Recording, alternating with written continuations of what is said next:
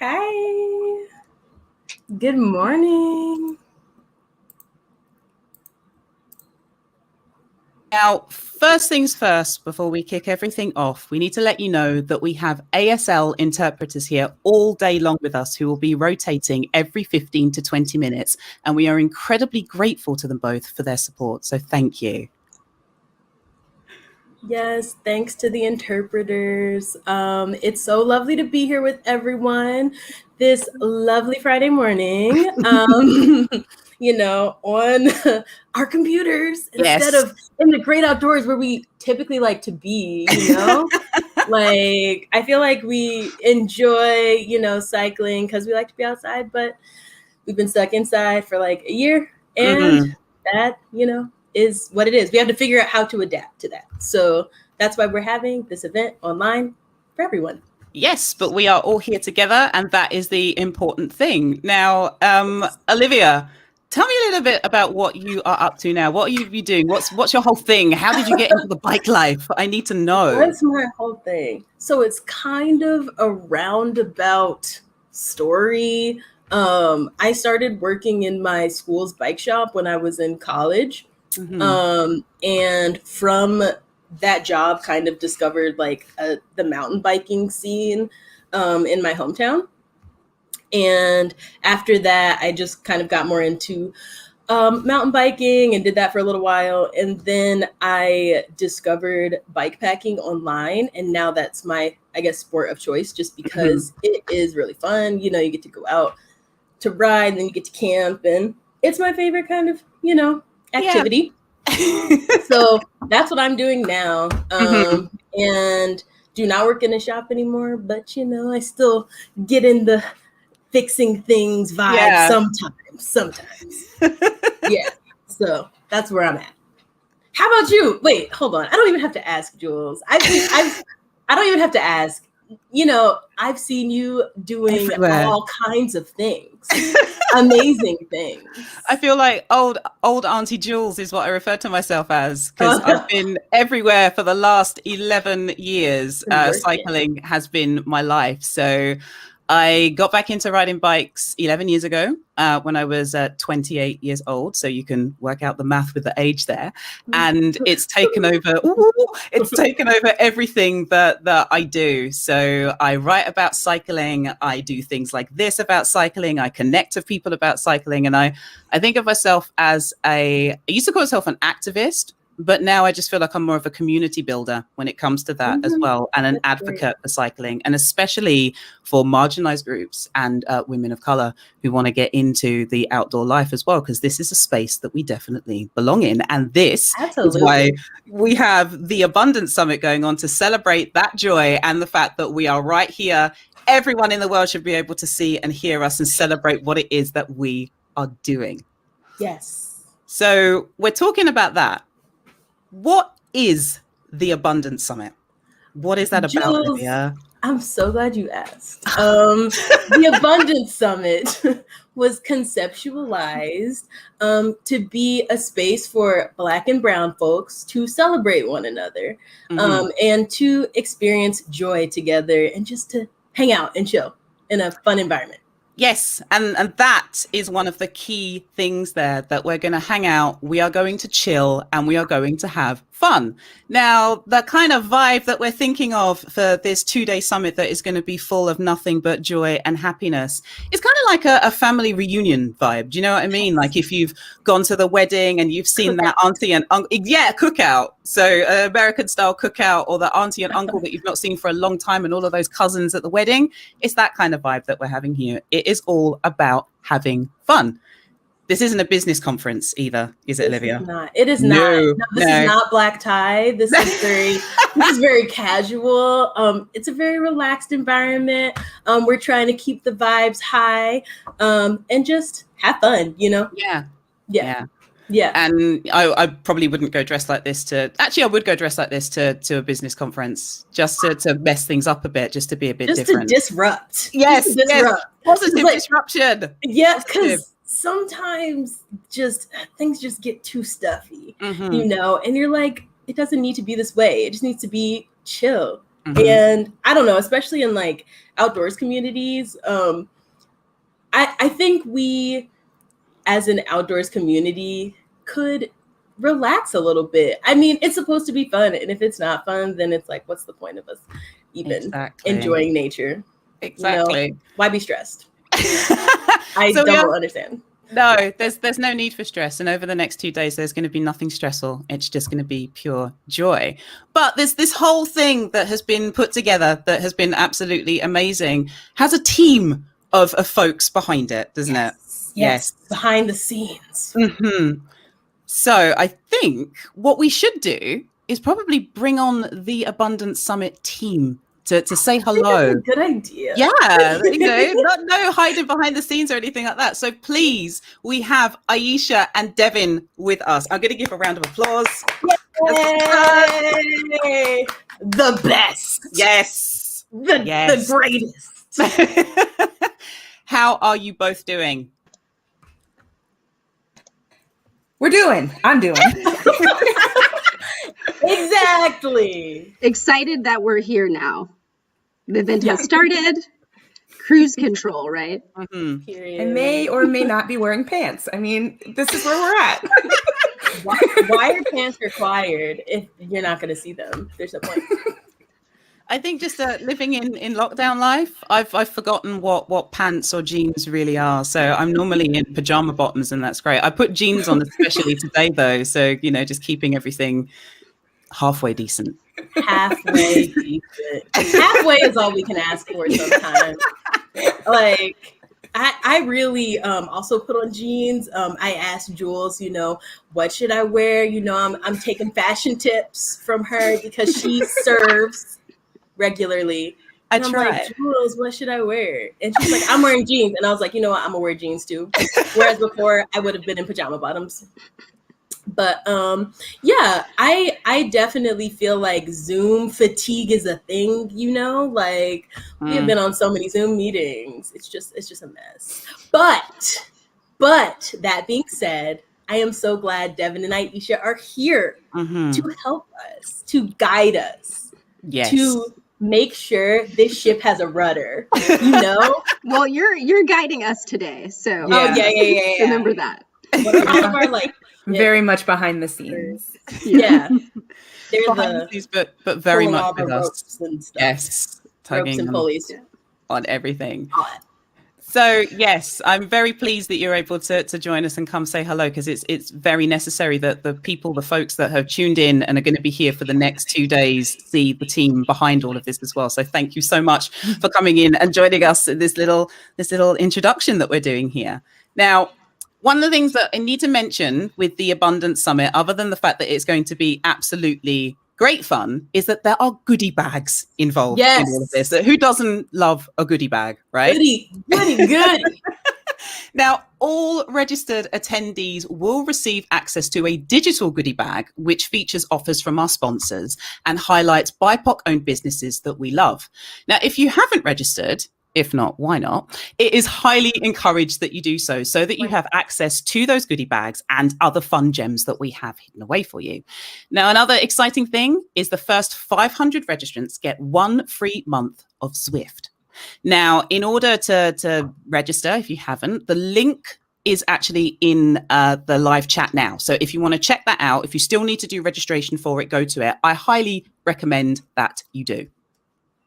Yes, I'm going to co-sign that recommendation. Zwift is awesome. It's a really good way to kind of get in shape. We'll talk more about that later. But for now, we're going to move on to some of the things that we are offering as part of the summit. We're also offering a mini grant. So the Abundance Summit mini grant program provides free entry and support for 5 to 7 women of color to race the Tour of America's Dairyland. The aim of the grant is to provide a pathway to inspiration, experience, and upgrade points for Black and brown women who are amateur or beginner road bike racers. Now, there's also links for that available in the live chats that you will see on the side of your screen as well. So please do be sure to check that out. Now, another thing that we have got coming up in the Abundance Summit, which I'm very much looking forward to, is the Zwift ride that is being led by the Black Foxes. And that will be at tomorrow morning, 11 a.m. EST. Now, we will be streaming it on the A Quick Brown Fox YouTube channel as well. And again, these notes that you see going on the side, check those out because there is a link to register for the Zwift ride too. Yes, please register. It will be a no drop, chill ride. We're going to have fun. All right. So, y'all, it's been a year. We went over it a little bit, but it's been a pandemic year. We are prepared for this event. You know, we practiced. We are ready. We did our breathing exercises, but life happens. Life happens. We have pets. We have, people have children who might be crying in the background. We're going to try to take it easy and let those people have some space to just, and experience life. It happens. If a baby cries, if a dog barks, we are not going to fall to pieces. No, we are going to keep going. Exactly. Life happens. I have 2 cats. They may try and headbutt their way into my bedroom. We'll see. They may make a special appearance. I don't know. But yes, life does happen. So, and that's the joy of being live as well. So you get a little sneak peek into how things can go a little bit upside down for people every now and then. Now, as you will see from the listings of what we have going on for the Abundance Summit, we have Q&A sessions happening. And each panel rather will have a Q&A. There'll be time for it for you to ask some questions. And we really want to encourage you to utilize the live chat feature on YouTube that you can find throughout the event as well. Now, we're going to be hosting the Q&A with our speakers after each session. Yes, so I'm just going to go through these sessions really quickly so we can get an overview of the day at noon. So that'll be 12 o'clock Eastern Standard Time. We're going to have Zine History and Zine Making with Christina Torres at 1 p.m. also Eastern Standard Time. We're staying in that time zone. Sorry, y'all. Sorry to everybody on the West Coast or internationally, but 1 p.m. Eastern Standard Time, we will have Picking Out Your First Bike with Laura Solís. At 2, we will have a quick tutorial on Zwifting. At 2:30, we'll have a break for the best part of the day, lunch. At 3 p.m., we will have our keynote speaker, Courtney Williams.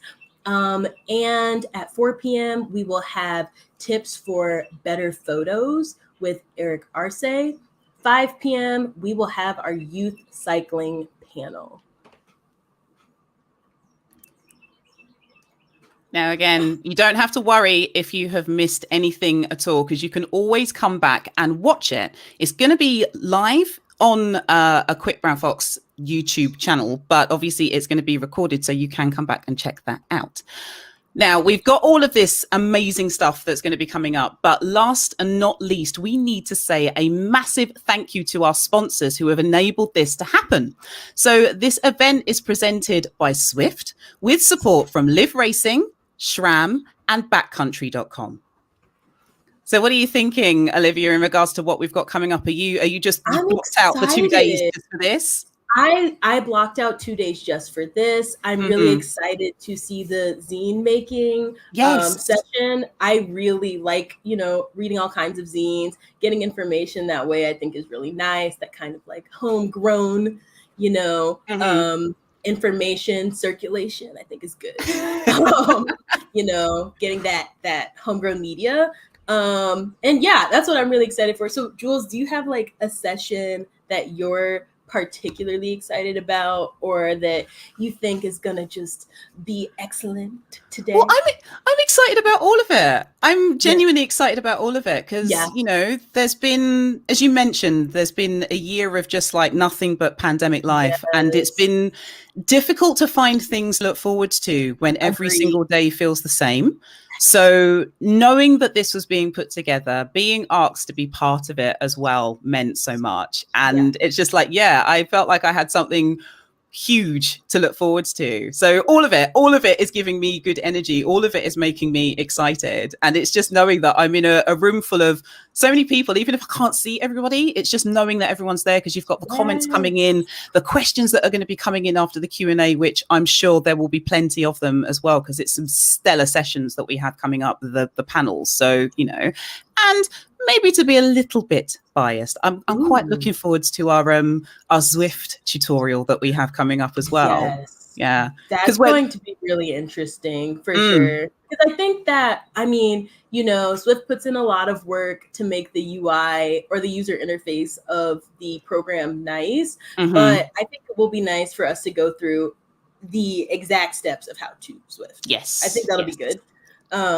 But yeah, I mean, oh man, this year, like, I don't want to get into it. No. But I just want to agree with you for a moment on how getting up every day can just feel the same. So, like, you know, for many of us, travel, you know, is restricted, reasonably so, but travel's restricted.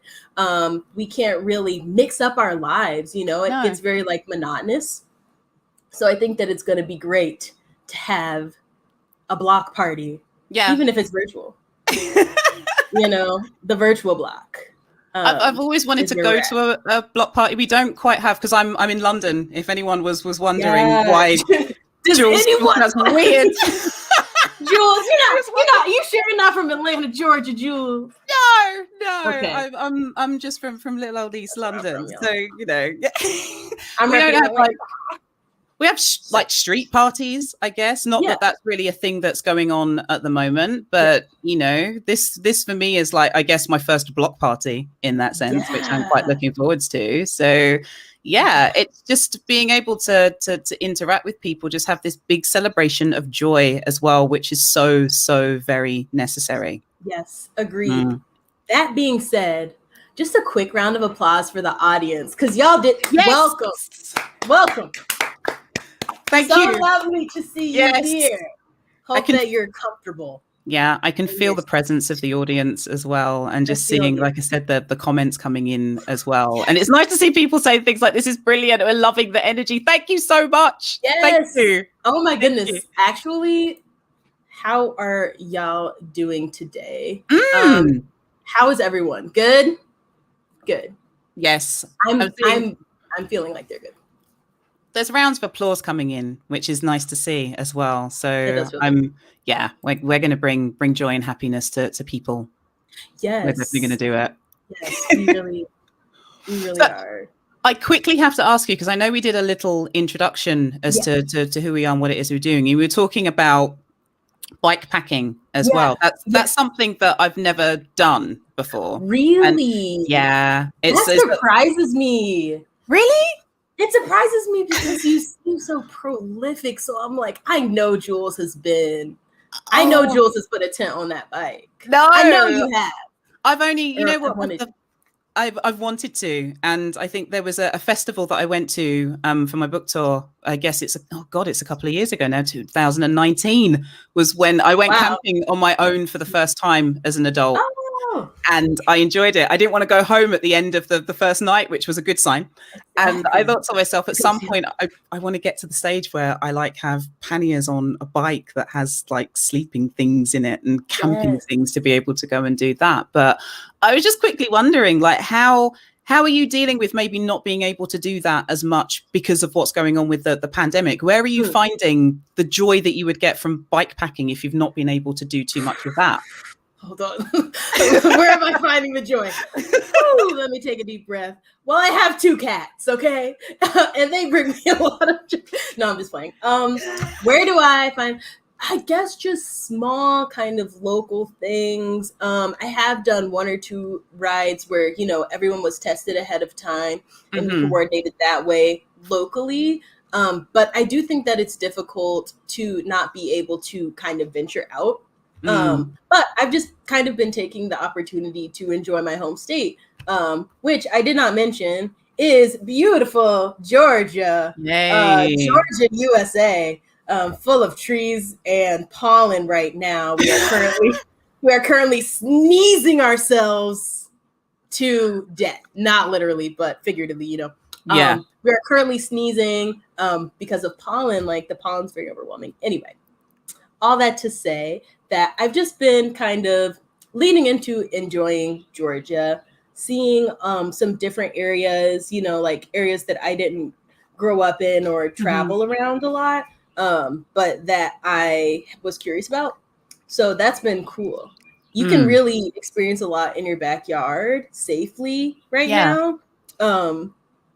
And I think that, you know, it's important to kind of enjoy your local trails and your local kind of options. Well, there's a whole wealth of things on your doorstep, or like, you know, in your backyard, whatever term it is that you want to use for it, that it's available. So, you know, for me, I often refer to myself as being a tourist in my own city, because I've lived in London all my life. And what a city. It's quite the city. It's forever changing. It's forever changing in London. And one of the joyous things for me, especially since getting back into cycling 11 years ago, is riding around my own city and discovering parts of it that I'd never seen before, that I didn't know existed. So it's like a few years ago, and this is maybe going to sound quite odd to some folks, but I saw...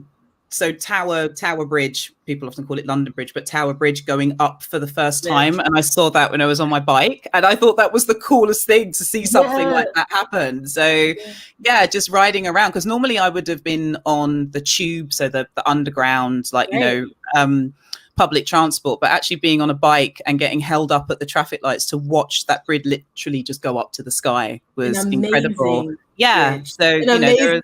An amazing bridge. I just have to comment on it. It's an impressive bridge. Really good hydraulics on that bridge. You know, I'm a bridge person. Yeah, it's a secret panel. An aficionado that we've got coming up. Bridge talk with Bridge talk. Yeah, with Julivia. That's what we refer to ourselves as. Julivia. Yeah, that's our group name. Is it portmanteau when it's the two words? It's a portmanteau of our names. Yes. Julivia. Put some respect on it. Okay. It's us. We're chatting. So all that to say, Tower Bridge is very cool. I totally agree with you about kind of getting like more granular with where you live. You know, like maybe you've been to a trail. I was actually complaining to someone the other day because I like to walk just to like see the sights. Yeah. And I was complaining. I was like, I hate my walk. I'm so bored on my walk. You know, I don't hate it actually, but you know, like I was tired of it. And then my friend was like, why don't you just walk somewhere else? And then I was like, you know what? Mind blown. And it's very sad that that's what it took. But yeah, like just turning like down a street you've never been down, it can really mix things up and make things less just tedious. I can't take the tedium. Can't do it. I refuse. Well, it's the whole thing of changing things up has definitely been necessary. As I was saying before, everything has just felt very monotonous and repetitive with how we're living at the moment. So doing things, even if it's just changing the route that you would walk to go to the shops, or changing the bike route that you would take normally if you were going out commuting or something like that, is a great thing to do. So for me, there's been two sides of getting reacquainted with bikes in lockdown. So there's the one half of it of like doing indoor rides like Zwift, which had been keeping me quite sane. And the other thing has been hopping out on my folding bike and just heading to places, even though I can't go anywhere as such, like I can't go and sit down in a coffee shop or something like that. I can still have the act of being out on my bike, which gives me a lot of joy as well. And that took me back to the joy of having my very first bike. Now, I know that might feel like a bit of a reach. But it does not. It actually completely makes sense to me. What was, I have to ask you then, like, can you tell me a bit about like your first bike? My first bike. So my first child bike, so when I was a kid, I had a Huffy something that was like mermaid themed. and then it had shells in the spokes, and it had that pastel color palette. It was like teal, pink, yellow. It was very intense. Like now, if I saw that bike, I'd be like, you know what, go off, kid. But you know, basically, I can't remember what it was called. It was called like mermaid something. I love mermaid vibes. Yeah, I'm about the mermaid. Barbie mermaid. Cool. Shouts out to that film. Shout out to that fine film. Stream Barbie Mermaidia. Sorry, y'all. Something I'll need to look up. I had to name drop that. Yeah. piece of high art. So that was the first bike that brought you serious joy. That was my first bike that brought me serious joy. And my parents actually live on top of a big hill, and I used to like bomb that hill all the time. And I was like, I'm a professional athlete. Watch me descend. So that was really fun for me growing up. Did not like to ride back up. Still don't like that, which is why we're Zwifting, to get strong. Yes. Still don't like riding up those hills. Oh my goodness. But Jules, so wait, you said it took you back to your first bike. That totally makes sense to me, because like the motion of pedaling any bike, it brings you back. Or for me, like say I'm riding and I'm just riding like around the block, it'll make me feel like I'm the same kind of feelings like I was on a trip or something. Yeah. You know, even though I'm just in the backyard. But Jules, that's my first bike, some kind of mermaid something. And I cannot remember what it was called. And usually I can remember bike names. But that was too long ago. It's gone. It is out of the vault. It's gone out of the mind. It's gone. But I like the description of it though. I quite like the idea of these, like you call them spokey dokes, I guess, the things that go on the spokes. You said they are very plastic and bad for the environment, but I am not sure what they're called. Yeah. They're spoke like gems or something. Okay. And like, I don't know what the technical term is actually. Yeah. But guessing. Yeah. I'm like, spokey dokes works for me because they were just okie doke. No. But they were cool. But yeah, that was my first bike. I have to quickly say, I've just seen in the comments, Naya, I hope I have said this correctly, said Huffy with a laughing emoji, and rode that thing into the ground from a kid through my early 20s. And Huffy with the banana seat. So yes. Oh, I don't. Mine didn't have a banana seat. I wish it did. Yeah. That would have added some drip to the bike. We have a comment that says Barbie Mermaidia is that deal. I must concur. That movie is fabulous. But yeah, it was very blinged out. Yeah. And, okay, somebody said it's a girly toy bike. I concur. I agree. Okay. It was very much a toy bike, but it was it was my bike. It was mine. You know, when you're a kid, you don't own many things. You know? So the bike being yours, independence, travel, beauty is a thing. It's a thing. Now, I think that is a nice note to leave that on. Definitely, because I just want to go and Google all of these things that you've mentioned as well, because I don't know about the film. I need to see what the Huffy bike is and everything, so I'm going to go and have a look at that. But I think the time has come for us to start diving into what the Abundance Summit is about and starting to give you some of this good, juicy content that we have for you. So, juicy, nice and juicy. Full of juice. Yes. Right. Up first, we have for you zine making with Christina Torres. Now, is this exciting? Christina. I'm so hyped. I know. I am. I'm excited. But I digress. Now, Christina Torres is the zine star behind Cyclista Zine. Now, Christina is an advocate for Indigenous representation and land stewardship in the outdoors, and she is the coalition organizer for Name the Change. So let's dive in to zine making with Christina. Dive.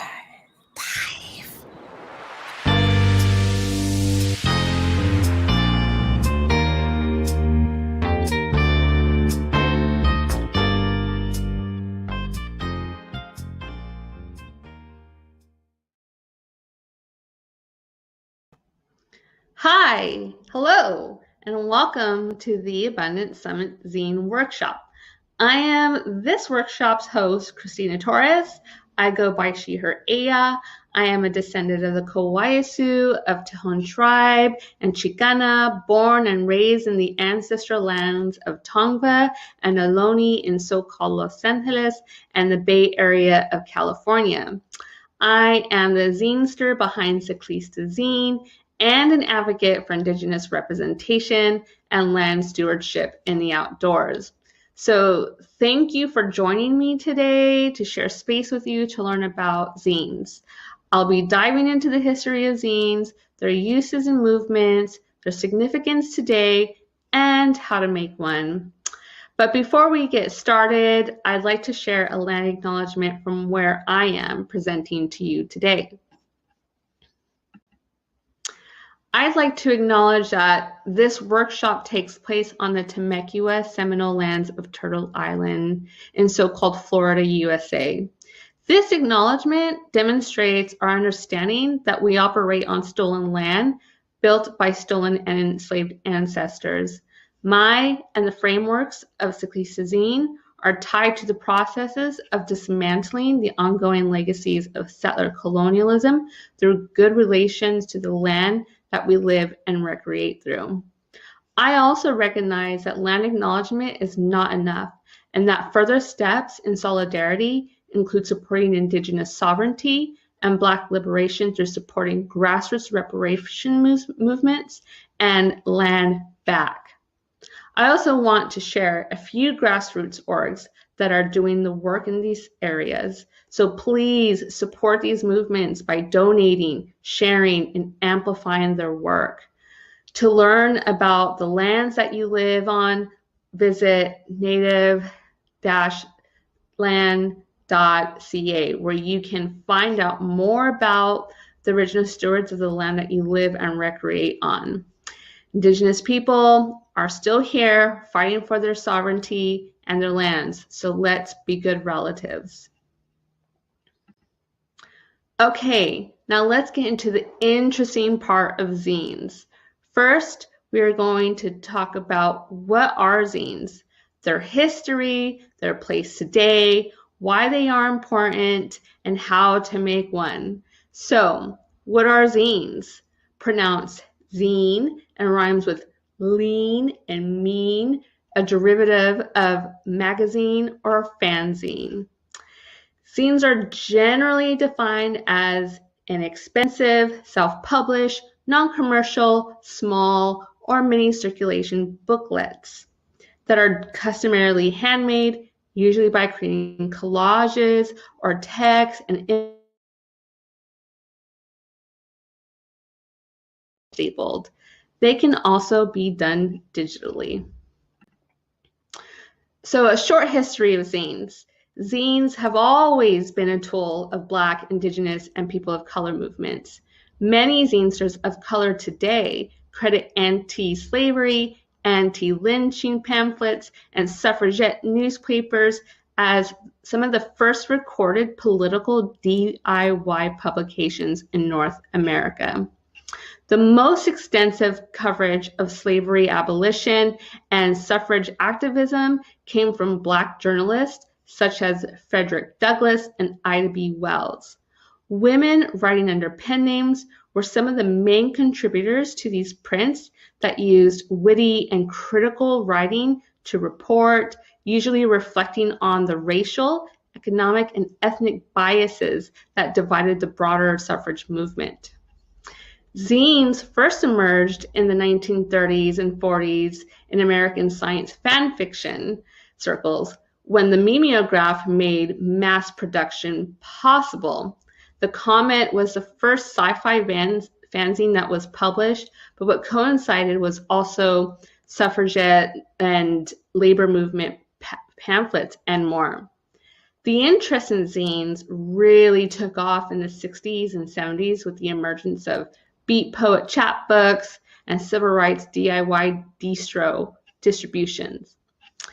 In the 70s, there was an emergence of punk scene's strong ties to the DIY ethic and its belief in the need or alternative, anti-consumerist ecosystems that meant that it needed to build alternative media to accurately represent it, and zines became that format of choice. Zines in the punk scene would go on to play a key role in the development of queercore and riot girl movements of the 80s and 90s that challenged sexism, queerphobia in the punk zine. Zines such as Riot Girl became very popular. Today, we have an emergence of zines that are incredibly diverse and multifaceted. Zines today focus not just on music and activism, but also art, graphic storytelling, activism, and documentary work. They vary widely in style, in their publishing frequency, and target audience, although they are most attractive to marginalized groups or radical political and creative movements. What unites them is a commitment to challenging the status quo and creating alternative communities. So here are just a few examples of DIY print ranging from Black abolitionists, sci-fi, and suffragists. So we have the North Star here by Frederick Douglass. The North Star was reprinted in a wide variety of news documents and reader correspondences on every facet of slavery and anti-slavery. The paper also carried a good deal of material designed to support scattered communities of free Black people in North America. And then the comment was published in 1930 by the Science Correspondence in Chicago. The term fanzine was first coined by Russ Chavanagh in the 40s of his issue fanzine Detours. Fanzines were distinguished from prozines, that is, all professional magazines. Prior to that, the publications were known as fan mags or letterzines. International Ladies Garment Workers Union was once one of the largest labor unions in the United States that was founded in the 1900s. It was founded by local union delegates that represented about 2,000 members in cities across the Northeast of America. It was one of the first U.S. unions to have a membership consisting of mostly women, and it played a major role in the labor movement of the 20s and 30s. And then we have civil rights movements such as the Black Panthers and the Brown Berets and other countercultural movements that began their own presses in the 60s. So these DIY distro zines or newspapers can be characterized by a synergy between outspoken political commentary, literary experimentation, heartfelt critiques of rock and roll music, influences of drugs on visual communication, and revolution. The Black Panther was the official newspaper of the Black Panther Party. It began as a 4-page newsletter in Oakland and was founded by Huey Newton and Bobby Seale. It was the main publication of the party and was soon sold in several large cities across the U.S., as well as having international readership. The newspaper distributed information about the party's activities and expressed through articles the ideology of the Black Panther Party, majorly focusing on both international revolutions and inspiration and the contemporary racial struggles of Black Americans across the United States.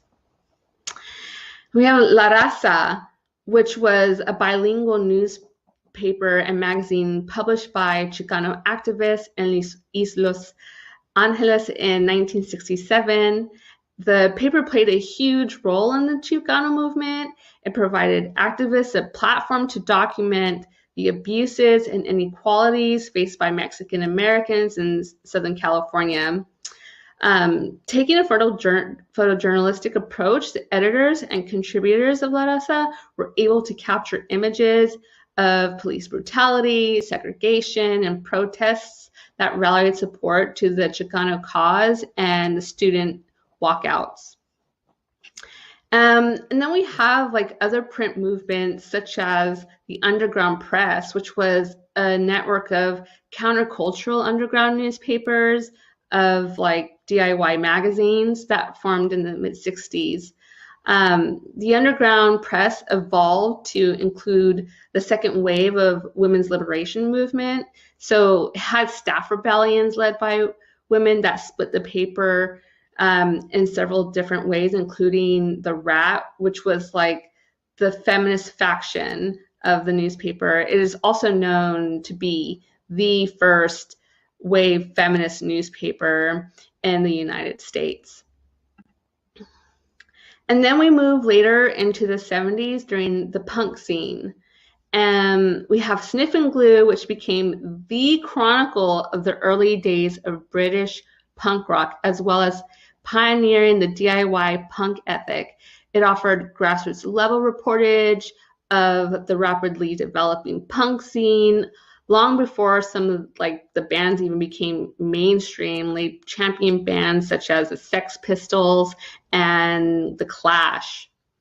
And then we have a zine called Slash that emerged as the first in large format tabloid focused on the LA punk scene that was distributed widely. So Slash helped to bring the LA music underground scene to the attention to the rest of the world. So it focused on interviews with bands and their rock and roll types of lifestyles that wouldn't have otherwise been mainstream in music.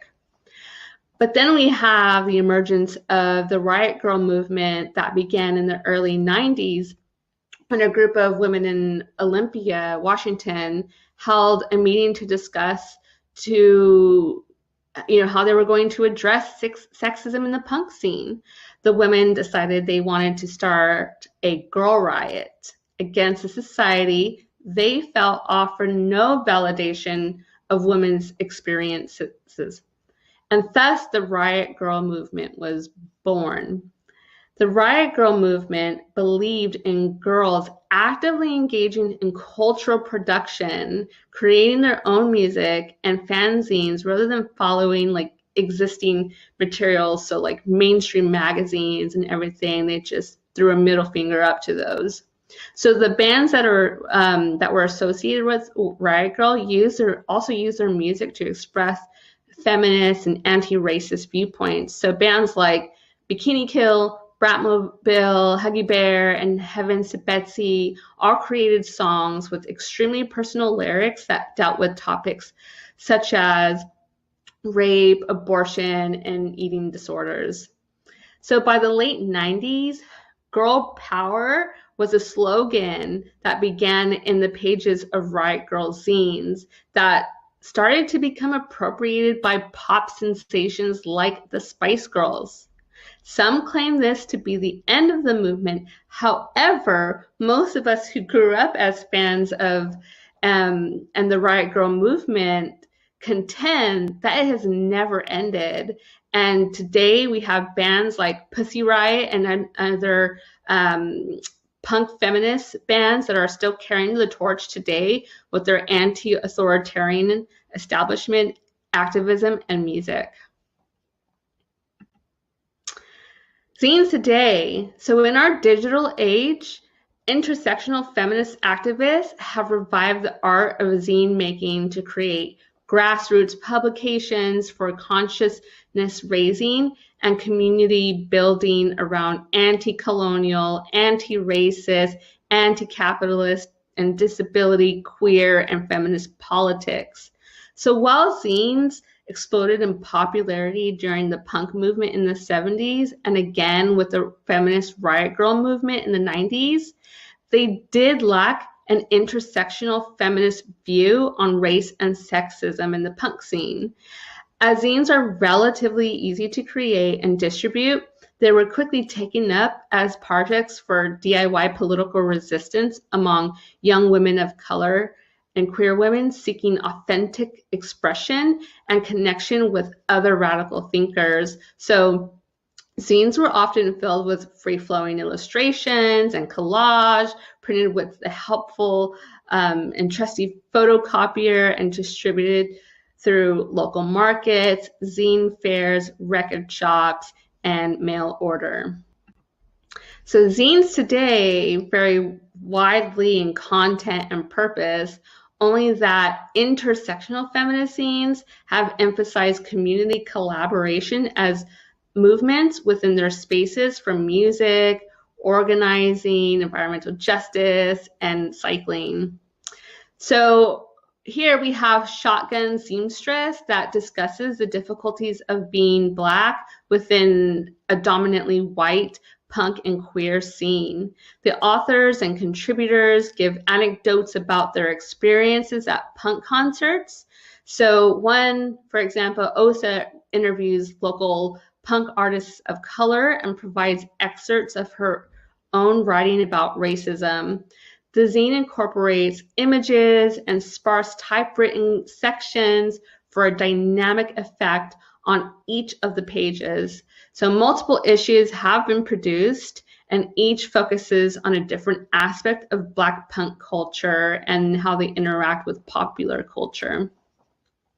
And then we have one of my favorites, Muchacha Fanzine, also influenced by DIY and punk rock feminism. Muchacha Fanzine is a feminist punk zine, and over the course of 9 years has grown into a larger submission-based compilation of work by marginalized voices from around the world. So topics they cover include art, writing, political education, Indigenous resistance, intersectional feminism, youth liberation, Black Lives Matter, coalition building, body positivity, environmental justice, migration and decolonizing, travel, and more. And then we have here Solís Zine, which I started in 2019, which I was also inspired by Riot Girl growing up, and inspired by the cut and paste unfiltered words on the pages of zines, which showed me how to use it as a tool for my voice. So Solís Zine came when I got really frustrated with the lack of Black, Indigenous, and people of color representation, and how marginalized genders in cycling media were not shown. And I got tired of the same old whiteness and maleness at the center of it, and felt that many of us within these marginalized identities needed a space to use our voice. And never did I think it would take off this way, that it has, but it goes to tell you that it really means something to people. And if I can use bikes as a tool to educate people on the basis of liberation, then fuck yeah. All right, so zine libraries. So zines have always been a way for marginalized communities to record their stories and organize.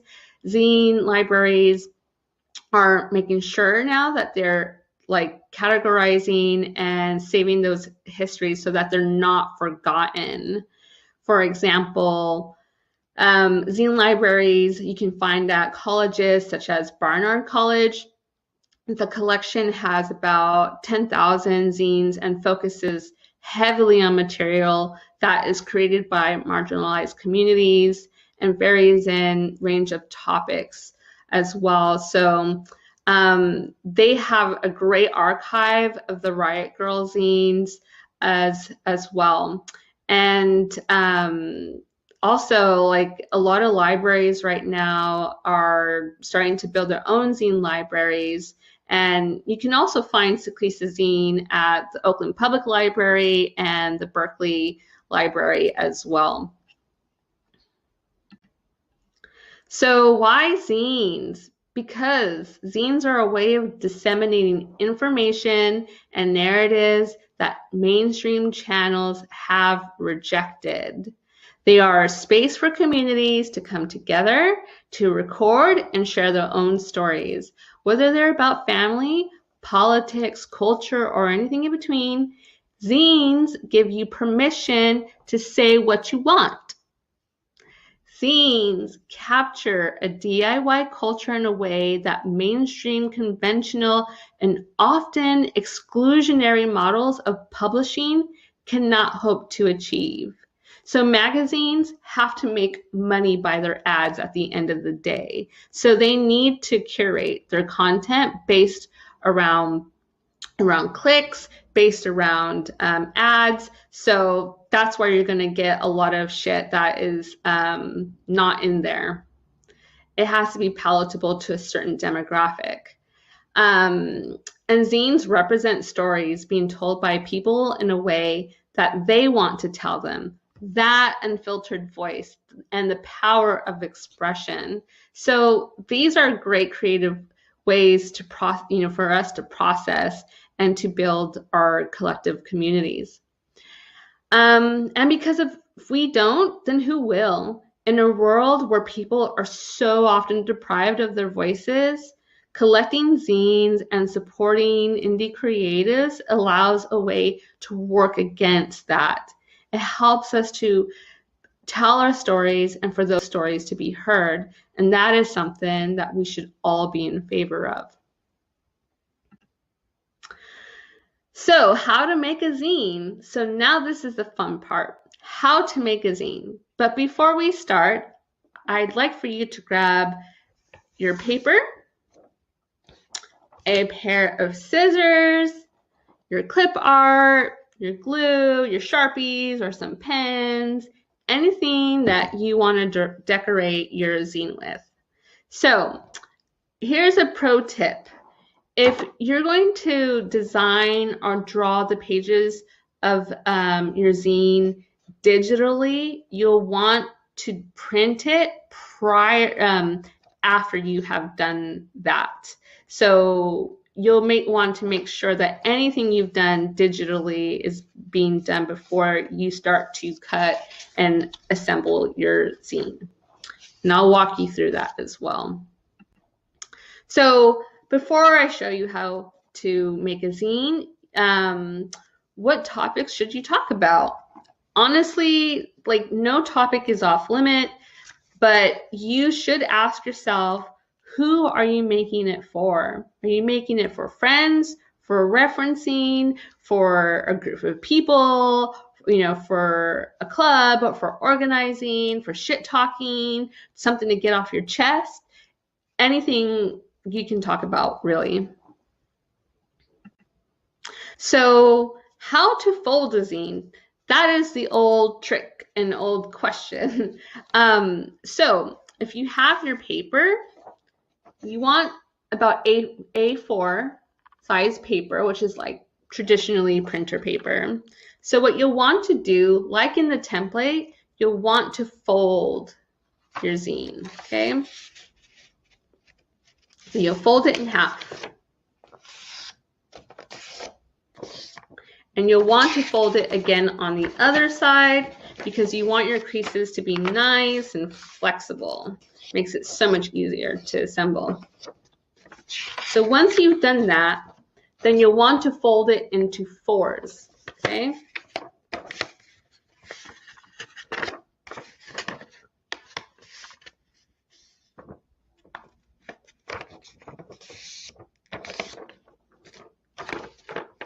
That's that side, flip it upside down, do it the other way. And you don't need to do this with it in the air. You can set it on the table if it helps you. So at the end of it, you should have something that kind of looks like that.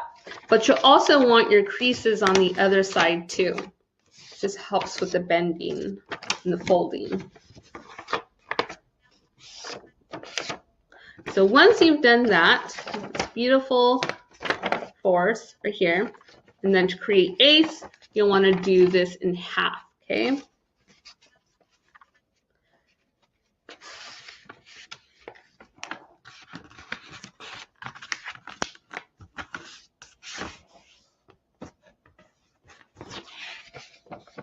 So we have it. You want to bend it on the other side. Need that flexibility. All right. So once that's done, you want to open it. And then you'll want to fold again sideways. And you'll take your scissors and you'll cut through a slit just through the middle here, where your crease is.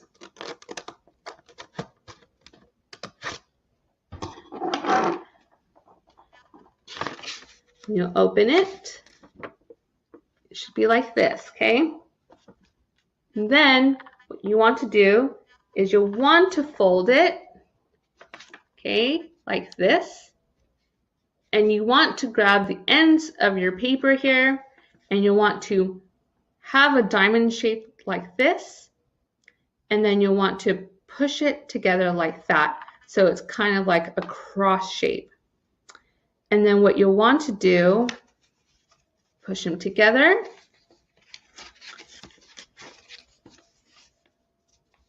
This. And then you'll want to fold again. It doesn't have to be perfect. You can keep practicing. But what you want is something that resembles a booklet, like a mini book. So it should look like this. And you should have about a good 4 pages. Okay, that's that. And I have some written instructions here if you want to take about a minute to try it again if you messed up, or if you need more time to fold one. So again, fold in the middle. And fold, and fourth,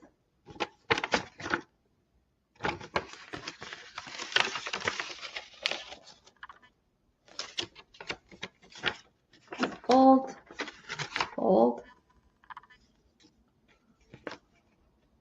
and fold, fold, scissors, cut in half, just halfway. Unfold, diamond, cross, fold, and voila, a booklet. So here's a template of how you should number your pages. So once you got your folds right, unfold your paper and number your pages like in the template. So now I'll show you an example of one I've done.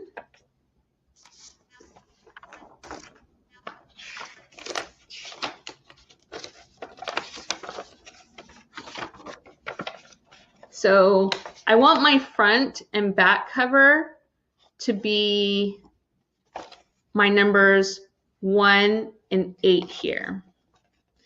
Because once I fold this, they're going to be my front, my back, and my front cover here. Okay, so let me show you a template that I've made of this zine here, Coffee Outside. So this is just a design based on the template. Your zine design can be done by using hand clip art or drawings. It could be made on the computer. You can use tools like InDesign, Word, or Canva. Okay, I like using Canva because it has a lot of different tools.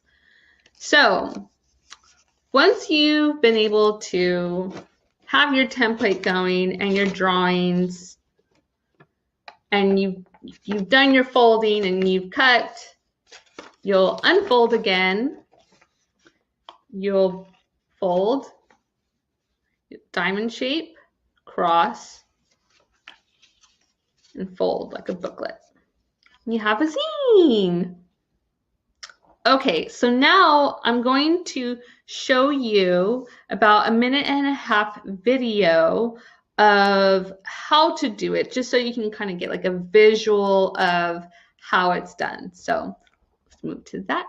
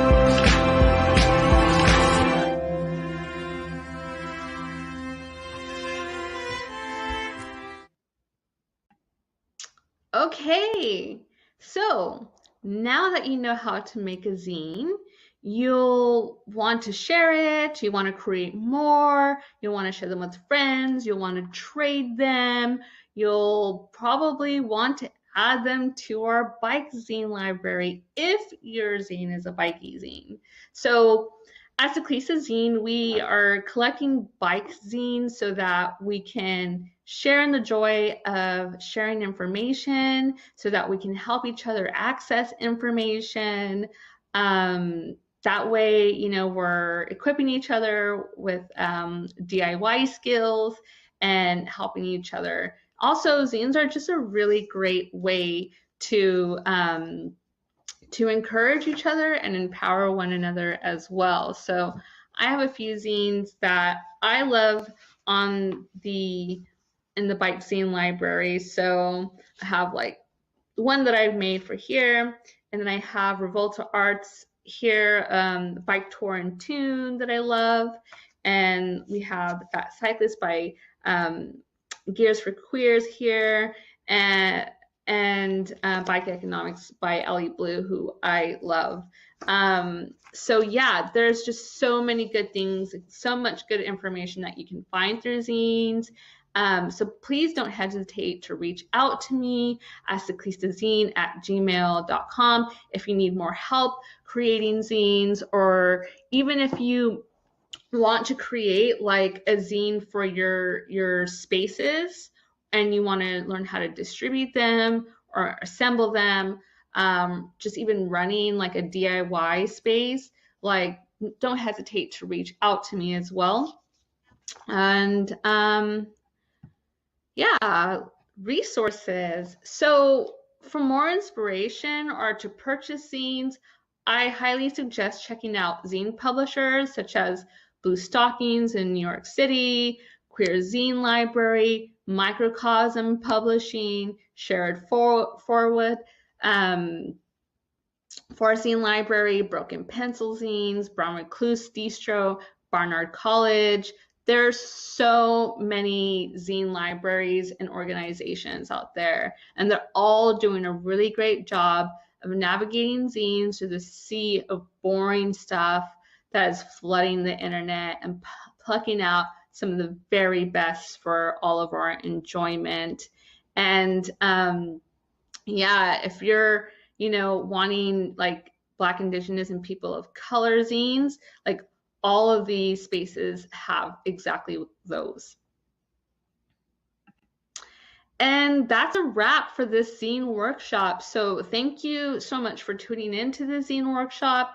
Thank you to the Abundant Summit team and the supporters of Zwift, Live Cycling, SRAM Road, Backcountry, Bike Flights, and Hammerhead. I hope you enjoyed this workshop and learned something new and gained some new skills in using your voice. So yeah, feel free to reach out to us anytime. You can find us at Ciclista Zine on IG, and you can find us at our website at ciclistazine.com. So yeah, thank you for being here.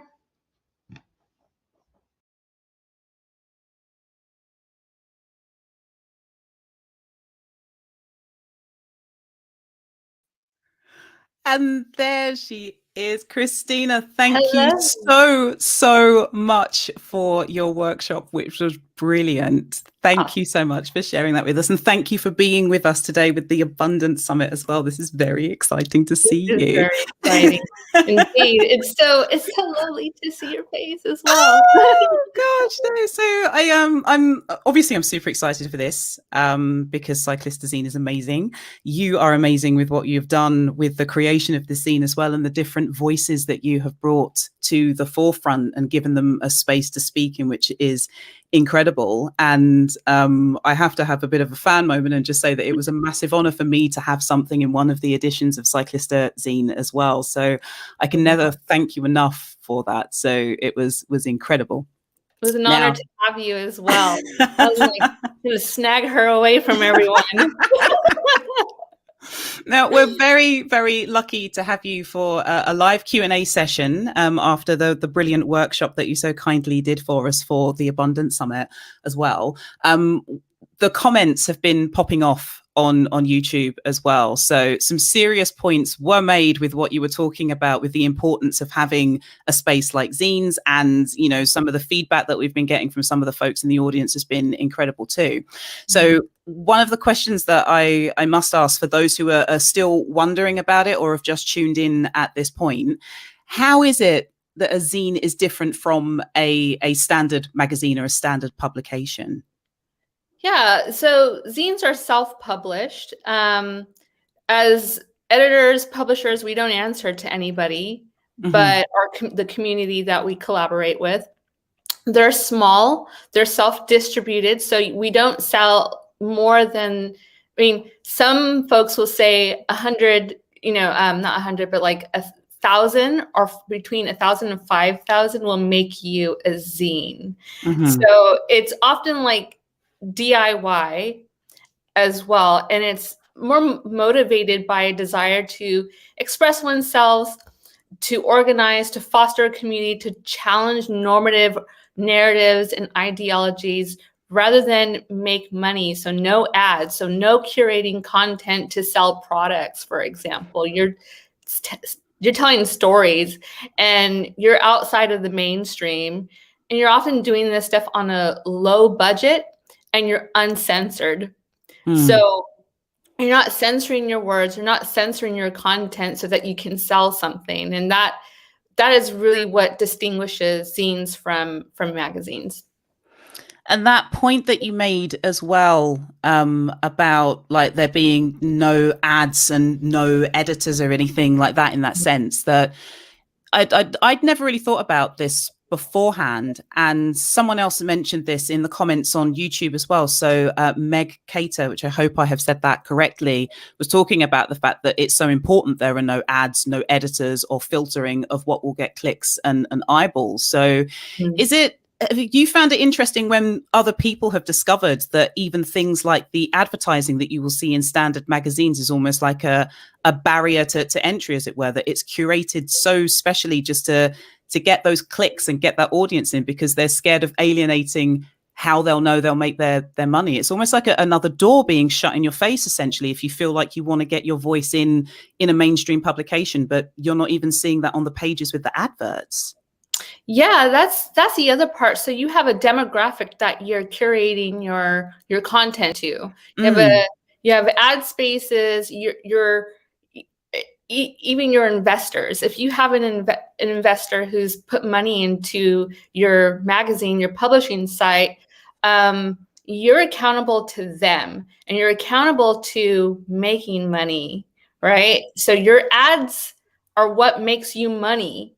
And then you're going to curate your content for the demographic that you're selling to. So that demographic, especially in cycling, is much older than the majority of us, white and male. So that's why, we'll have these barriers even in media, because they're curating content for those who have access, who have privilege to access those products. And that in itself just feels like it acts like an echo chamber. So they're never going to look beyond what it is that the people that they want to sell to, the audiences that they want to feed into. And then everything just becomes very stale and repetitive at that point.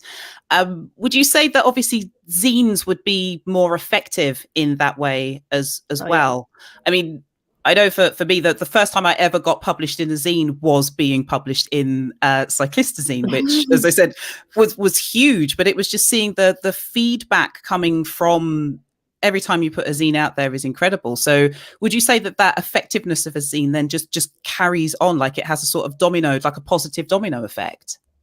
Oh, absolutely. I think with zines, you're challenging the gatekeeper of a certain culture, right? So we're challenging gatekeepers in cycling, for example, people who say you have to look like this or be like this in order to be a cyclist. And But I think with zines, you're also challenging the culture behind it. You're challenging the mainstream narrative of who is and who isn't included in that. And I think it's doing a lot to help us imagine, create, and foster an alternative future for cycling. We're creating a completely different culture in cycling. We're telling the gatekeepers that, hey, like, you're no longer the authority of what a cyclist is or what a cycling community is. We're fostering a completely different alternative. And not just that, we're creating a space that is democratic, accessible, and collaborative. And it's fostering solidarity in the community amongst all types of cyclists. So whether you're a fixie rider, a road biker, a mountain biker, getting all of those perspectives together is so important. So we're not creating this I'm better than thou kind of these hierarchies. Yeah. Because we have to break down the hierarchies in order to be inclusive.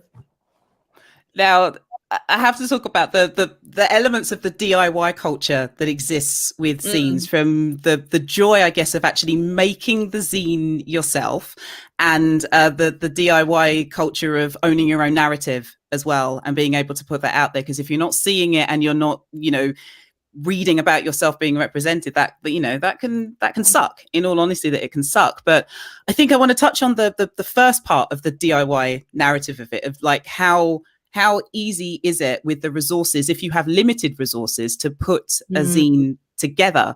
Is we had a question came through to us as well from Linda Glass, just in regards to being able to do a zine digitally. So say, for instance, you might not have the access to, the paper or the glue and things like that, that if you wanted to put it out digitally, is that something that's completely possible and easy to do? Absolutely. So if you have access to a computer, you have access to Word, you have access to some sort of like document making application built in your computer, or if you use Canva or InDesign, some of those things do cost. And so I always try to go towards the more affordable option for folks, because it can get expensive, especially when you're submitting it for print. But there are accessible tools online. You can use Word again. You can use Canva. Canva charges monthly. It's cheap, and you have so many tools on Canva to do this work. Now, they don't have a zine specific template. Okay. However, it's easy to just create one off of an A4 paper format. So you can choose your dimensions for your project, and you can completely create one out of that. And you can also use the template that I provided in the tutorial as well. Now, I guess so if you had something like Adobe as well, that's something that you would be able to create a zine into. Adobe, I think I'm not a fan of Adobe's tools. Okay. But you can use Adobe if you're like an expert in Adobe. I think you can. I think with like InDesign or Canva, you have a lot more creative tools to do those types of things. So I highly recommend those tools over Adobe. But you can use Adobe if you say, for example, you decide that you're going to do one by hand. You're going to scan one up and have it on Adobe to kind of like do a couple of edits. That's fine. Just there's so many ways to do it. There's no one right way to create a zine is what's important to know. And I honestly think that's one of the joyful things about it as well, because you don't have, I guess, big publishing houses dictating and breathing down your necks as to what's supposed to go in it, what you are and aren't allowed to talk about as well. And it's just that freedom, that comes with having an outlet and a safe space like that to be able to put those words down and get it out. Now, I obviously championing zines, having had experience of being published in one and then reading Cyclista Zine and other zines that are out there too. But what have you found have been the misconception of zines?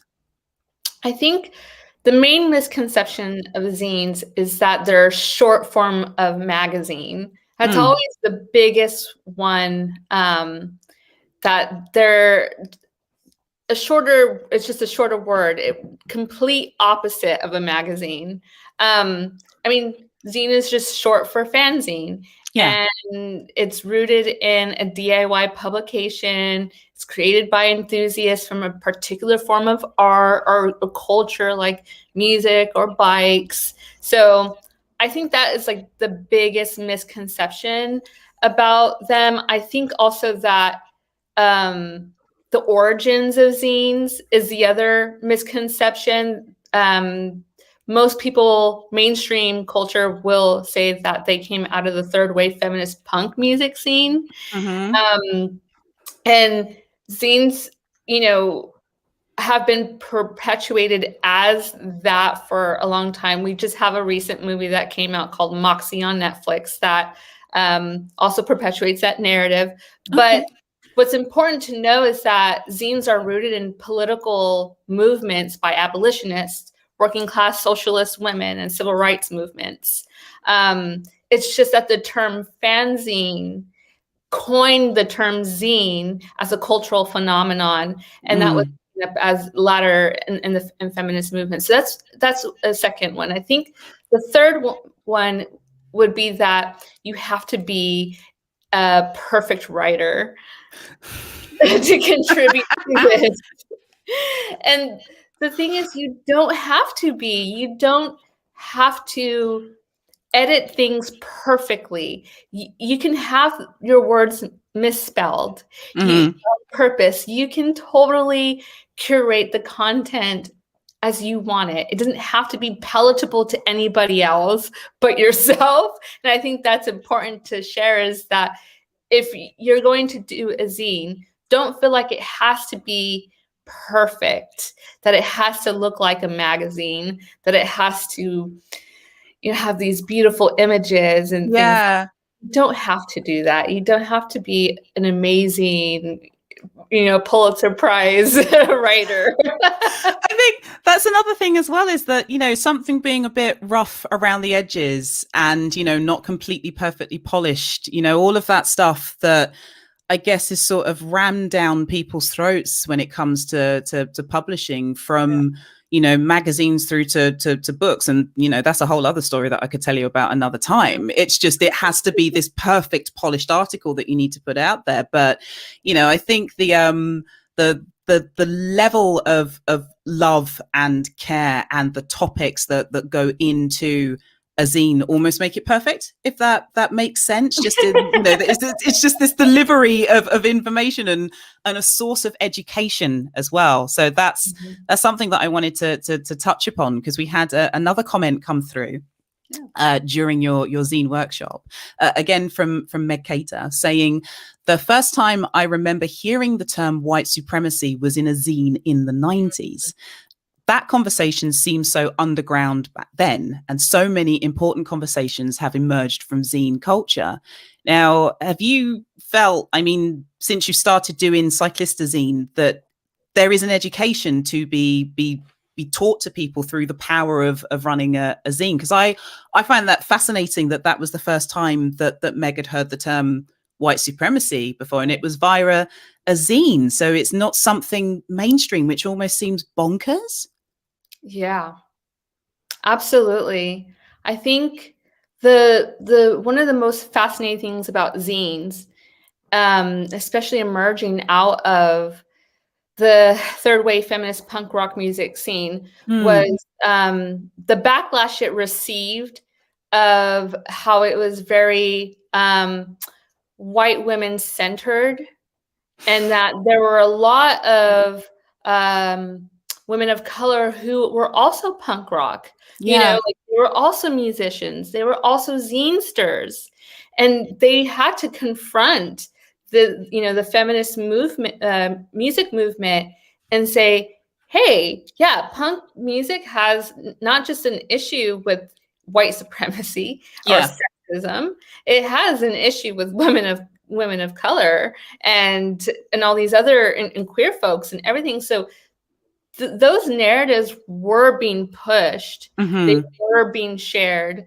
And I think mainstream culture is because they are trying to sell things and because they don't want to probably alienate a demographic they know who have access to resource, those words aren't going to often get used when we're talking about barriers, when we're talking about access. But those terms, capitalism, patriarchy, white supremacy, and rape culture, all like intersectionalism, and I can go on and on with language, because language is rooted in I would say women of color, queer, trans, feminist history. All those terminologies come from radical women.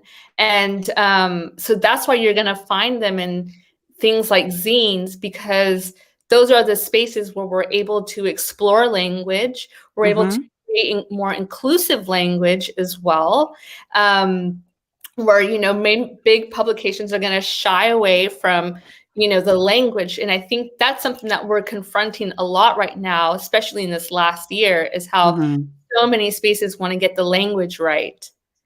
And they're looking to us to help them do that. Yeah. And the zine zines are a great way to look towards the future, because we're already creating the future. We're already creating language. We're already doing the work. So I would, encourage folks, read zines, because they are the ones who are coming out with the radical notions of intersectionality in language.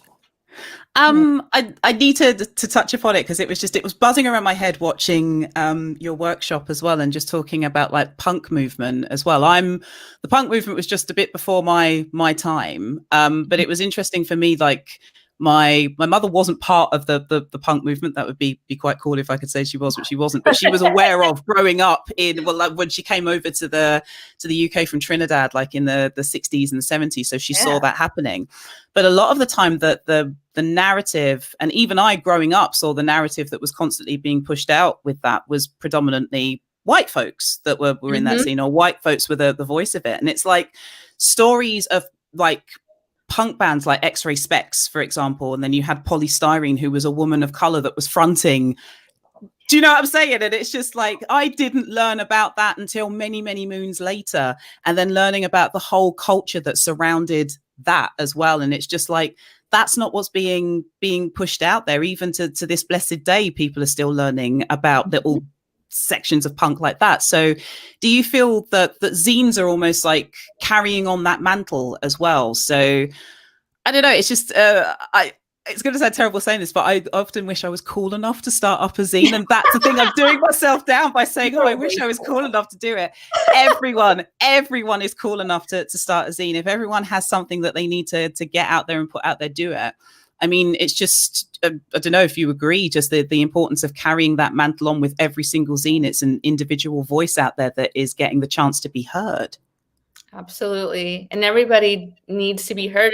I think what's important for us is having radical perspectives and radical views. And I think that's the one thing about a zine, like, if you have a radical voice, zines are a great way to get your voice out, a great way to get ideas out. And I think collaborating with, radical folks around you is so important, because we are doing that work already. And I think often, just thinking back on like even the punk scene in the 70s and 80s and 90s, like that was the huge conversation like women of color were having. Like, hey, like there's a real problem with white supremacy and patriarchy in the punk scene. Like none of us are getting the exposure that we need, or being heard. And we have these real challenges with rape culture or sexism, etc. So I think zines are always going to be a powerful tool for us to get these ideas and to collaborate as a community, because I think especially in the political climate that we exist in right now, like there's so much othering being had. And I think zines and bikes are a great way to, great tools to have to come together and to reimagine those futures. Now, you have created an amazing tool with Cyclista Zine, and I'm wondering, and I'm sure many folks out there are wondering as well, what is actually coming next for you? Like, what is the future of Cyclista? We have big dreams. we have big dreams. I'm just going to say this out in the open. There's nothing concrete, but I'm going to say it out there because I want this to be inclusive, right? And people have these visions, we can connect. But one of the things that I am starting to work on is understanding the nature of co-op publishing spaces, for example, and understanding what that looks like. This is a conversation I have with a lot of creative folks in cycling. They have challenges, like even working with mainstream media outlets to get their work out there or to be heard or to be included. And I just feel like there's still those barriers.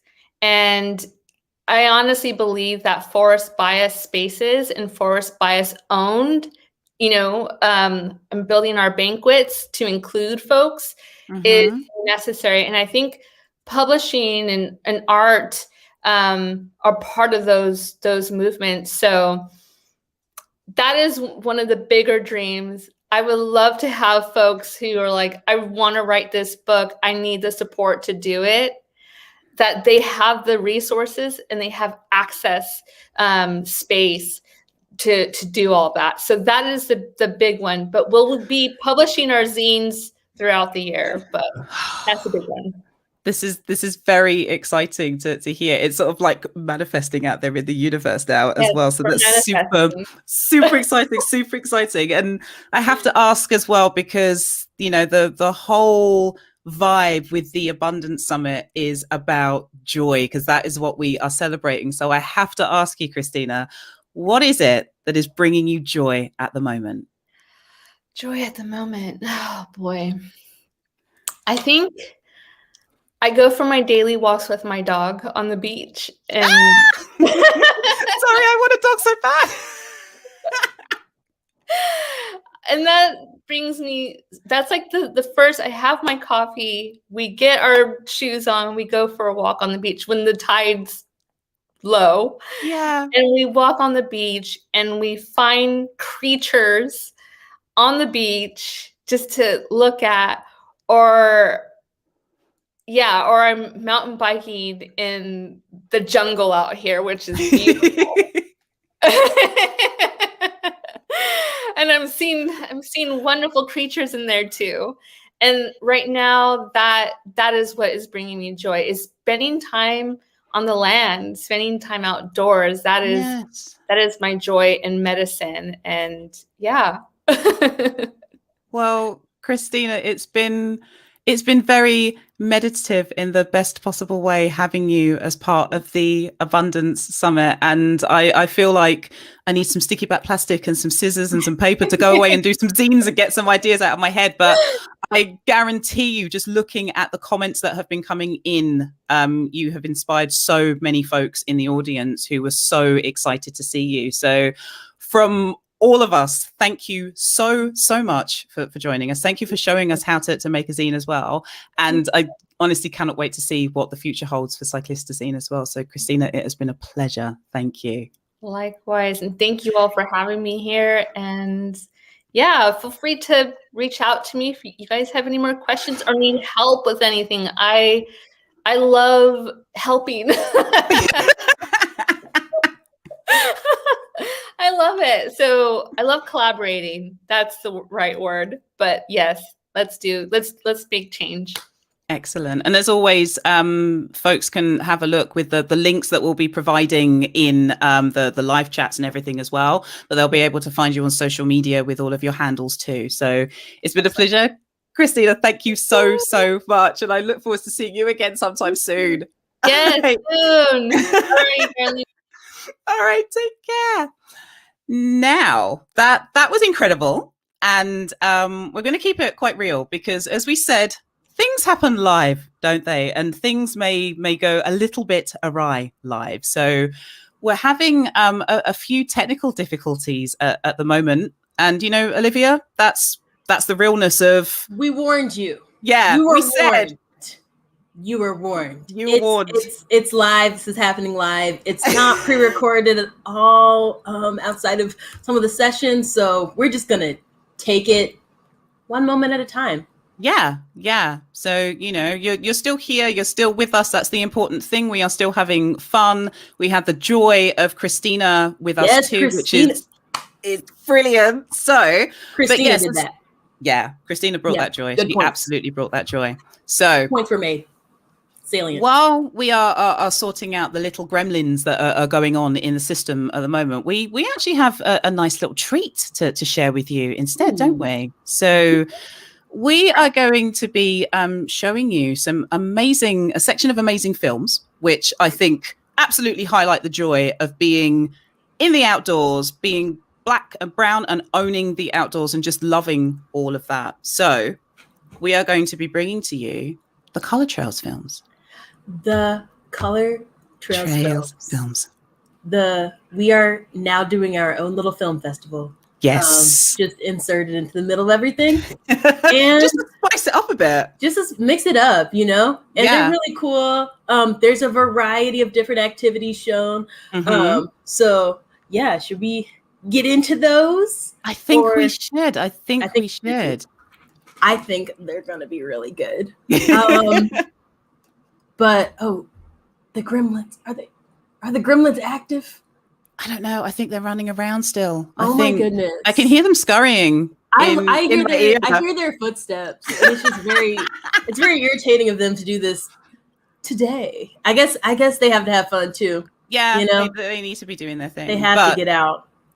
They have to get out. I was going to say, just with the series of films that we do have coming up with Color the Trails, number one, Color the Trails' mission is actually to continue to foster safe space for BIPOC folks to participate in the outdoors. Mm-hmm. Now, what do we have, Olivia? We've got mountain biking is being shared in this as well. Mountain biking. Yep. Ice climbing. Ice climbing, which a new sport in my mental Rolodex of sports. Mm-hmm. I was like, ice climbing.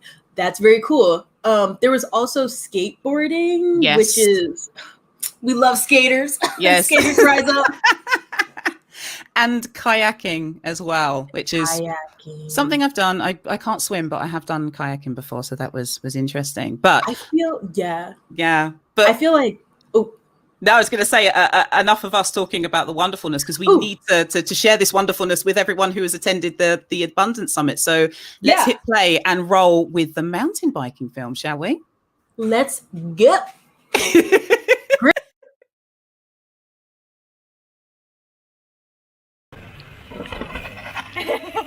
Little slow. Today is our first ever Color the Trail mountain biking clinic, and the whole purpose of it was we wanted to get people to try mountain biking. So this is my first experience mountain biking. I picked up cycling about 3 months ago. This is my first time mountain biking. I've never done it before. And the whole goal of it was basically to just give people an opportunity to try something they've never tried. No, don't be something for you. So when I think about mountain biking, generally I thought it was something that was really inaccessible, really expensive, and frankly only white people did.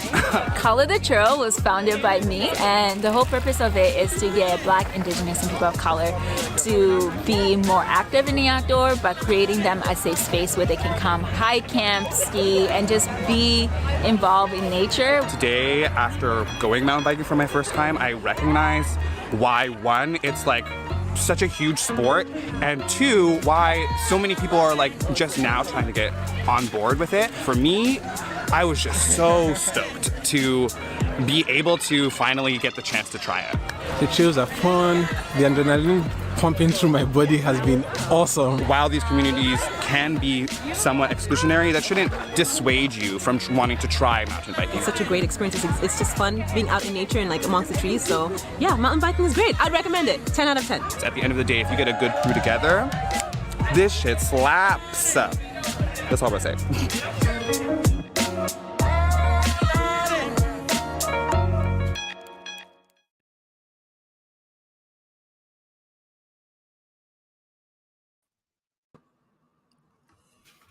Amazing. I know.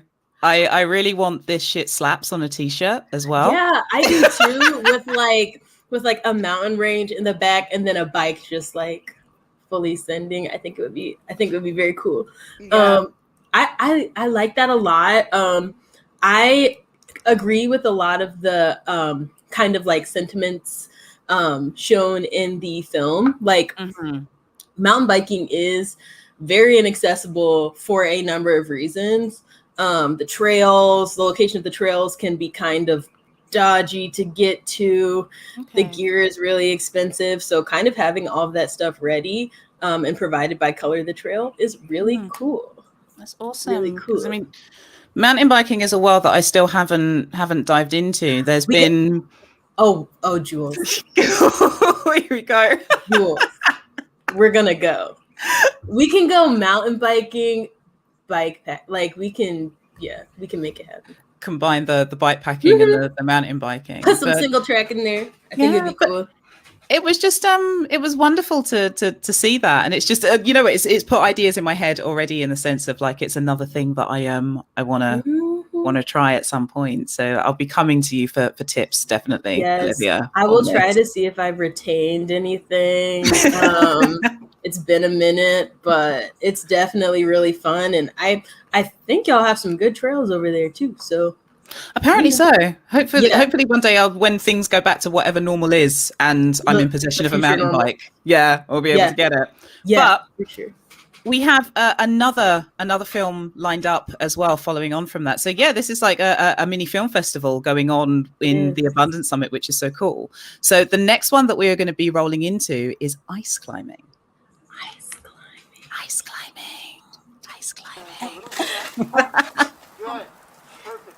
Today I am with Color the Trails and we are ice climbing, which is something I've never done before. Didn't even know it was a thing. Girl, me either. I would say this ice is getting rotten. The nice thing is that it makes soft ice makes for really nice climbing. Well, this was my first time ice climbing. I've never gone ice climbing before. This is my first time. No, this was so much fun. It's super cool. It's really hard. There's a lot of gear and things required, so definitely go with someone who knows what they're doing, a guide. That is the fundamental. That's a good idea.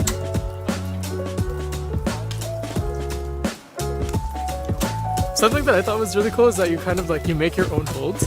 I think that most difficult is when you get your hands up and you're leaning forward and you can't really see your feet. Here you can kind of like just whack your ice axe wherever, or like sink your crampons in wherever, and like kind of make your own route. It's athletic. It is high. It's like is terrifying a little bit, but it's so much fun.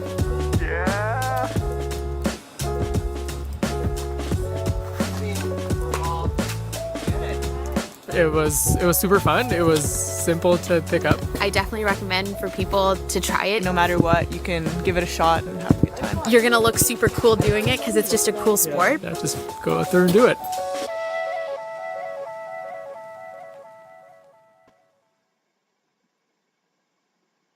Well, that did look really cool.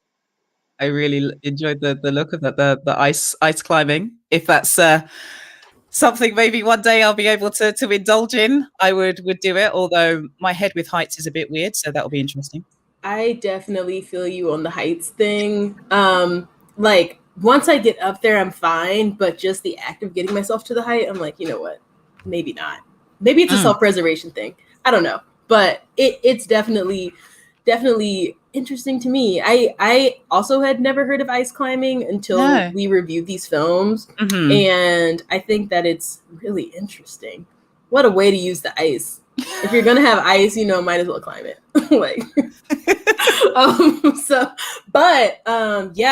I also have experience that. Like I don't climb regularly, but my brother climbs. Oh. And basically I've gone climbing with him a couple of times, and that is so true. Like looking at the camera or looking from the angle of the camera, you can see like them moving like hand, foot, but actually climbing, it is weird to not be able to see your feet. Like to look down and then you just see like I don't know, like the rock, like you're on the rock.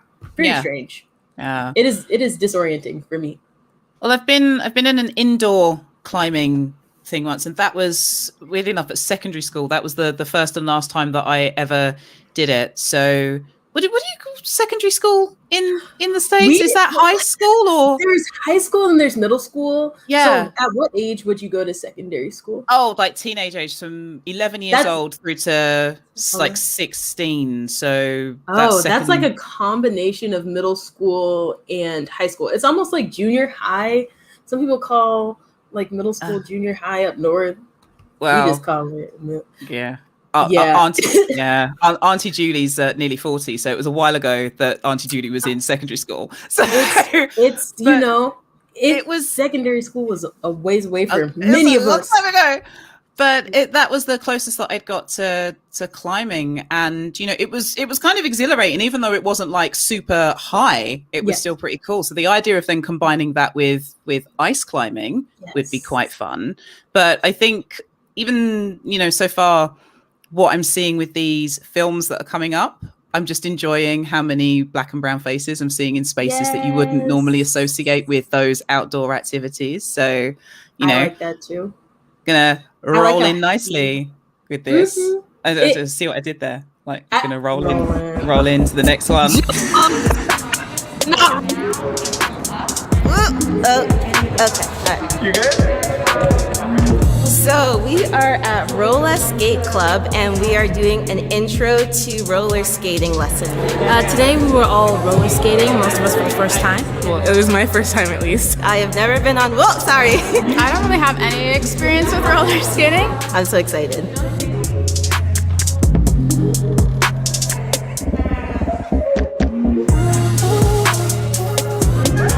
Oh, it's fun. I feel like I picked it up pretty quickly. I came in a little nervous because I'm not very sporty. It was really good.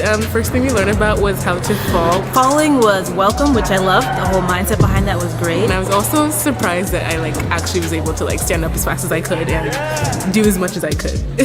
Personal highlight was actually standing up. You know what? All highlights. Everyone was so welcoming. Everyone was just starting up the first time, cheering when the person fell. It was a real community vibe. Really valued it, and it's definitely something I want to return to. It's really great.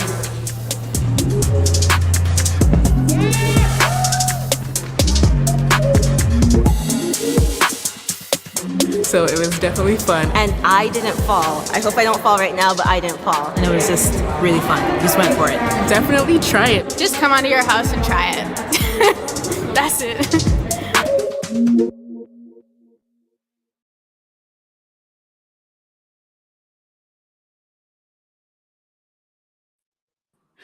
So, have you, Olivia? Have you roller skated before in your life? Oh yes, I have. We have a place called Sparkles Roller Rink. Okay. And I have spent many summer days there. But usually when I go, I would do I always forget the difference between inline skates. Anyway, I would do rollerblades because they're easier to balance on. Anyway, TMI. That was cool. That squat move. Yes. Is so hard. You need some strength to do that. So kudos to whoever was doing that. They were really doing a good job. Yeah. But yeah, I really I don't know. I think I kind of want to start a new sport, try a new sport. Maybe I'll try to roller skate. I don't know if you've seen some of the people online doing the cute little roller skate videos. They're and they're enjoying themselves. It just looks really fun. Yeah. So maybe we could try that. Well, You're seeing an uptake in people roller skating and skating, as Jamal in the comments is saying that we've seen so many roller skaters on Instagram now as well. And it's true. I've got friends out there who have taken up inline skating and roller skating as well, which has been really cool to see. I had a pair of skates when I was a child. It didn't end well for me, but then I didn't have friends who were into roller skating at the time. So the idea of, again, when things get back to some kind of normality, if there was like roller skating clubs to go to, that would be such a wonderful thing. And just with other Black folks out there who would be interested in roller skating too, that would be so cool. There's a roller rink in Cascade that is like iconic, and I cannot remember the name of it. But you always see videos rolling out of there, people just dancing, like having a good time, enjoying themselves. I'll have to remember the name, but it's really cool. Like, I don't know, it's just a very nice sensory experience to like roll and just enjoy. You're like flying almost, or I mean, not flying, but it's almost like cycling with less gear or something. It's very cool. I'm zoning into the folks that are with us who are talking about roller skating, which we've got Cascade coming up. We've got Dark Twin 45 as well, saying that they're cold on skates and the whole family likes to get down, which sounds pretty cool. So, and then the history of roller skating. So thank you. Kelly Powers has sent us a message as well. So roller skating has deep roots in the Black community in the States. It's so awesome to see it come back after it was intentionally eradicated from the Black community. Wow. That feels like a session that I would want to examine as well. So I want to know more about that. I definitely want to know more about that as well. But I would be interested in learning about that. But I think we're going to spoil you with another film. We've got another one coming up. So I believe we're about to take you kayaking, everyone. At first I was like, oh my God, I'm going to die. I'm going to die.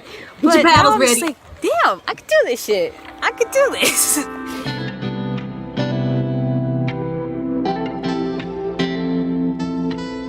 So today we went kayaking with Color the Trails.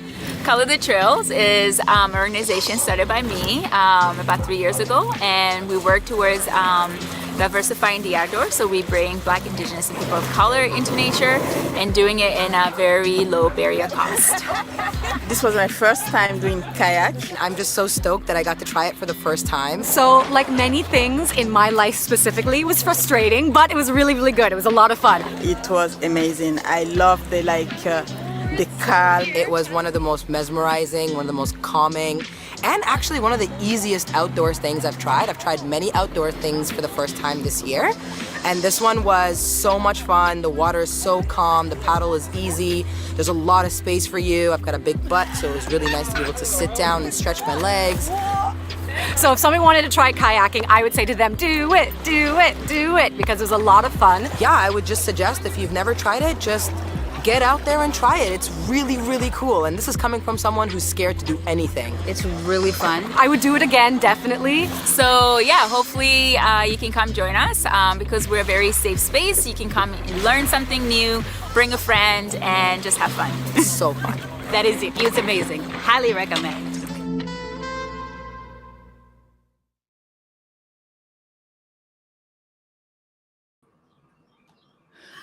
I love kayaking.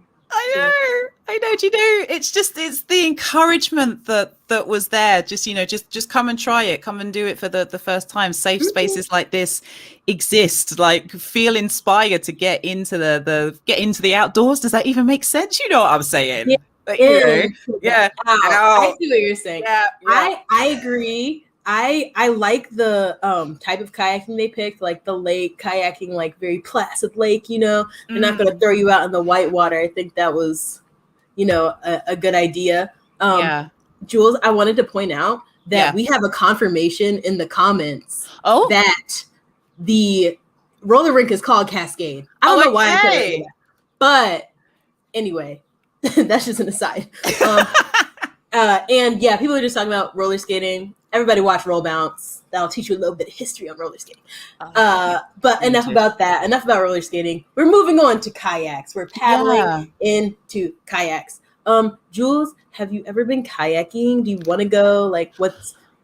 See, I have been once, and it was an interesting experience because, again, it's another thing that happened in secondary school. It just sounds like it was torturous, the things that I did in secondary school. Yeah, they were like, y'all are ready. Yeah, but I think the approach to it wasn't exactly what I would have wanted kayaking at that point. But, you know, I saw other kids around me that were having a lot of fun. I think for me, I was scared because I was surrounded amongst like my classmates who all kind of knew how to swim, and I didn't know how to swim at the time, and I still don't now. I know it's something that I want to get that. I know it's okay. We're just adding to the list, the summer list, the list of things to do. All of these films, I'm just going to be going away at the end of the part one of the summit, just thinking I have all of these outdoor activities that I need to do because there are people that look like me in those spaces doing it. Absolutely. That's what I'm pulling from this. Absolutely. There are people. Okay, so that's one of the things that I think is great about the summit. Is just adding visibility to people who are already, you hear it all the time, but doing the work. Like there are people, you know, even like in my friend group, I have friends who are Black and brown people who are all doing outdoors like activities. Like that's why we're friends, you know, because we like to go outside and chop it up. But like, I mean, I like kayaking and tubing, nothing intense, just like some very like light tubing. We have a lot of rivers here to do that. So I really enjoy that. But like there's all kinds of people, guides, you know, people who are just into it for a hobby. So I think that's cool as well. I agree with you there.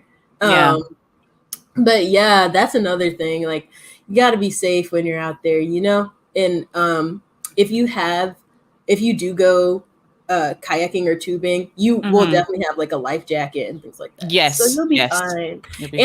And we would jump in to get you. We'd be like, we lost Jules. Yeah. Oh, we need to go get her. There she is. It's a swimming party. Yeah. It's a swimming party. You would be floating. You'll be good. You'll be fine. Well, we will come back to that because that's definitely a conversation I know that I need to have to face those sort of, I don't want to call it fears. It's just trying something new. That's what I want to do, is try something new. Yeah. But we have another film to tantalize taste buds with as well. So we are now going to hook on and go into some rock climbing. So there'll be climbing and canyoning as well. Canyoning. This is tougher than it looks. Follow the Trail is a local organization based here in Vancouver, BC, and we work in getting Black, Indigenous, and people of color in the outdoors by creating a low barrier to entry kind of events. And today we did climbing, and tomorrow we're doing canyoning. This has been awesome. We've just done our first rappel, which was really high. I thought we were going to get a short one as a like ease in.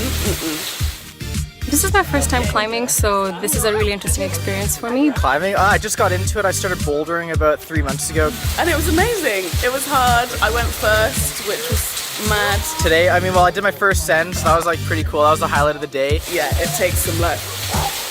I got this.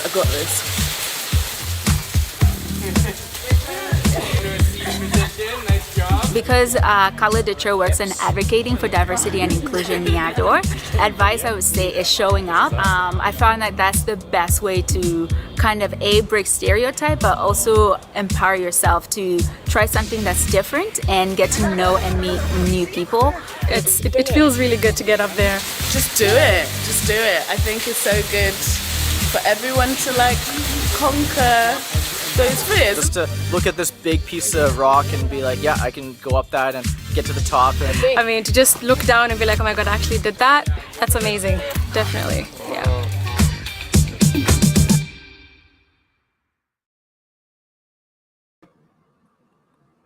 It's all of the smiles for me as well. It's a smile. Yeah. It's smiles for me. I love it. The kind of like climbing versus canyoning versus mountaineering is something that is interesting. Like I just call it climbing generally, and then people will be like, "Oh, honey, no, like that's canyoning," and I'm like, "Okay," you know. But yeah, I mean that also happens in bike world where, you know, people are like, "I want to go down this bike. I mean, this trail with this bike," and it's like, "No, you need a mountain bike for that one." But yeah, so it's all kinds of different gear and different stuff. But yeah, that was really cool. It was the smiles for me too. Yeah, lots of smiles, just like enjoying that kind of like scenery. I've never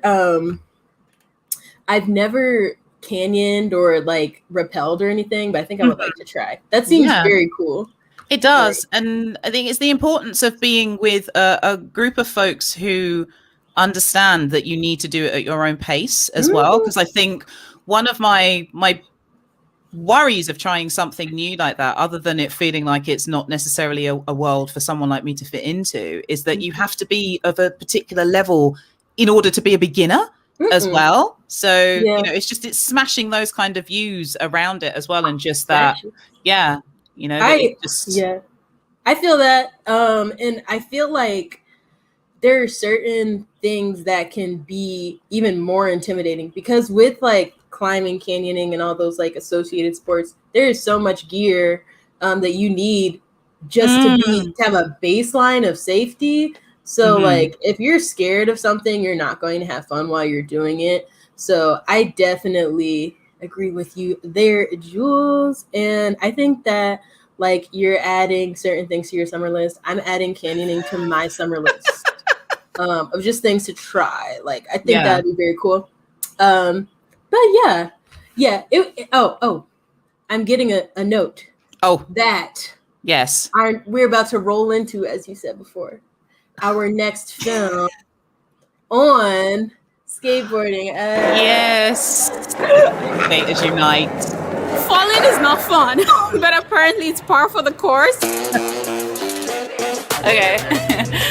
My name is Judith Kasyama, and I'm the founder of Follow the Trail. So today we did intro to skating because a lot of the community are very excited and really curious about skateboarding. So I found out about this on Facebook, the events page for Color the Trails. Color the Trail is an organization that is founded to helping Black, Indigenous, and people of color to get out in nature. And I decided to come because I couldn't believe anybody would be willing to teach somebody as old as me to skate.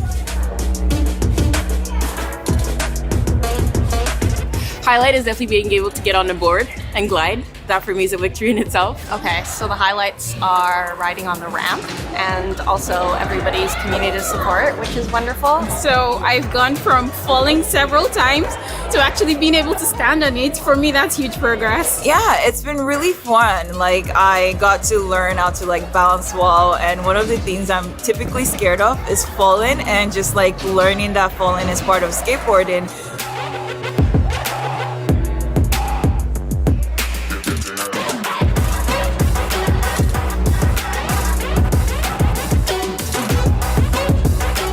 So if you're interested in joining a few of our activities, feel free to follow us on Instagram, Color the Trails. If you're even a little bit curious, I would say do it. Absolutely just do it.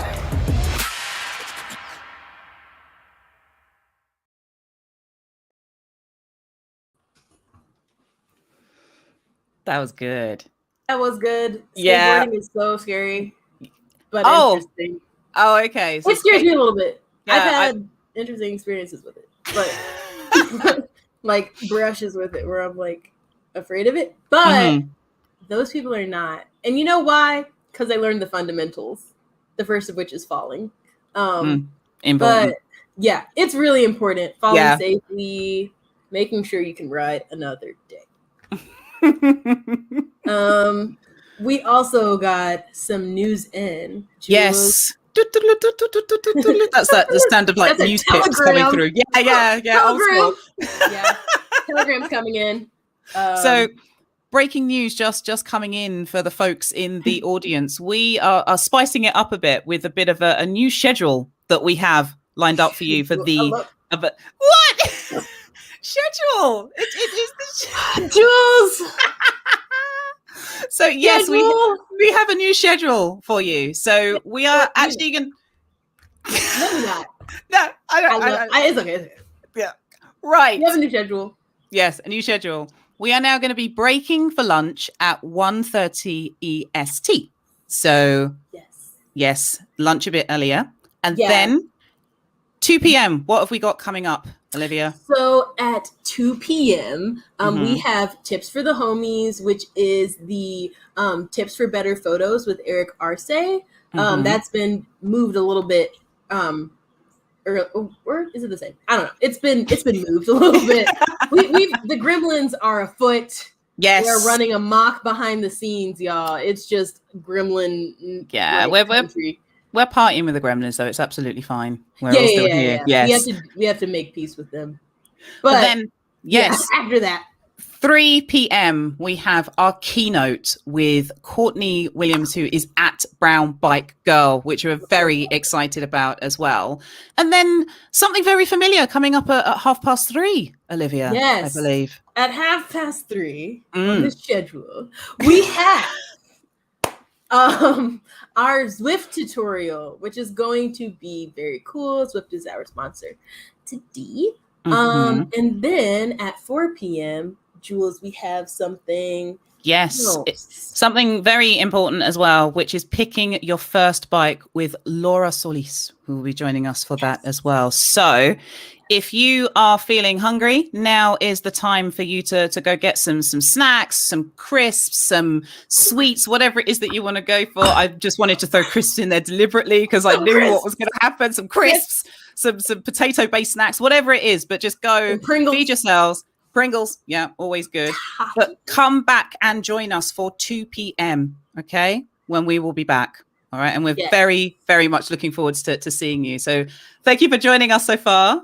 Enjoy your lunchtime, and we will see you very soon. Enjoy. Snack away. Snack away. Enjoy those sweets and those crisps. Yes.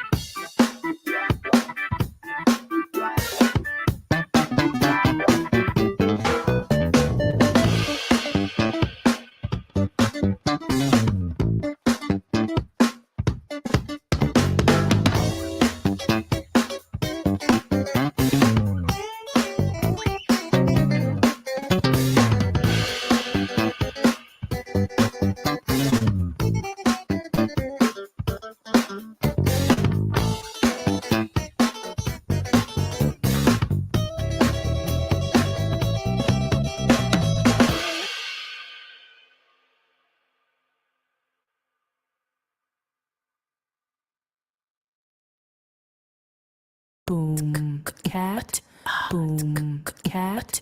When I was younger and dumber than I am now, I used to think the world was fair. Cat, till I found out the world will always go around. It doesn't stop, it doesn't care.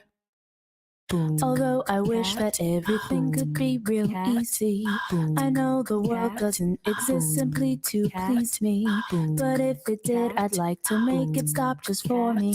Unfortunately, that's not how it works.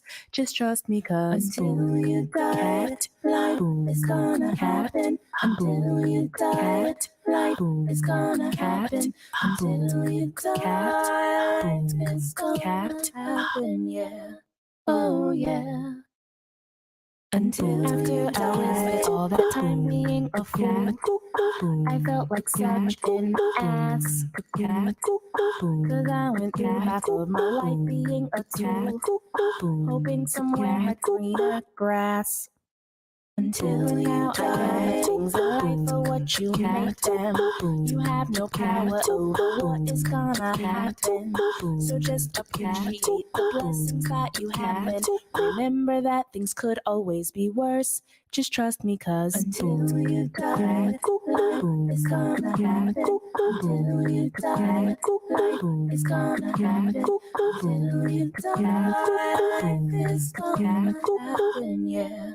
Oh yeah. Do you want in this life? Is it not good enough for you? What do you want in this life? Is there something it can do for you? What do you want in this life? Is it not good enough for you? Why don't you do for yourself? Cause only you can do for you. What do you want in this life? Depends on what you do for you. What do you want in this life? The world is there something it can do for you? What do you want in this life? It's not really not good enough for you. So why don't you see it for yourself? Can stop you. Cause only you can do for you. And just remember that until you die, life is gonna happen. Until you die, life is gonna happen. Until you die, life is gonna happen, yeah. Oh yeah. Until you die, life is gonna happen. Until you die, life is gonna happen. Until you die, life is gonna happen, yeah. Oh yeah.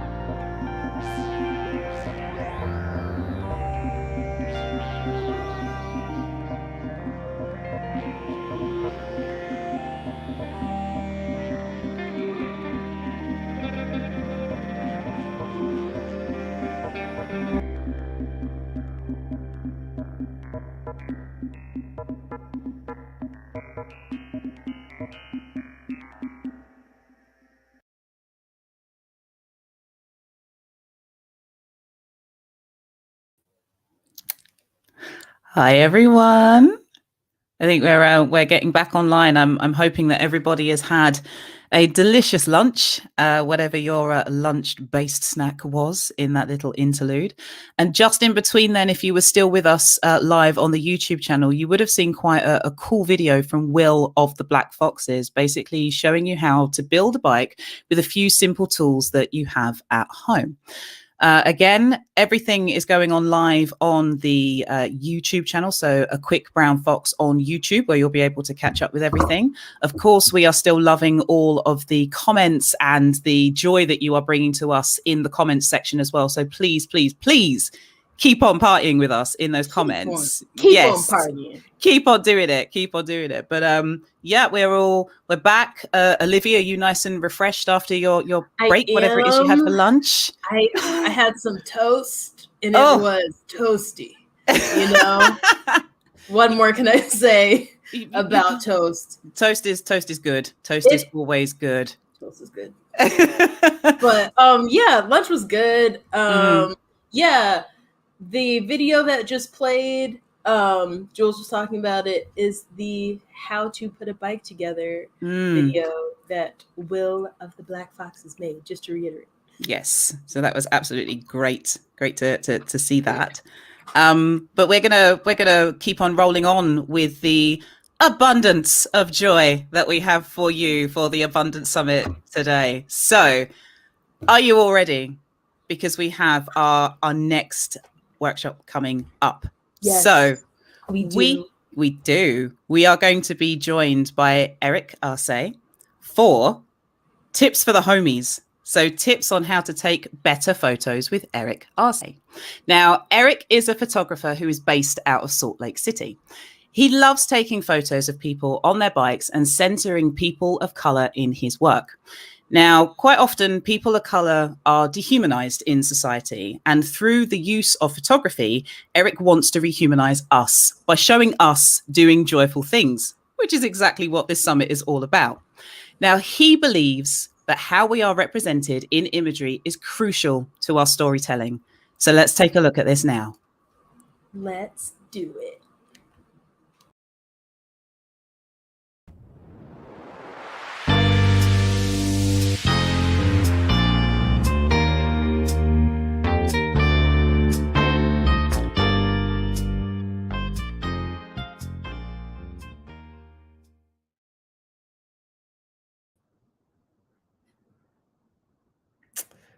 Hey y'all, how's it going? All right, let me make this full screen. I'm really excited to be here. Yeah, I think this summit is exactly what we need, you know, showing Black and Brown joy. And yeah, I'm really excited. So my title of the talk is going to be called Photographing the Homies, because that's how I started photographing, was by photographing the homies. And yeah, I'm really excited. So you can also find me on Instagram at Pedal Homie. And one of the reasons I got that name was I came up with that name was because I was pedaling in front of someone and I was about to hit a jump. And my friend's like, hey, you don't have speed. Pedal, homie, pedal. So that always stuck with me. I thought that was really cool. All right, so let's dive into it. So I want to talk a little bit about whether you have an iPhone or a DSLR. So show me what you're working with. You know, you kind of approach these things a little bit differently, but I think an iPhone is a really great way to start. That's how I started. I started biking again. I took a really long break, and in 2015, I was in graduate school, and I was like, I gotta find a hobby again because this is really stressful. So I started just photographing myself. So I started, this photo here is a photo of me photographing myself with my iPhone. I had like a little trigger and I put like a rubber band on it. And that's kind of how I was experimenting. Yeah, let's see. Let me just make sure I am sharing my screen.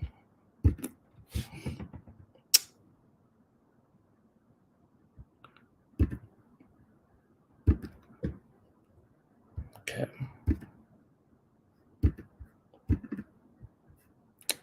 Okay. I think that's better now. Okay. All right. So if you can see that now. Yeah, so I have this image here that I took in 2015. And so I was photographing myself as a way to practice. I was like, I'm not ready to, I felt at that time, since I didn't really know that many people in the mountain bike community. Hold on. All right.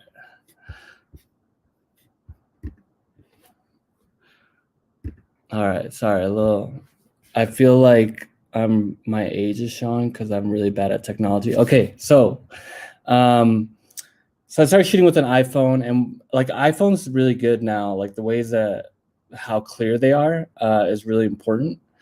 They're super crisp, but I would just treat it kind of like a really wide angle DSLR. So rather than zooming in on it, because it might not be as crisp as possible, I would just move up closer.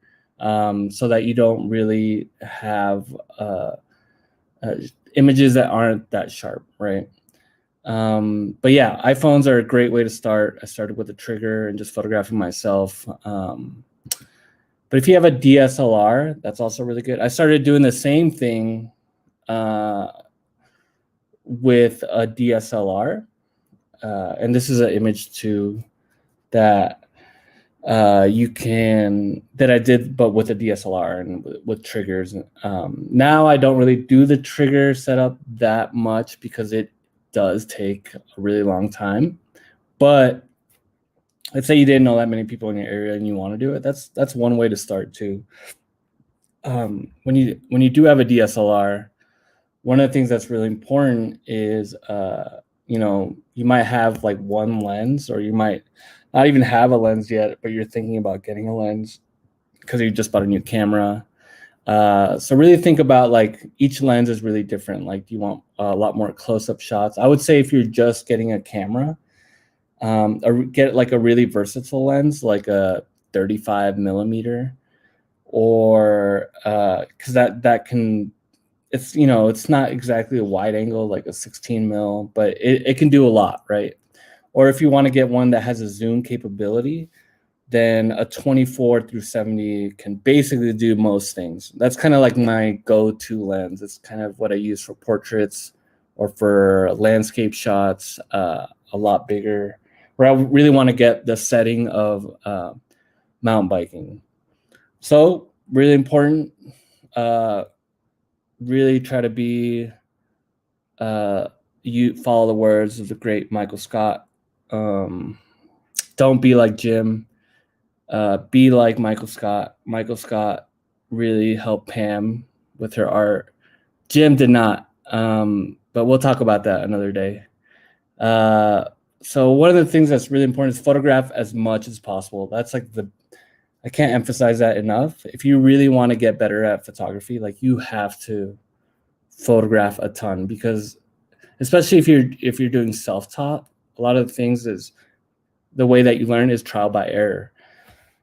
Learn from your mistakes, but don't be hard on yourself. Like if you're not capturing images in the way that you want to right away, like that's okay. Like it takes time. Anything you can mess up, like learn from your mistakes. Anything you mess up, that's a great thing about DSLRs. You can practice a ton with them, right?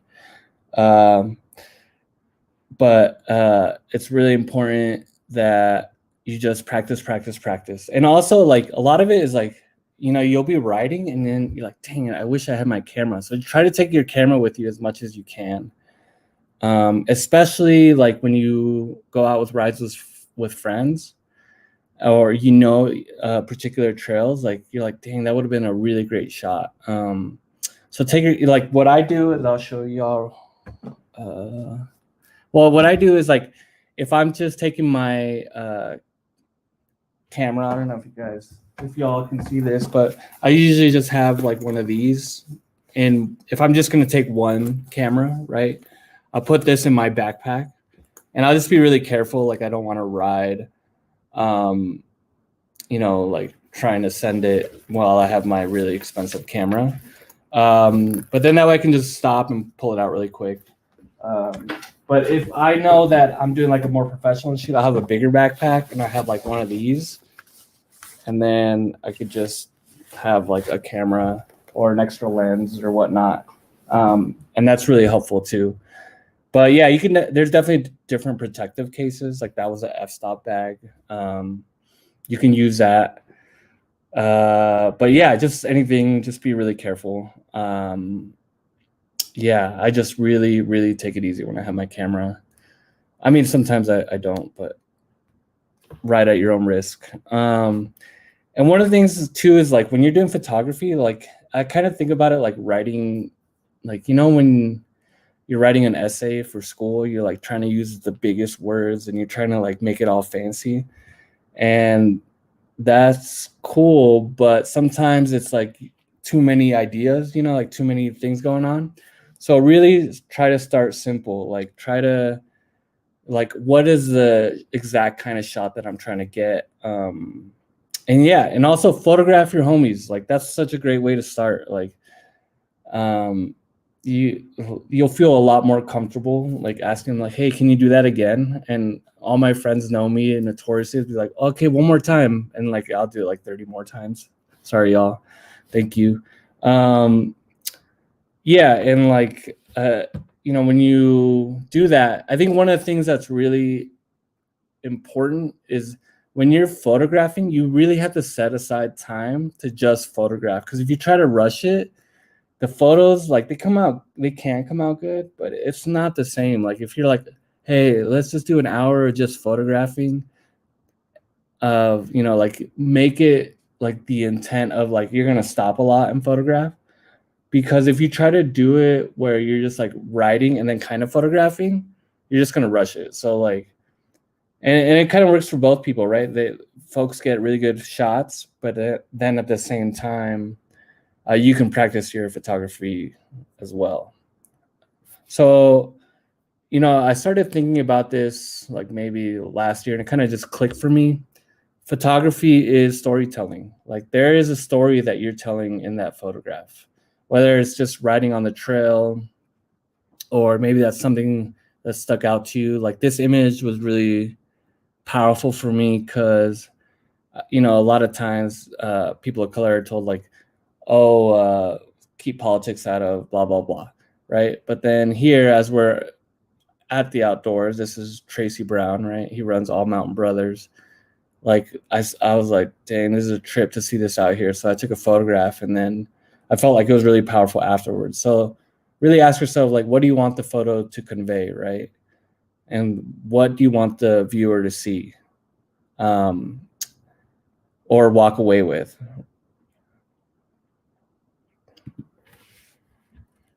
So here's an example, like what did I want the viewer to see, right? I wanted to see somebody who was riding a berm and then being able to kick up dust. Like, that's storytelling in itself, right? There is like an action that you want people to focus on. Here, this is Garen. She's an awesome writer, and I really wanted to convey like how good her skills were. And I felt like this shot did a really good job of that. So even though it doesn't seem like it's like the traditional idea of what storytelling is, you're still focusing on a part in that writing that you want people to walk away with, right? This is Renee. Renee is Navajo, and this necklace meant a lot to her and her traditions. So I really wanted to focus on her, touching something that's really important to her. This is Renee and Rachel, and this was after Rachel's first fly fishing experience. And so it's kind of like they were just so happy to have done it together. So they were cheering to that. All right, so now we'll kind of focus a little bit on the aspects of like the settings, right? Like if you're doing your DSLR, then there's like 3 different settings. I mean, there's a ton of settings on there, but 3 settings that when you're beginning, that's really important to focus on. This is Elliot actually for a recent shoot. And so aperture, right? So think about, how much light is coming in. So that control, like that's the f-stop, right? So the lower the number, the more open your camera is going to be. So you can some more light is going to come in. So if you're at the f-stop of 2, it's going to be really open. Whereas if you move it to like 18, it's going to start closing more and less light is going to come in. And with that, then that kind of changes what your aperture is at, is going to change your depth of field. So if you want to focus on mountains that are like 10 miles away, then your aperture has to be at like 8 or 9 or 7 to be much more crisp. Whereas if something is closer and you want to give something to be closer, but then the background to be fuzzy so that you can focus more on the foreground, then you would want it like at a 3 or 4 or 2, or it depends on how fuzzy you want to be. So that's really important to kind of play around with, because one of the learning, I was gonna say mistakes, but you're learning, right? Like I'm still learning, everybody's learning, is that I would try to shoot landscape things at a really low aperture. So when you really zoom in on the image, things would be really blurry. So you want to make sure that it's at a higher aperture. The ISO is another component to a camera that you really want to make sure it's according to what you're trying to shoot. Like if you're doing like an ISO can be either 100 or 200. I normally but I normally shoot around like 300, so it could be really crisp. The lower the number, the more crisp it will be, but the less light that will come in. But say you're trying to do like night photography, then you're going to use a really high ISO, like 6,000 or something like that. So it's really important to you're kind of trying to see what you're trying to do. Then the shutter speed, obviously that's going to affect how sharp your image is going to be. So if you have a shutter speed of 5,000 or 8,000 or something, that's like really fast sports and things are movement, and you're trying to capture it as crisp as possible, like NASCAR or something like that. Where if you have a really slow shutter speed, then it's going to be a little bit more blurry, but then you can still play around with that. In this photograph, Elliot, I wanted him to kind of show the movement of things. So what I did was I kind of did several things with all these features, right? So I put an aperture of around 3. I put the shutter speed up about 1/60th of a second, so that he, and then zoomed and then focused on him so that he would be in focus, but everything else would be blurry, right? And I wanted that kind of a motion shot around him so that the shutter speed was really low in order to capture that. So playing around with all those things will really help kind of play around with what type of shot that you really want. All right. Another really big key to photographing is the time of day. This is Alexa, and we were photographing around like I'd say like 10 minutes after like peak sunset, you know, when it's like super bright colors and everything like that. So that it's not so strong. I mean, photographing when it's like really strong colors, obviously that's really nice and that's great. But it's sometimes it's like the 10 minutes before that peak sunset or sunrise, or 10 minutes after that really produces these warm colors and soft light. And that's when I think it kind of produces this glowing. But I would definitely play around with that. One of the things that I do is I have this app called Magic Hour, and it kind of gives you like an hour and a half time frame of how good the light is really going to be and when exactly like peak sunset is. Notice I don't talk about sunrise because that's really early. So I always joke with people that I'm a sunset photographer, not a sunrise.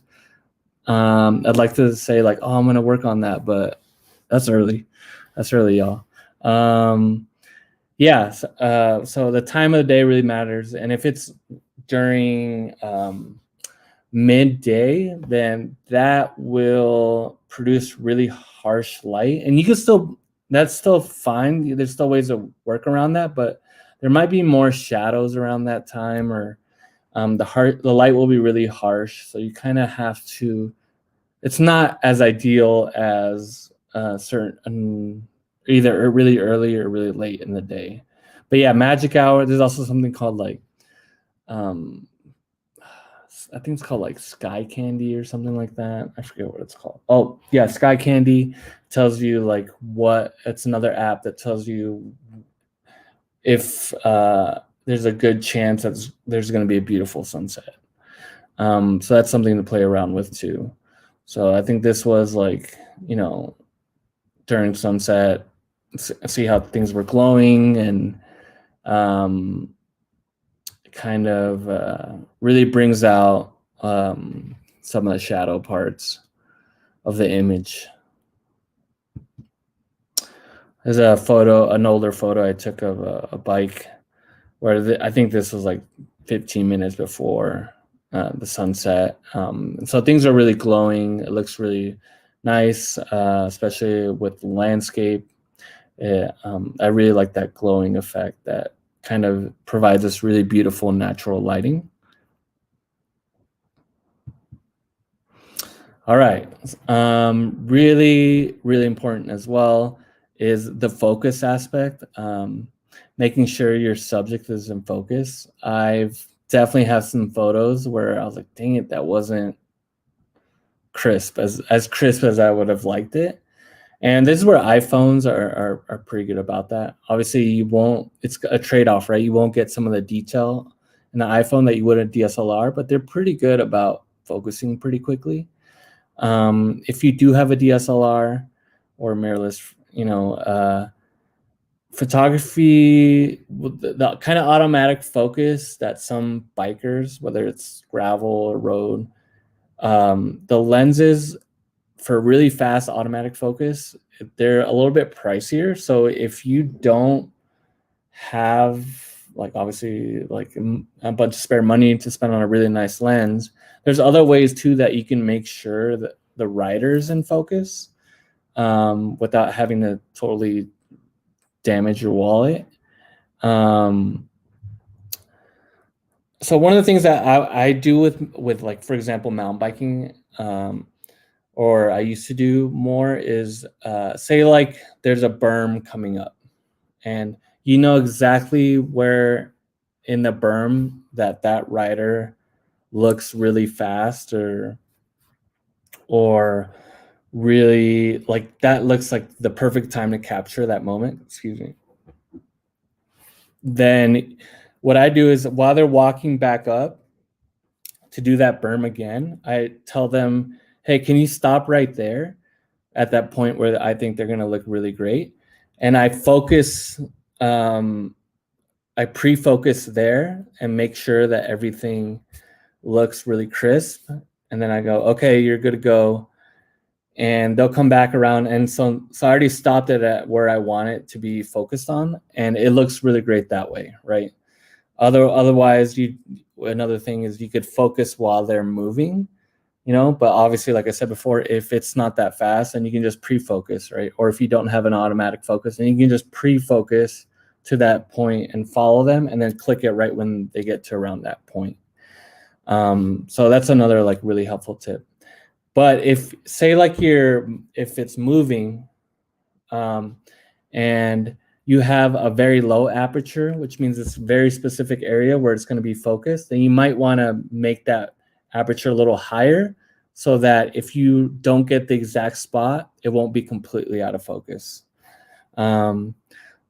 Yeah, so making sure you have like the right depth of field. And another thing too is, let's say you're doing a manual focus and you can't really tell if you're in focus, then on your DSLR, you have the option to look through your display screen. And there you can usually zoom in. So if you put it to your display screen setting, you zoom in and on the display screen, you can tell like once it's super zoomed in if things are really in focus. So that's another really great tip. But making sure that you're in focus is really important because that's what folks want to see, right? Like really crisp shots. Yeah. So here's like the depth of field where I had a lower aperture, right? You know, like, or even within your iPhone, if you click on certain areas, it'll tell you where to focus. So I wanted, this is Summit, very cute dog. Summit to be in focus, right? The ball not to be in focus, and then the person behind them to not be in focus, right? So it's really important that you kind of play around with those focus settings because I wanted Summit to be the center of focus, like in this shot. So I probably had a like 3 or 4 aperture, something like that. Oppositely, I wanted, well, this is multiple things going on. I wanted a really slow shutter speed. And what I did was I put a really slow shutter speed, like maybe 1/80th of a second. And then the background, I wanted to be really crisp so you could see the trail below. And so it was probably like a 10 in order for the lighting and the exposure to be kind of balancing out. But I knew that the background wanted to be super crisp. So I lowered the aperture or higher the aperture so that things that were really close wouldn't be in focus. So, all right. Another really important part is like using the trail. You know, the trail, the really beautiful thing about single track or anything is even streets. You can use streets too if you're like riding road or even gravel. Is that the trail or where you're riding provides really great ways for you to kind of let the part of the trail guide your eyes. So here, you know, obviously I have 2 riders going down this area. And even though these lines don't connect, it kind of looks like they do because one person's going off like a feature, the other person's far down to the right. But naturally, it starts curving, and you kind of makes it seem like it's one big line right there. So really playing around with the angles, that's really, really big, is playing around with the angles, making sure that, okay, well, if you don't like this angle, then maybe you can move around and constantly try new angles. I do that a ton, where I'm like, I don't like how that came out. Let me try a different one. And eventually things will start clicking a little bit faster.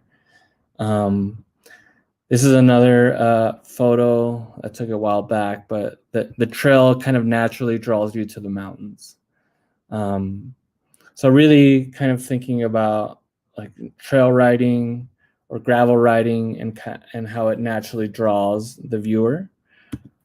Here's another one. This one I wish I would have gotten to on the right side more, but I did really quickly. There you're kind of playing with the lines, right?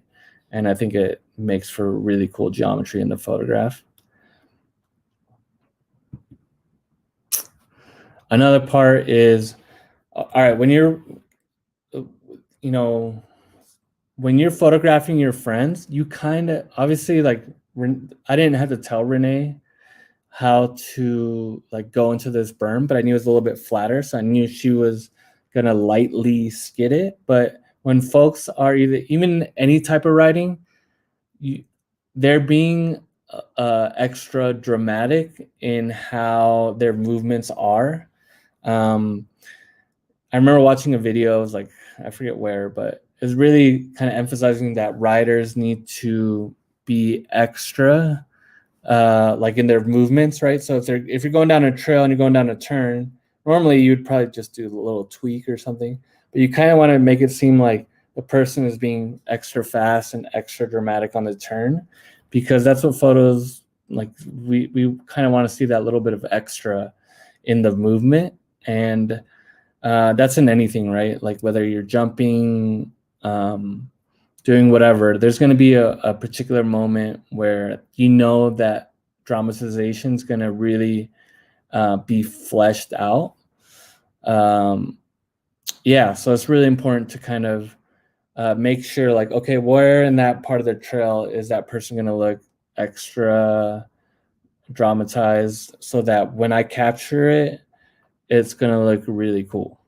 And also tell the rider, like, hey, this is where I'm going to shoot you here, so they can do a little extra flair there.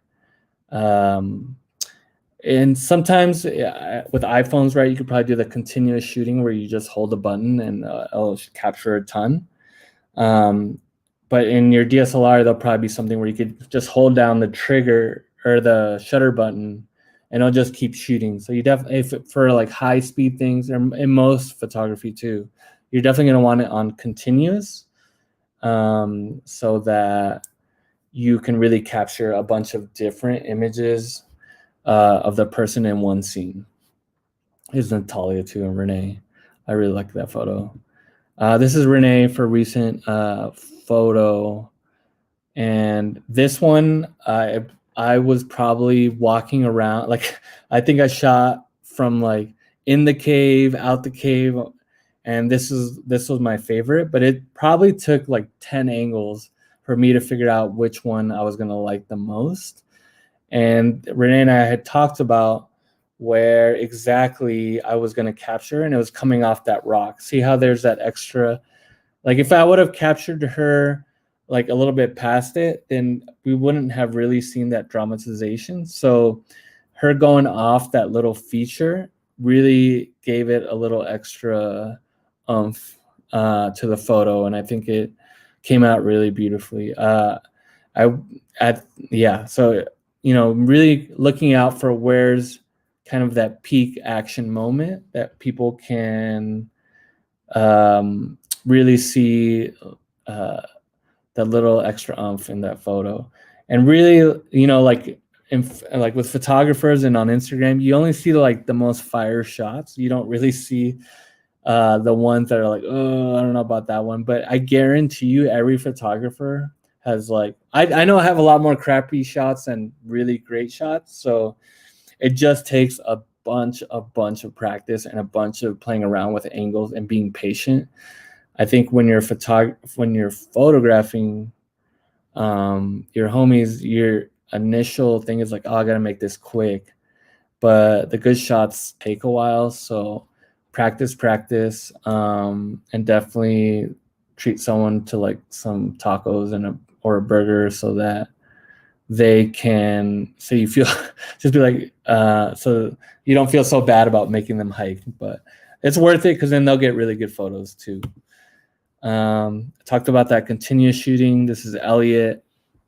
He's a really fast, stylish rider, and it's really important with like high action shots that you're shooting continuous.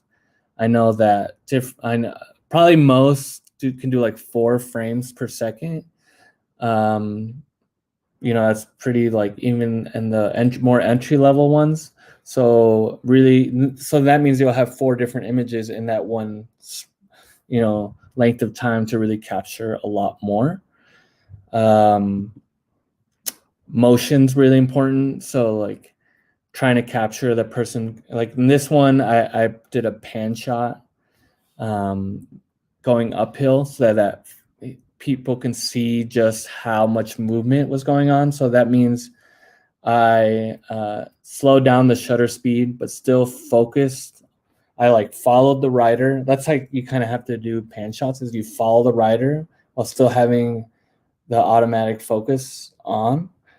Or I think you could still do it with manual focus too, and just following the rider. But yeah, staying focused on one aspect and following them and having a really slow shutter speed. And you're probably going to have to mess around with the ISO to balance out. Because if it's a slow shutter speed, that means more light is coming in, right? So if you're doing like night photography, a lot of people have I'm not a night photography expert, but a lot of people do, really slow shutter speed and really a low aperture. Angles, right? This is Tracy again. And this was like the tiniest little rock thing. But what I did was I had a very wide angle, kind of like an iPhone, right? A very wide shot. And then I got really low. Like I was basically lying on the ground trying to capture him up to make it look a bit steeper. It doesn't even look that steep, but that way it gives it more,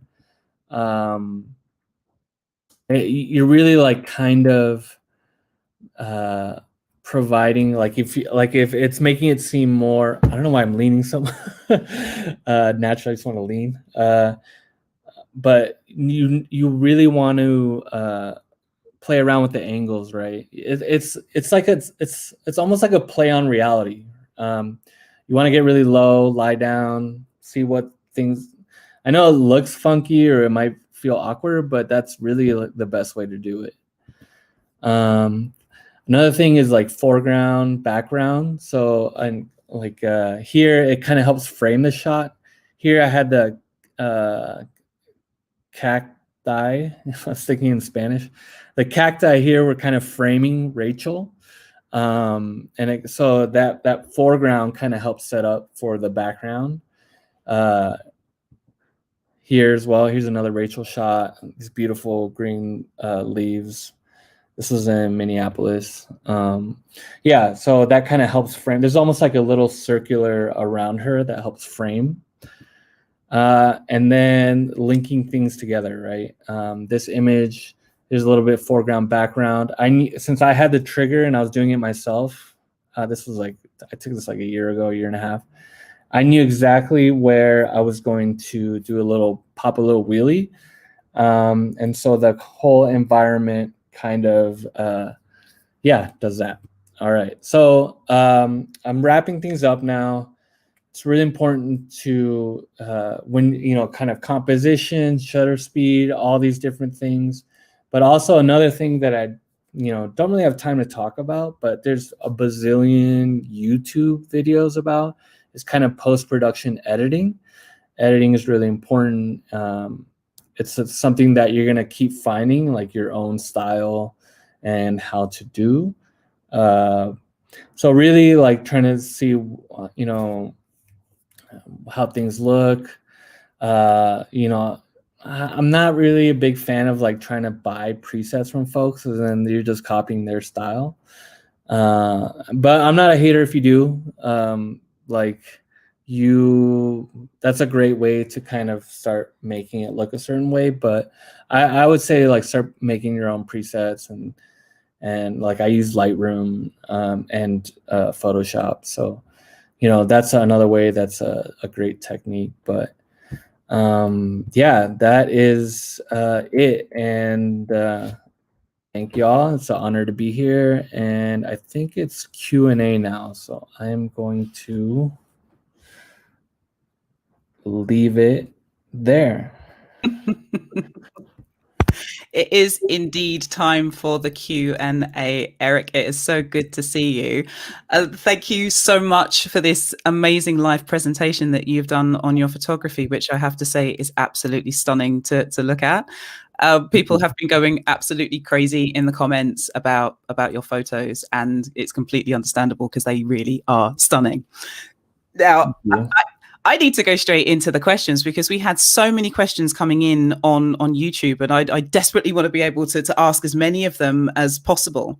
Okay. So I have to ask, your motion action shots that you've got that are incredible. The timing of them is absolutely perfect.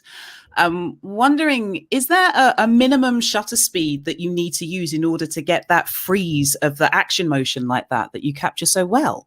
Oh yeah, I would say I don't really like to go. Well, it depends how fast a rider is going as well. But I would say like 1/60th of a second is really it's good for that. Anything lower than that, everything kind of becomes blurry. You almost have to be like surgical after that. So yeah, I would say like 1/60th, 1/80th, but definitely play around. You can also, like with your camera, you could bracket it. So when you take one shot, it's 60, and then when you take the next shot, it's 80, and it automatically does that for you. Yeah, so there's like a lot of these like little, because when I get something new and I see like the owner's manual, I kind of just chuck it. And I don't need to see that. Yeah, so definitely play around. Like there's no mistakes in, well, like, you know what I mean, when you're learning, because yeah, that's I want to emphasize that so much. Don't ever be like harsh on yourself, because within 6 months you're going to see such a really big growth. It's gonna be really exciting. That was an excellent point that you touched on at the beginning of your presentation as well, like not being hard on yourself, and for the fact that, you know, if you can photograph as much as possible, it's all part of the learning process, isn't it? Because over time you'll see the changes and you'll see your own improvements. And I don't know, from my old photography days, I'm nowhere near as stellar as you are with photography, but when I used to have SLR, I used to do darkroom processing, and then a DSLR. I just had fun with it. That was the thing. You could just take the photos and then learn from you know, being out there on the field, essentially taking the pictures. Now, I've got another YouTube question that flows into what we're talking about here as well, and it's in regards to self-portraits, taking those as well. So how on earth do you take the self-portraits with landscapes when you're out on the trails? I don't know if there's some like magic or something to this, but are you using, is it handheld? Is it a timer? Are you recording? Like, what is it that you're doing? Yeah, I think, yeah. So, you know, if you're doing it on an iPhone, well, the reason I started doing that is when I was living in Santa Barbara at the time. And I was like, man, I really want to photograph, but I was really disillusioned with the biking community. So I wanted to photograph BIPOC folks. I was like, well, I know me, so I'll photograph me, you know? So what I would do is I'd put a trigger with a rubber band on the handlebar. So if I knew I was riding a certain area, then I can just click it while I was riding. So it does, like, don't do it on something really scary. Like, be really careful about that. But the iPhone has, you could buy like a $10 trigger, or for your DSLR, there's like a piece that you click on there. And I'll post that to my Instagram, actually, like which triggers I use, because I reached out to a really like well-known photographer because he started doing it. And then he actually responded. He's like, this is how I do it. So I tell everyone how I do it now because I think it's really cool. So yeah, I'll definitely post that for sure. Excellent. It's just sharing the wealth of knowledge and information so that it's not, I don't know, sometimes photography can seem like quite an exclusive thing, like if you've got to have all of the gear and, you know, all of the tech and stuff to go with it. So that's really cool that you'll be able to share that with folks too. Now, you talked about this just now as well in regards to photographing your homies, the fact that it completely changes the narrative of what it is that we're seeing about Black and brown folks outdoors as well. And just being able to share that with the world and other people out there is incredible. And, you know, you mentioned the subjects in your photos, as it were, and they're friends of yours, which I think is incredible. But how often are you able to get out and shoot those kind of personal projects? Because I just try to work out how you're juggling your time with all of this as well. Yeah, it's definitely, I'm trying to wonder how I'm finding the time. Yeah, it's, you know, it's because it's like I have my regular 9 to 5, then like in the evenings and then in the weekends I do my freelancing. Mm-hmm. And then I also help run Pedal to the People. And so, yeah, it's a lot. Like, I'm hoping to transition to full-time freelancing. And one of the important things about that is like, you know, when you, like, I don't know any photographer. I didn't know any photographers growing up or nothing like that. And photography is really expensive. So I really had imposter syndrome, right? When you go into, you know, these very white, kind of wealthy dominated spaces. So really, one is like really believing that you can do it. And then also another thing is really valuing your labor. So really making sure that you get paid because other folks are getting paid. So make sure you get paid as well. That is important as well. And I think I'm going to ask just in regards to getting paid, because getting paid is always good and knowing what your worth is. How would you go about, say, for instance, submitting photos to magazines for publication? Like, is there a way that you do it specifically, or a way that you would advise to people to go about getting that done? Yeah, I would say like reach out to their Instagram, and then they'll provide an email. And when you provide that email, they'll like, all right, well, we want to look at your portfolio or look at certain shots or something like that. So you can send, like, if you have a website, I think I have like that free Google website. I forget what it's called, but it's like, so I use that, and then they can look at it. And even if they say like, oh, well, maybe this isn't what we're looking for, then you can say, oh, is there any tips or suggestions that you have, right? Yeah. So obviously you know, if they're really cool and they're really about it, like a lot of these bike companies supposedly said that they were about helping other BIPOC folks, then they'll give you a lot of the feedback about like, oh, this is how it can improve, you know? So definitely, that's one way to do it too. That's really important also, because it's one thing to say that you're going to support BIPOC people out there who are either trying to get into photography or get their photos published in the magazines. But if you're not going to give any kind of helpful feedback for that, then it's just, you know, it's not worth that in that sense. So fingers crossed that people will, like, decent people will come back and give you decent feedback so that the doors are opened. Now, we were talking about photography being, it can be a very white dominated space, and it can be, you know, the barriers to entry with it, such as the cost for some of the gear that's out there. I mean, for me, when I got into doing photography with an SLR, I found a cheap secondhand camera on eBay. It was a Nikon F55 that I got, that I was able to fuck around with, which was cool. You know, there were places out there to look for cameras. So is there anywhere you would suggest, like, good places to source and check out if you can't afford like a spanking brand new first-hand DSLR? Like, where would your go-tos be for that? Yeah, so all the stuff that I had, like, I obviously invested some of like newer lenses and everything, but everything I have is secondhand. So either you can do like Facebook Marketplace, but you really have to make sure that you check the shutter count, because certain cameras, like after like a certain amount of times you press that shutter, it's not going to work anymore. So, you know, making sure that it's a good amount of shutter count for that specific camera.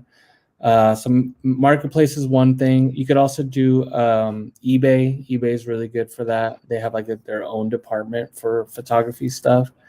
And then last, there's this one called like Adorama, and they have like ratings of what quality it is, you know. And so I don't like, it doesn't have to be like brand new, you know. It could still work really well. But I would even emphasize, before you even do that, just get like a really good entry level, get a pretty decent lens, and then really work on your basics. And then as you start getting more gigs, then you can invest that into a new camera. So you're not like going broke right away. So how many lenses should you have on you if you really wanted to invest in photography? So just you saying that, starting off at like entry level is great. Yeah. But then when it gets to that point, how many lenses are you looking to carry around with you on like a DSLR? I would say like,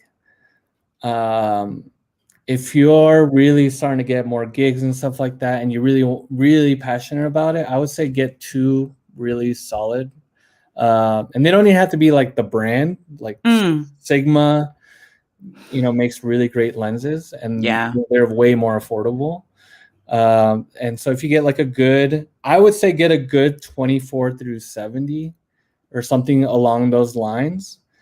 And then like the other ideal, and Tamron makes this really great one for like 250, is like a 70-200. And those 2 lenses would be really awesome. I used to have Sigma because the Nikon lenses just were too expensive. Yeah. So I used to go for the Sigma lenses, which were a great alternative. They were brilliant. So, you know, that works out really well. Now, talking about the lenses, now just in regards to the actual camera bodies that you have too. So a YouTube viewer is curious as to what your favorite professional camera bodies are to use. And that's in light with especially being able to push your ISO and get better quality and more information like in the shadows of the photos and stuff like that. So do you have like particular professional camera bodies that you're really keen on? Well, I haven't had like a ton of bodies because they're super expensive. So I'm not like, oh, let me get another one next week or something. But I have 2 bodies that I use. One is the Nikon D500, and it's really great for action. The only thing is it's not a full frame, but that's okay. And that one does like 10 frames per second, which is a lot of those action ones. That's what I like. Elliot, that's what I was capturing him on. And then I have another really great portrait one that's really awesome for low light. That's a Nikon D810. But if I had I could do just the D810 and I'd be totally fine. You know, most cameras can do really amazing things unless you're like trying to like do a billboard. And I hope one day I do have a billboard, but it's not today. It will happen though. Yeah, one day. But yeah, most cameras can do really, really amazing things. You don't need to get like the top of the top. Don't think that either, because a lot of things are being shared on social media now. So it doesn't have to be like this, you know, wild megapixels. Yeah.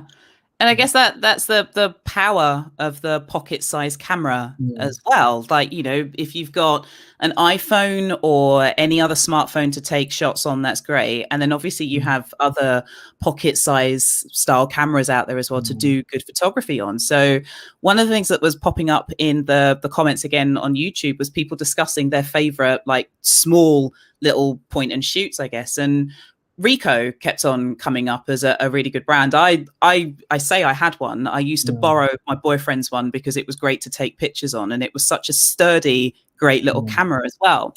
So I was wondering if you had any favorite pocket size cameras that you use like on the go, if you're not necessarily using your DSLR, if there's any smaller cameras that give you, I don't know, like great quality images and maybe even sometimes better quality images than you would get on a mobile phone. You know what? I don't have like a little pocket one. That's like the next investment. But yeah, there's some great stuff out there. There's just like literally for anything you want. There's some kind. I know that a lot of photographers use the pocket ones when they're just with their friends. But yeah, I don't really use that, but it's honestly like my D500 is really light, so I could take that most places. But yeah, that's a really great great tool to have. The more tools you have, the better. Yeah, like more to play with and more to experiment with, and you know, you find out essentially what it is that works for you. I mean, having a look at your photos both on here and on your stream kind of makes me miss having like the big camera setups that I used to. But for me, it didn't quite work out. Like I just needed to have something smaller, and you know, that's absolutely fine as well. It's whatever it is that works for you as the individual, as a photographer, and what you're trying to capture is cool. There's no right way to do it. That's what's great. Exactly. It's just if you're doing it, and again, photograph as much as possible, as you said, is really really cool. Also, if anyone tells you, stay away from them. Yeah. Now you we mentioned before, obviously your friends and you know people that you love and care for that are the subjects in your photos, and I'm guessing if you have a really good vibe going on with the people that you're taking pictures of, like your homies in the photos, that's great. But another YouTube question that came in regards to this is, if you have your riders or models ride the same sections repeatedly just to get that shot, like is that something that happens, and are they cool with it? Yeah, I mean, like I'd straight up go like, hey, I might have you do this section like one more time. You cool with that? You know, and kind of check in with them. Like they're the models, but you know, they're still people. So you got to be like really checking in on stuff. And I don't know. I don't want to like, you don't want to be an asshole, and like whether it's like a friend or like whatever, you know, sorry if I cuss, but you don't want to be a jerk, because one, it's a small community, so word gets around how you act. But there are people, you know, you don't want to exploit people like you would, like how it would be messed up in any other workplace environment. So, you know, just check in with folks a lot, making sure that, hey, it's cool. But most people, like, they want to get that fire shot too. I've never had anyone go like, no, I'm not doing it no more. Yeah. Like, people want to get that shot. So and what's been the reaction of your homies that you are taking these pictures of? Because you're telling these stories and you're sharing these narratives and these incredible and inspiring images of Black and brown folks in the outdoors, enjoying themselves, being joyful, being in the spaces that, I know I say this a lot, but the spaces that people don't expect to see us in as well. What impact has your photography had on your homies? Yeah, I think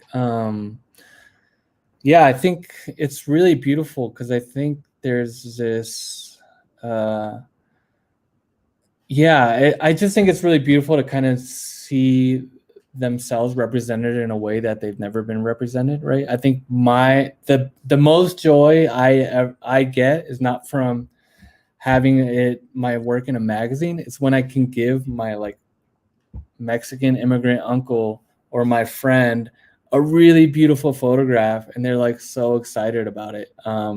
So yeah, I think like, and with Renee Hutchins, who's Navajo, like I was really careful about how I did her storytelling. So, and she was really appreciative. So yeah, I think really having really quickly, like a lot of folks think like, oh, it's just about like, oh, checking a box of having this person represented in this imagery, but it's really about developing genuine relationships with folks so that they can clearly see themselves in their genuine selves in the photographs.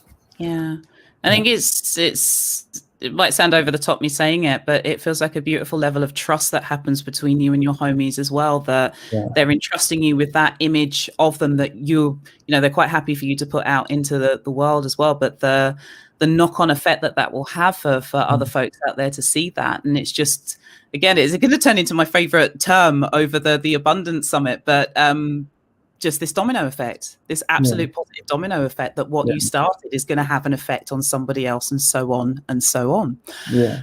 I think we have time for one more question, and I'm not going to be greedy and snatch it and make it a question of my own. So I'm going to ask another one of the YouTube questions that came in, just in regards to the technical side of photography as well. So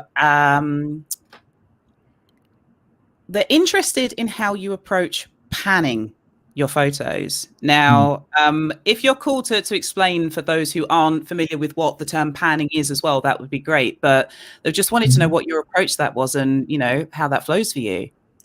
Yeah, I just, that's just, you know, one way that I do it, right? So panning is literally when you're moving with the subject, and then you're capturing a moment where they're going to be in focus at that time. So when you're just going with them, right? So they're going, you're going with them. I'm like, it's hard to like do it while I'm like, so yeah. So you're just capturing one moment where they're going to be in focus at that time.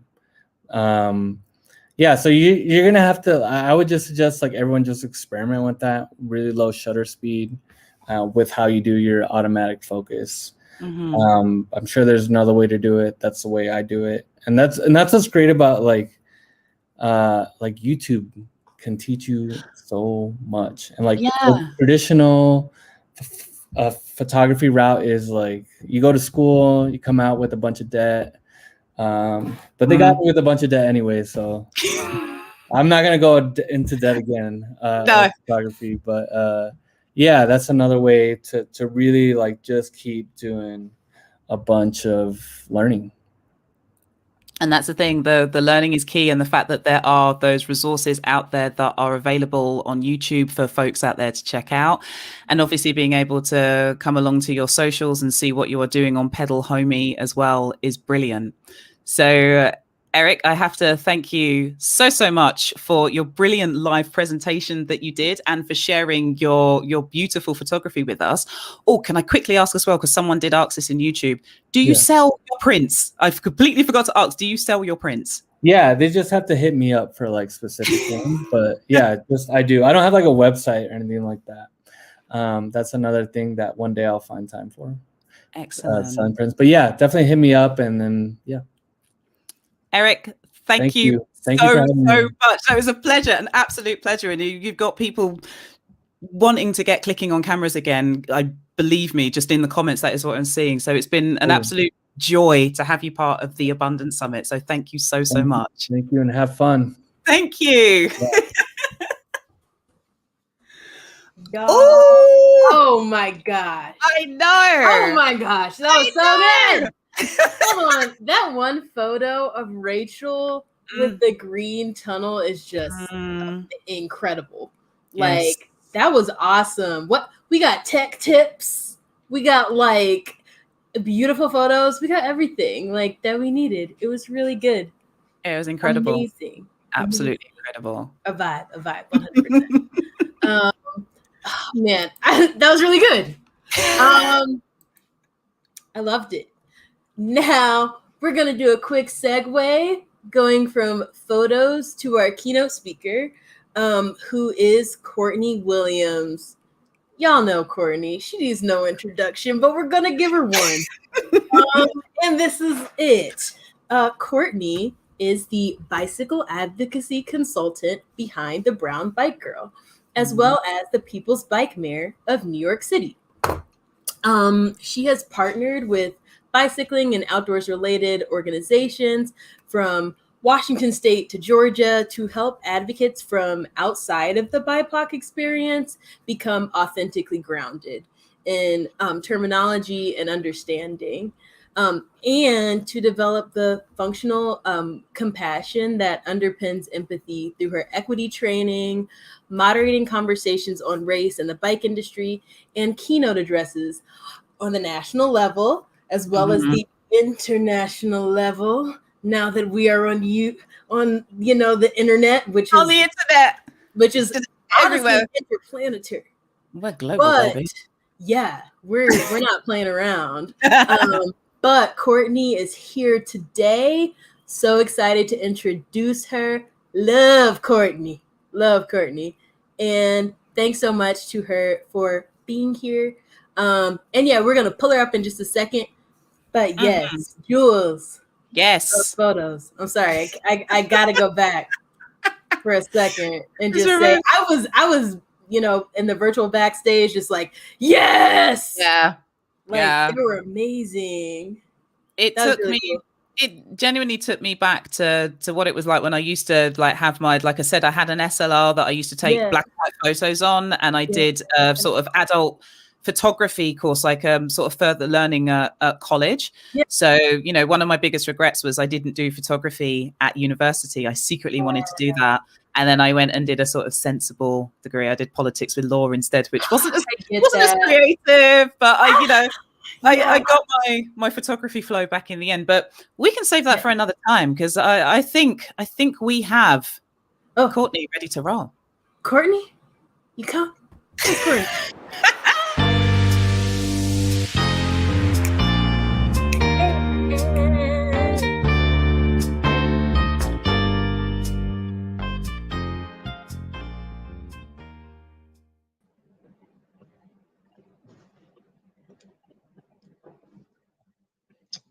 Greetings from from the living room of my studio apartment in Brooklyn, New York, also Lenape Lands.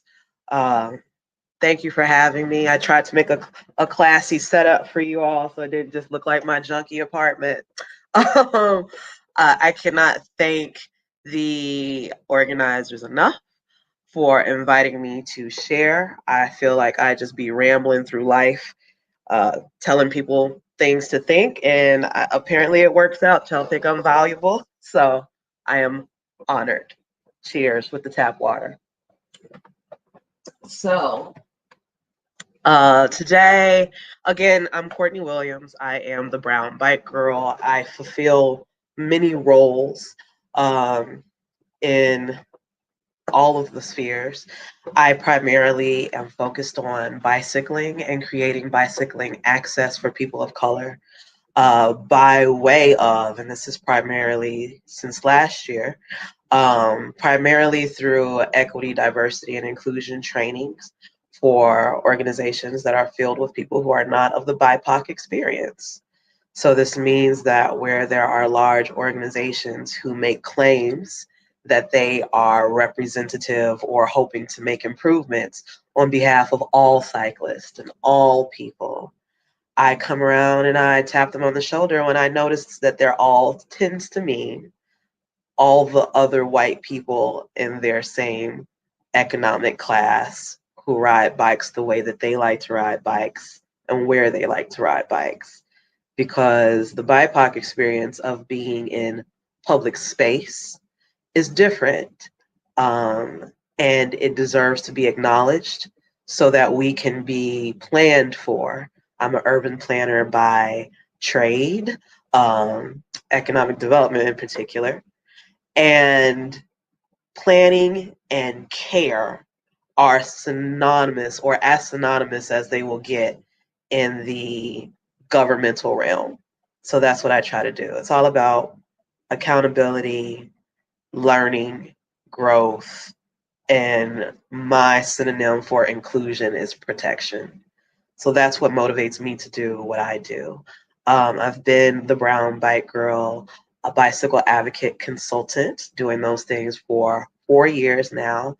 And in this past May of last year, I stepped into and accepted the role of becoming the People's Bike Mayor of New York City, which is a citizen advocate role.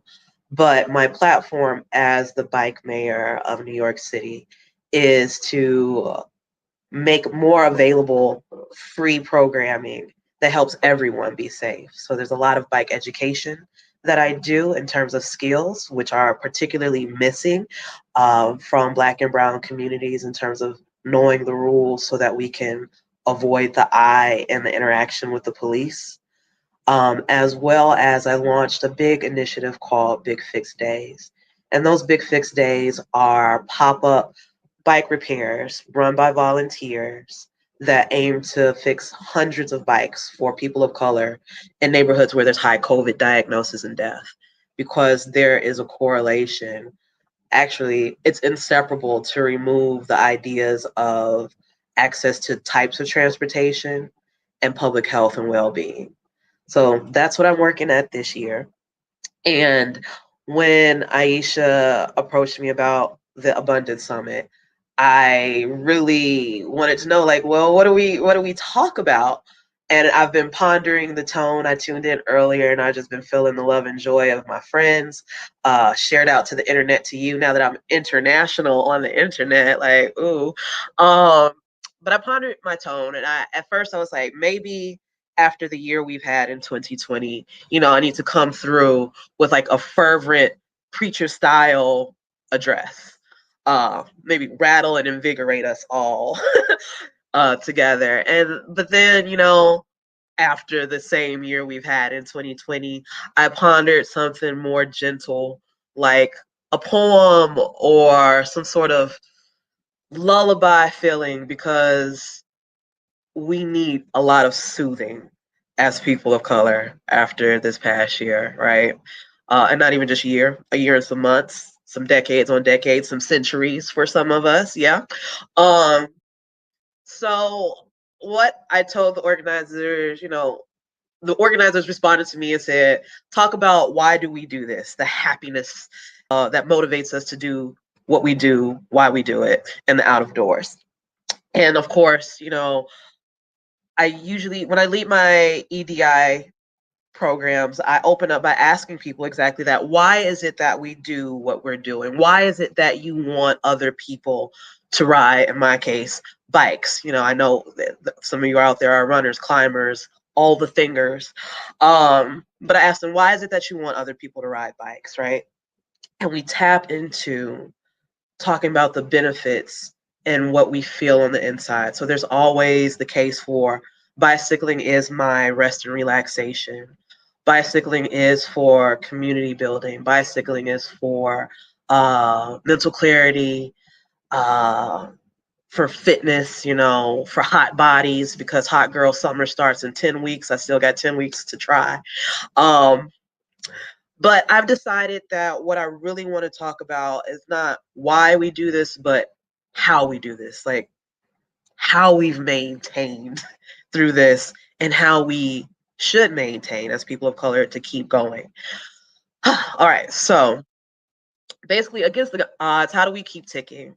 How have we managed as Black, Indigenous, and people of color in America when America keeps turning around and showing us that it intends to continue to be hostile to us, and that on a world stage, America is a big ghetto. Like we have failed, or our administrators really have failed us when it comes to the basics of like medical care and responding to this pandemic, education, honoring educators for what they're worth and treating them well. Just the relative responsiveness of America as a self-proclaimed first class or first world country is really lacking. But seeing as this is a family event, and I mean us, we family, I am daring to go somewhere that I don't usually go with my more corporate crowds, and talk a bit about some of the hardships and vulnerabilities I have in my personal life, or have been experiencing in my personal life, not just related to the pandemic, but just over the long term. I think I think that people who even know me don't know all of these things. So I think it's time to share them for our mutual benefit. So, before I was the brown bike girl, I was a community organizer for a group that organized Black women. And I took up organizing that group for Black women because I was a Black woman who had ridden her bike by herself long enough.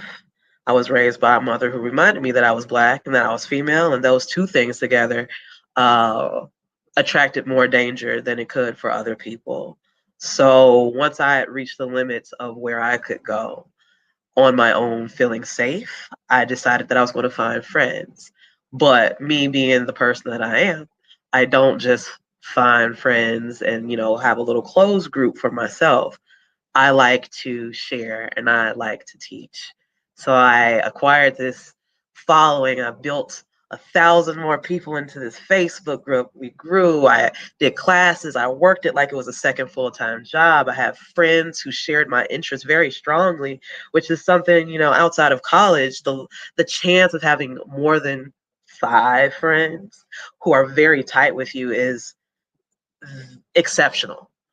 And it was beautiful because it merged together 2 worlds for me. My childhood love that I rediscovered, which is bicycling, and then helping other Black women and Black people break out of a box, break into something new, right? But unfortunately, eventually the relationship with that group and that group's organizer on a bigger level soured when I came to the conclusion that what they were promoting out into the world and what they directly expressed to me in terms of mission statement and ethics did not go together. And it broke my heart, like literal breaking. I had a full-time job at the time.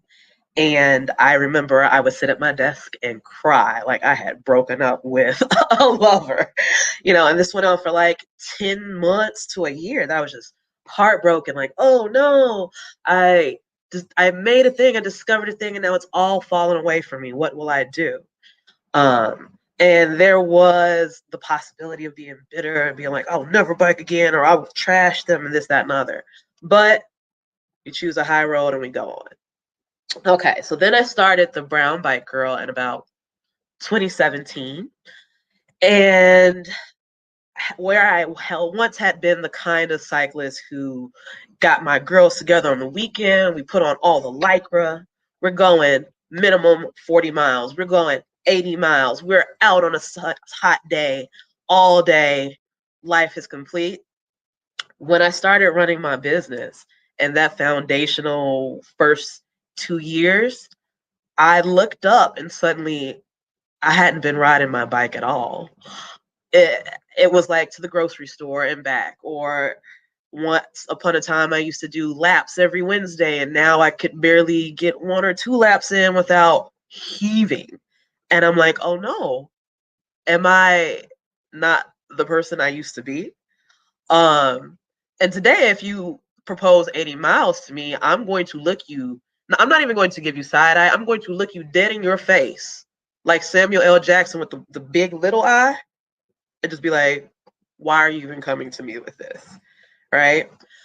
It's because that was so different. It was shocking, it was upsetting, because nobody wants to feel that they're in decline. But peace came for me when I decided to accept that I just had a new style, right? I had a new style of riding now. There's a hashtag called the slow bike movement. There's hashtag commuter cycling. There's hashtag functional cycling. All of those things were relevant for other people outside of my experience at the time. Why couldn't they transform into being relevant for me? But then another 1-2 punch came for me about actually 1 year into serious organizing and efforts for the Brown Bike Girl, is that I don't just ride around the neighborhood. I don't just athletically ride. I love to camp. I am a youth camping leader for the Appalachian Mountain Club, where I got trained specifically so I could share the joy of bike packing. That's basically camping by bike with youth in the urban environment, to let them know that once they get to that age where they start becoming less interested in biking for bike's sake, that there's something that can take them beyond what they ever thought. And so every birthday I go camping by bike. And it so happened that after those 2 years of not doing the 80 miles all the time, or moving so much out of tap, tap, tap on the laptop for the Brown Bike Girl, the consultancy, that I went on a ride with a very encouraging friend with a fully loaded bike. So that's about 40 pounds over a very hilly distance, over a long distance. And about 1 month to the day, I was walking down the sidewalk, and what turned out to have been a lot of little micro tears turned into one big snap and tore my right calf muscle pretty much open for a month and a half. And I could now not only not bicycle, but I couldn't walk. And right after that, I found out I have a condition that pretty much randomly can take me from walking to crawling at a second's notice. So when you put all these things together, plus the craziness that happens to your body after you turn 30 that nobody tells you about, I was feeling pretty down. And at that moment, I was feeling fully disempowered. I felt like my body was being shut down over time, and that bicycling might not be for me anymore. But framing my relationship of my mind to my body changed a lot. And I won't lie that sometimes when I think of my personal fitness compounded by the pandemic, sometimes I just look at my bikes with a little bit of fear of what would happen, or should I go a long distance, or what'll happen if I'm by myself and something goes on. So somehow through all that, I still bike. I still love bikes. Bikes are my happy place. Outside is my happy place. And it's just like, well, dang, Court, you just lined up like 7 traumas. This is the abundant summit. This doesn't feel very abundantly positive, but it is though. And let me tell you why. I gave you all of that information because it is about framing at the end of the day. And I think it's very, very important for us to appreciate what we love, and as the world changes around us to potentially be more hostile, we have to stay connected to that which gave life to us in the first place. There are many ways to still access the world that you thought you lived in, the peace that you thought you had, and persevere through it. And I think that pursuit of love and perseverance and harmony is what abundance is. It's the inside of you that says, I'm going to have it anyway. And choosing that empowered me, and it empowers me to this day. So, as I said, things could have gone a whole different way with my attitude, right? I could have instead, chosen to still be an organizer. You might not have ever known, right? But my internal motivations could have been different. I could still be an organizer who was organizing Black women, but I could have been doing it with vitriol in my heart. I could have been the kind of person who was out to expose people who exploit their sisters or their fellow people of color. I could have been mad at every volunteer organization and suspected it the worst out of it, like what happened to me when the volunteer organization turned into a business behind everybody's back. It could be like, here I am, Scooby-Doo, ripping the mask off of everybody. But that would take a different kind of energy for me, and it would inspire, or maybe not inspire at all, more of myself to come out of me. I could never ride again, or I could be riding and I could be riding around town being that person who said, oh, I had an injury, you need to be careful all the time, just cautionary tales all day that nobody needs, and bringing that kind of negative, sad person energy to the front. But that doesn't do anything for us, does it? Like, at the end of the day, I am a pragmatist, right? I believe in what is conventional. I believe in what's going to work. As an event planner kind of person, I'm poking all the holes in everything, but I'm planning for contingencies. I'm not letting that be my motivation. And I know that even when there is change, we have to change together over our traumas. It's more important to choose to operate and sow your seeds in positive motivation than anything else. Because when you make a new friendship, it is better for you to bond over the things that you love together than the people or the things that irritate you or hate you or are against you. And as BIPOC, there's a lot against us, but individually, it's more powerful for us to dig deeper into the higher frequency of being. It's not only psychologically better for us to choose the positive side to motivate us, not ignoring the negative, but to be fueled by the positive for psychological reasons. But more importantly, and this is my actual New Year's resolution, is that when we are forming trauma bonds, we are just being reactive and not proactive. In positivity, what happens is that you are digging into yourself. You are giving yourself permission to ask yourself, who am I? What do I have to offer? You're looking at that idea you have and you're willing to develop it. You're exploring it with curiosity and giving it life. And in negativity, you're going to fall into only possibly moving when your agitator moves. You are more than being a being who has to be dictated their actions to by someone else. You have multitudes within you. So why not choose the framing that allows you to birth them all? We're vigilant, but are we being vigilant with ourselves when we are reactive? And most of the time, the answer is no. And not only are we looking at ourselves, are we really looking at and appreciating our friends, our friend groups, our communities, and what they're working at and what they're trying to develop? Or are we waiting on the agitator to agitate, waiting on the agitator to move? What I want most for us as a growing community, a growing united community, is that we don't come together over trauma bonds. It's too easy. It's so much stimulus in this world that is doing the wrong thing, saying the wrong thing with intent to hurt and harm.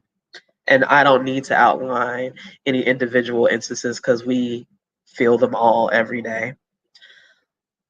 I think that our growing social and political solidarity between the various shades of black, brown, tan, down into yellow, whatever shade of not white you are.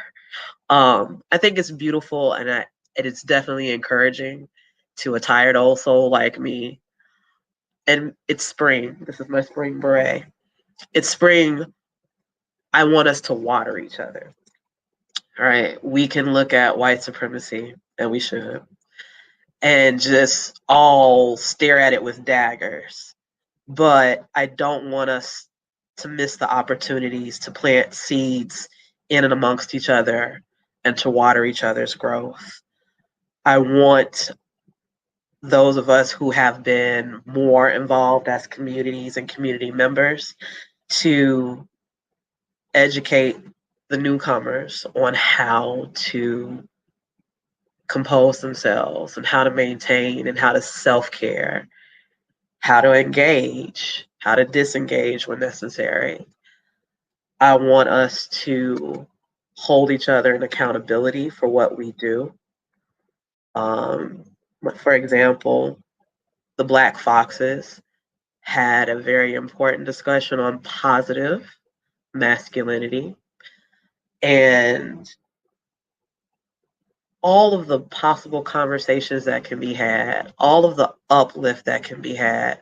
I want us to focus on building that, because when our collective ancestors were under fire in the unique ways that they have been under fire, they did not fight against suppression, oppression, and white supremacy for the sake of just fighting and being warriors. They were fighting so that you could just live, so that you could just be, so that you could just be a dream and a dreamer, right? So I would like us to amplify each other's voices with intention. Don't ask me why I have little leaky eyes. It's allergies. It's allergies. I want us to amplify each other's voices with intention because we believe in each other, not because other people don't believe in us, not because representation matters only, but because the person trying the thing deserves to be applauded. I want us to not only shop at BIPOC shops and businesses and industry, not only because other people won't, but because we recognize and validate the effort, the professionalism, the quality of what these individual risk takers are individually bringing to a table. They are inherently worthy.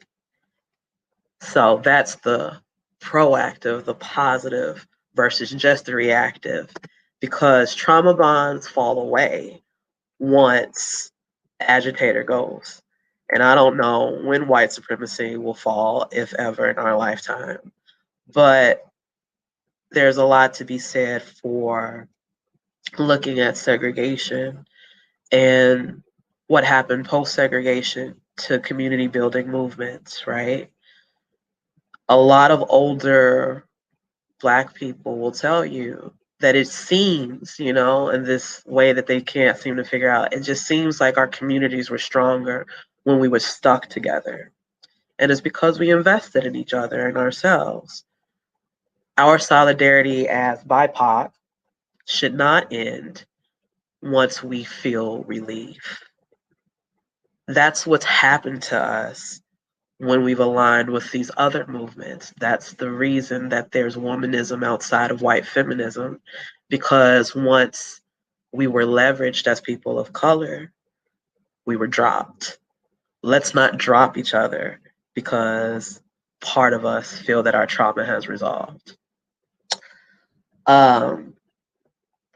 Moving down the line, back to reactive versus proactive. Just in case you haven't figured out, I feel like in the pandemic, people are like, why am I so drained? I have all the time in the world, whether I wanted it or not. Reactivity drains you. What happens is that you are trying to solve a puzzle that's not your own. And you're digging into the puzzle box of all the pieces that make up you, and you're trying to jam things into something else. When in fact, you're not meant to solve every problem. You are uniquely designed to be who you are. You're going to be, I'm a teacher, for example. People ask me, Courtney, do you go to protests? I say no, because I don't do well in big spaces, and it doesn't make me wrong. I just know the right way for me to contribute. But maybe you are the body who wants to be on the line. Maybe you are the organizer. Maybe you are the mutual aid runner. Maybe you are the printer. Maybe you are this, that, and the other. It's okay to just find yourself in the space of positivity, in the space of proactiveness. What can I do because of who I am? But you have to find out who you are in that process.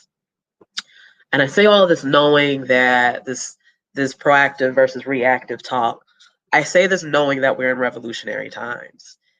And in those revolutionary times, there's going to be a constant stream of messy, awkward, ill-worded attempts, and earnest attempts for people to try to do better. And it's going to trigger you when it doesn't go right the first time, if it wasn't said right. if someone missed a point. And I bring this up because it's a caution. I'm pretty much issuing a caution that aggravation as we grow is going to happen among our allied BIPOC selves. Because until we, and this is not an indictment of anyone, it's just a reality of groups coming together. And that includes white people from the outside trying to do their best and us on the inside trying to get with one another. As we come together, people are going to say, do, and just mess up on accident. And it's important for us to remember that we're stronger together and to employ compassion, because we have a big goal, and that's to come together and stay together. And our compassion is when we take our love and patience that we're trying to develop for ourselves and extend that reality that everybody else also needs that love and compassion, especially when they're coming from a whole nother field where they've never engaged with our topics, but they're trying. We have to love each other the way we're trying to love ourselves so that we can all get to the finish line. And when we can do that, we will allow ourselves and those individuals to bloom and grow. And we'll all be able to see the sparks and polish those diamonds and contribute so many new creations and advancements to what we want and need in this world. I can tell you, as a Black woman who's had to talk to the media, who's had to try to tell the story and put the issue out there and frame it and really sink people down into the reality that biking and equity is not just buzzwords. It's not your marketing ploy for now. It's not just a topic of the day, year, or decade. That it is so important that we have professionals who support us and creatives who are us, who support us, who don't change our narrative, who see and understand what the narrative is, who doesn't back away from the discomfort our reality in the mainstream causes. If you want to seed somebody, including yourself, in a proactive way, I can tell you for sure that you should go out and you should find and support Black and brown journalists. You should find and support, tell people to become, have a midlife crisis and and embrace becoming a sports writer, become a photographer like Eric. We need agents who represent us. We need builders of equipment that accommodate our different needs, our hair, our bodies. We need equity, diversity, and inclusion trainers who are of color, and they're not pigeonholed into that job because they are of color, but they take that job because they love, with a teacher spirit, explaining social issues and helping people arrive at comprehension. We need event organizers. We need novice and professional filmmakers. We need zine makers like Christina. We need clothing brand designers. We need everything. So when people say, I am my ancestors' wildest dream, help them dream and big them up, because every dream matters. I'm going to end with a poem that is actually not by a Black person or a brown person. I'm sorry. He is actually a white middle-aged man who wrote a book in the 90s, so I don't know what his politics are, but it's my favorite poem that just gives me all the feels, so I'll probably have some more allergies as I read it.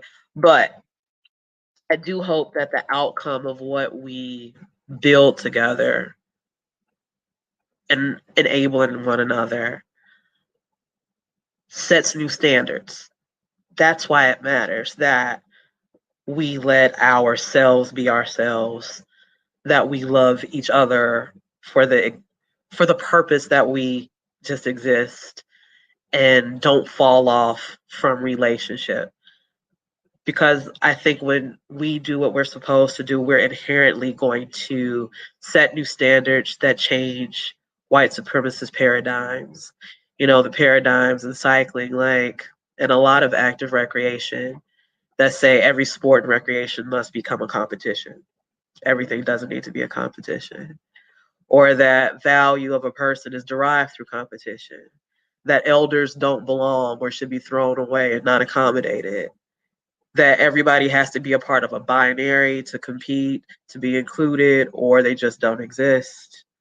That if you use what you use and show your natural skill in any way that is practical, like riding a bike for transportation or for work, that's shameful. That you always have to have upgrades to your equipment. That's some supremacist ideology. And most definitely the attempt to bend the earth's wheel toward us instead of us honor the earth's cycles. If we act on how we act and what we truly believe as our separate POC cultures, we'll find the things that we have in common, and those things will honor all the people and ways of existing that need to be honored. And if you don't have that energy that you used to pre-pandemic, I encourage you to take heart in the little poem. So it's essentially called or rephrased as all I really needed to know I know in kindergarten. And you did. So it says, all I really need to know about how to live and what to do, I learned in kindergarten. Wisdom was not at the top of the graduate school mountain, but there in the sand pile where the children played. These are the things that I learned, and you probably did too. Share everything and play fair. Don't hit people. Put things back where you found them. Sounds like leave no trace. Clean up your own mess. Don't take things that aren't yours. Land back. Say you're sorry when you hurt somebody. Wash your hands before you eat. Flush. Warm cookies and milk are good for you. So is trail mix. Live a good balanced life. Learn some. Think some. Draw, paint, and sing. Dance and play, and then you can work some every day. Take a nap every afternoon because self-care. When you go out in the world, watch out for traffic, bikes. Hold hands and stick together. Remember, little seeds in styrofoam cups, the roots go down and the plant goes up. Nobody knows why, but we are all like that. Goldfish and hamsters, white mice, and even the little seed in the styrofoam cup, they will die. So do we. And remember, in the books, and the first word you learn, the biggest word of all, look. Everything you need to know is somewhere. The golden rule, and love and basic sanitation, ecology and politics, and equality and sane living. Take any one of those examples and extrapolate it into sophisticated adult terms. Apply it to your family life, to your work, and your government, and your world, and it holds true, clear, and firm that everything you needed to know, you learned in kindergarten. That's all. Cheers.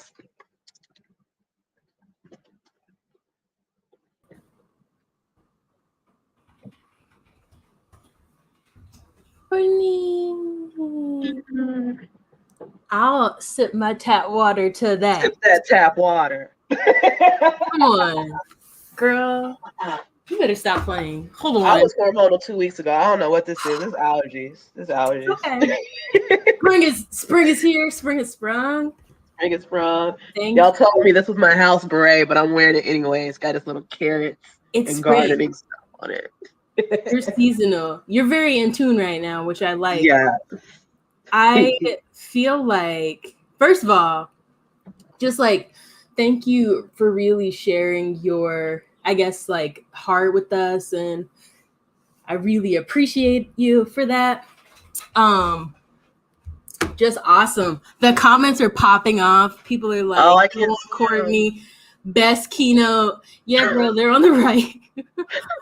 They're like, best keynote ever. People are just having an outpouring of love for you and for sharing with us, because you really touched on some amazing points. The interconnectedness of all things, like, and even like not. I'm gonna agree with you on something you said, which is like, so organizations, movements, etc., built on trauma cannot last. Like, they burn themselves up. And you know, you kind of have to lead with that more loving energy when you're organizing. And I just want to say right on to that. Thank you. Right on. I did not think I could love Courtney more. But clearly I can.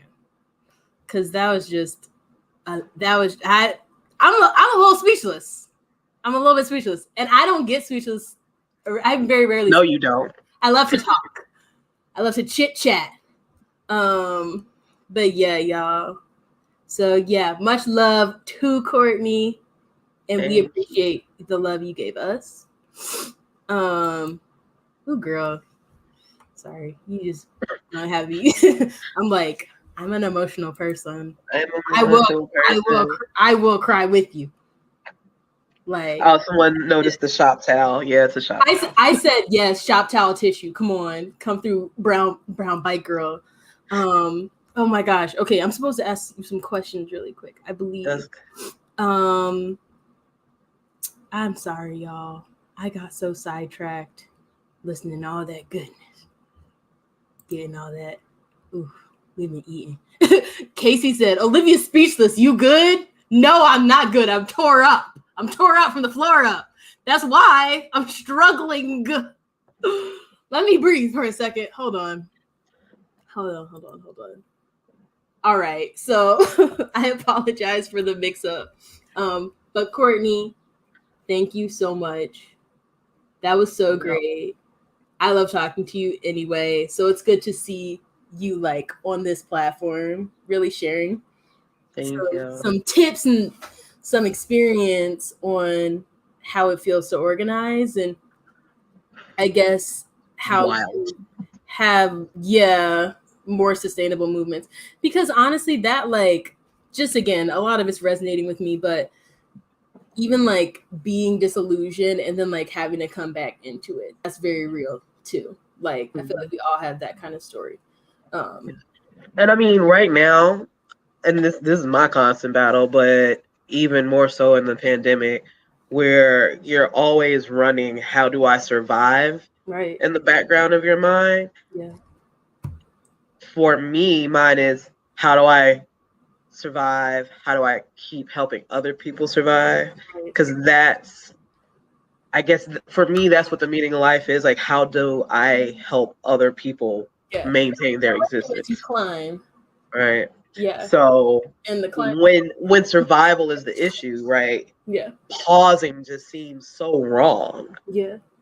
But you literally have to, or you won't be able to function. And for me, that meant accepting that I was evolving as a human being from this all-around sort of athlete, long distance adventurer to someone who's chosen a path that now requires a different way of expressing myself. So this is where I am. Thank you, Courtney. I appreciate you. And I appreciate you too. It was incredible. Hi. I was just sitting here in the background, like getting emotional and what have you. But yeah, that was incredible. So thank you so much for giving us your time and giving us this keynote as well, because it's been incredible. We absolutely ate incredible. Today. You fed us today. people in the comments are saying you were preaching. You know, I try to get it in there on the low. That was a job consideration when I was young. I was like, do I want to be a preacher? Now you can't get me in a church for lots of different reasons. But the inspiration of taking care of people and making sure that they okay and that we okay to each other. That's what I think a preacher should be preaching about. So that's what it's all about. Golden rule. Golden rule. All right. And on that note, we are getting some input that we have to segue into the next thing. But Courtney. Oh, she disappeared. Oh, yes. She disappeared. Disappeared. But y'all. Magic has happened, Olivia. My settings have completely changed for the next thing that we are about to do. No, wait, hold on. Why? How did that happen? I've kind of sort of teleported myself from my bedroom into this setup because we are going to be talking about Zwift. Yes, we are. Yes. Your teleportation device is so great. Mine made my room significantly darker. But yeah, let's talk about Zwift. Mm-hmm.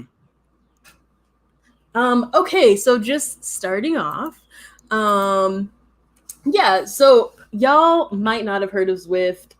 It's basically an app for cyclists, runners, triathletes that makes indoor training fun.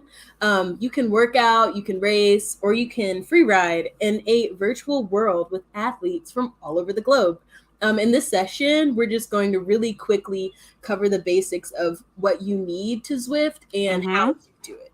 Yeah, we're going to be showing you the basics. And alongside that as well, our dear viewers on YouTube are going to be able to see some screens that we'll be sharing with you as well that have those details on it. So I do have my setup here, but just so that you're aware as well, there will be some information coming along on your screen as well. So you'll be able to check that too. Now, what do you actually need to Zwift? Yeah. So in order to ride on Zwift, you will need a bike. You will need a trainer and a device like a laptop, an iPad, Apple TV, or a smartphone. And I know from my own sweaty experience that I found out the hard way that you're probably going to need to have a fan too, because it gets hot. It gets very, very hot. Does. And yes, we are a fan of fans. Yes. Well, dad joke. Okay, so what bike do you need? So Jules has a very lovely Canyon road bike on her trainer, but you don't need to use a road bike. You can actually use a mountain bike. You can use a hybrid or even a smart bike. Like I have a steel touring bike on my trainer. So literally they say like run what you brung. Bring whatever you have, just connect it and it'll work out. So along with the bike to do your Zwifting, you will need a trainer as well. And there are two types of trainers that you can get. There is a smart trainer, which is a bit like what I have on my bike at the moment, and a classic trainer as well. Now, a classic trainer is a really great entry-level option that's really easy to set up and really easy to use. Now, with just a speed sensor, you can be up and Zwifting in absolutely no time. Now, if you have a heart rate monitor or a cadence sensor, if you can see one of those, or a power meter, that's even better. Now, the thing is with a smart trainer is that it will add a whole new dimension to Zwift. So you can change your resistance to mimic the road that you'd be riding on. So when the grade increases, the resistance also increases. And when you're riding downhill, pedaling is easy. And when you're drafting, you don't have to pedal as hard as well, which is always good. Now, smart trainers will also measure your power when you're on the bike, and that's a great tool if you want to track and improve your cycling performance. Yes, power is such an important metric. It's such a good way to measure how strong you're getting and to just see that progress. It's really great. Yeah. And you might ask, okay, so, some people are like, oh my gosh, I'm team Apple, I'm team iPhone, I'm team iOS, and some people are team Android. You don't have to choose with Zwift because Zwift runs on laptops, iPhones, iPads, some of the more recent Apple TVs, and Android tablets and phones. It works best on newer PCs and Macs, most iPhones, iPads, and Apple TVs that are 4th generation or later, as well as Android tablets and phones. So to get started, you would need to visit Zwift.com, Zwift with a Z. And that's where you would go to download it. And you can also download from the app from the Apple App Store or the Google Play Store. Now, there's also something else that you can download to go with that too, to make your Zwift experience very good indeed. And that's the Zwift Companion app. Now, it's like a remote control for your ride. The Zwift Companion app makes your time on Zwift more efficient and more fun. And it is fun to ride indoors. I just want to emphasize that I do enjoy being in my living room riding. It is a lot of fun indeed. Now, the app is a completely free tool that makes it easy to message other people that are using the app as well. You can scroll through and sign up for the events that are available on there. You can send ride-ons to people, use power-ups, and see your performance stats and so much more. Love Zwift Companion. It's very cool. You can chat with people you're riding with and just hit them up and say, you did a good job today. You did good. You did good. And yeah, so if you actually open the Zwift app, you would be surprised. We were talking earlier about how kind of like monotonous the days can get, just riding the same kind of routes. But with Zwift, every day, you have 3 different worlds to choose from. It includes iconic routes that make every Zwift session fresh and challenging. Watopia is the first one. It's Zwift's own mythical island that has a volcano, deserts, forests, and even dinosaurs. Might be able to have a dinosaur egg for breakfast in Watopia. The routes are also include London, New York, Richmond, Innsbruck, France, and Yorkshire. Not Yorkshire, as I pronounced it in earlier rehearsals. I was quickly instructed that was not the correct pronunciation. So yeah, Yorkshire. There are massive climbs, spectacular circuits, and great time trial courses. Enjoy the scenery, the virtual scenery. Yeah. Now, once you've created an account and you log into Zwift, you will see menu options that allow you to customize your avatar and select your gear. Now, this is something that I quite liked, even though I've got a cap on. I have a buzz cut. Most people will know that I'm quite bald, and I love the fact that I can have a buzz cut on my Zwift avatar as well. That makes me very happy. Now, as long as you're logging miles when you're riding on Zwift as well, you'll earn something called drops.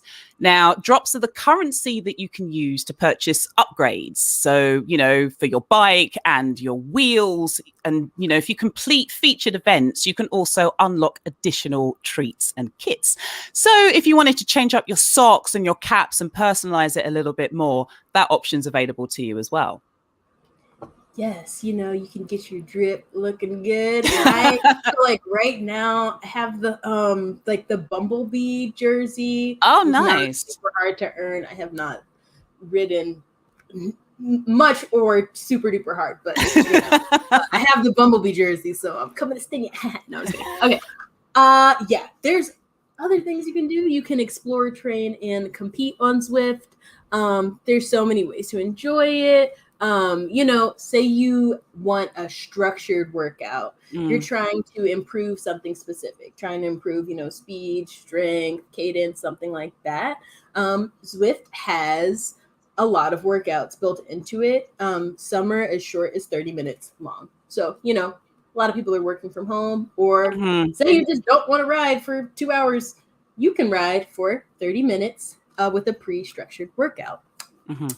If you want to chase down a goal, so say you're preparing for some kind of race, or you have some kind of metric that you're working to reach, you can try a customized training plan created by world-class coaches.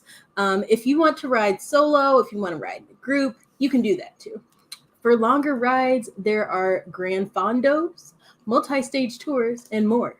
Now, if you want to race, I know we have some racers in the group who really just want to go speedy and have fun together. There are competitions at all hours for all abilities. No need to pin on a number or pay those expensive entry fees. No. Now, what Olivia and I have talked about pretty much covers the basics that there are of Zwift, but there is a whole world of information that you can find on Zwift.com and sites like ZwiftInsider.com, and they'll be able to answer any specific questions you have and be able to offer you additional information on connecting your equipment and discovering what the latest features and events are. So highly recommend heading to those two sites and checking it out so that you can get the most out of your Zwift experience. Yes. Now, we are super grateful to Zwift being our title sponsor for the Abundance Summit. It's been incredible to have them part of this and like celebrating everything. So that's been amazing. But Zwift has also partnered with the Abundance Summit to offer a 30-day free code to all participants. So this is why we were saying, exactly, we were saying earlier on, if you have registered, these are some of the treats and things that you will get in the goodie bag. So if you have done the registration, please do. Please look out for a one-time email from Zwift that should be landing in your inbox early next week. Yes. You're going to get free 30 days. How have you been enjoying your Zwift experience, Olivia? Okay, so my first Zwift experience was a group ride that I was invited to with several athletes. I am approaching athlete. Like, I like to ride, but I'm not athlete tier of a rider. It was really pretty tough, but there's a rubber band feature in Zwift that's pretty great. So even though they were putting down ridiculous levels of watts, which is like a power metric, and I, was putting down a lower level of, still good, but lower level of watts, I was still able to keep up with them, which was really great. So that was my first ride. And then after that, I started one of the training programs, and I have been on week 3 of that training program. Oh, get you. Now, yeah, I have not actually completed it, but I'm on week 3 of 12. So hopefully I'll finish it over the summer. Excellent. And that's how about pretty you? Cool. How have you? Well, I've been doing solo rides, which I've been quite enjoying on there, just riding around Watopia, which has been cool. But I tell you what, I'm really excited for the Zwift ride that's going to be led out by the Black Foxes tomorrow. I'm so ready for this. Yes. I'm excited to stretch that rubber band feature to its limits. Snap the band. It is absolutely going to be intense because there's some hardcore people in there. Yeah, it's a no-drop ride and everything, though, isn't it? So yeah, they will definitely be keeping. They will definitely be keeping everybody together. So I'm getting some notes from the Gremlins, not the Gremlins. No. These are good. These are good Gremlins. Good Gremlins, like Gizmo. Like Gizmo was. Yeah. Gizmo has really just tuned in and said that we're supposed to dance. We've been sitting for too long. Oh, is it time to have a dance? I think it is. Okay, everybody in virtual world. We're just going to stand up for a second and shake some wiggles out because it's been an interesting. See, when I stand up, I'm going to have to move with my microphone as well. Oh no! Long tall Jules is on the floor. Okay. Jules will just be relaxing and reclining. Yes. If you would like to dance or just put down some quick moves, I will be doing that because Gizmo told me to. Yes. All right. So what song should we pick today? I don't know. I'm thinking something classic. Something cookout-esque. Yes. I'm leaning towards Luther Vandross. Oh, yes, please. I'm leaning towards Never Are we going to Too say? Much. Oh, yes. I was going to say if we're both going to say it at the same time. I'm leaning towards, but I cannot play it out loud lest we get a DCMA copyright claim. Oh, right. Okay. It's gonna be so awkward, but let's not. I'd sing it for you, but I don't want to put people through that. I'll do harmony for you. I'll get my karaoke mic out and we can do it. Oh, Gizmo rather said, "Can we do the beat?" Okay, here's the beat. I'm just gonna sing it instead. Can I just do the intro for you then? Is that allowed? Yes. Okay. Yes. Right. Please. Ready? Yeah. 3, 2, 1. Dun dun dun dun dun dun dun dun dun.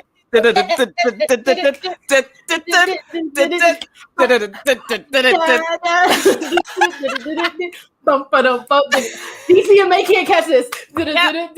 And the thing is that he has the headphones on in the video as well, doesn't he, when he's singing that? Because he's in the studio. So, yeah. I wonder if he knew when he was recording that song that it would become such a fixture in my life. Probably not. Not in my life, but in all of our lives. Yeah. So, absolute, amazing song. Luther had the power. He did. And he really is missed. For sure. Man, and I wish wonder what he'd be making today. But I wonder how he would react to certain trends in music. Oh, I'm sure he'd have some words to say, but I think he would be pleased to know that folks out there might be Zwifting to Luther Vandross. So he would, wow, what's this? An iPad? Huh? And then would explain to him what an iPad was, and he'd be like, "Oh, I can get down with that." I feel like he would like iPads. Yeah. Do you use? Can I ask? Do you Zwift to music? Have you been doing? Yeah. I have multiple playlists for different energy. So say, it's almost like just regular riding. And actually, that's a really good point because, when riding in the real world, it can be kind of,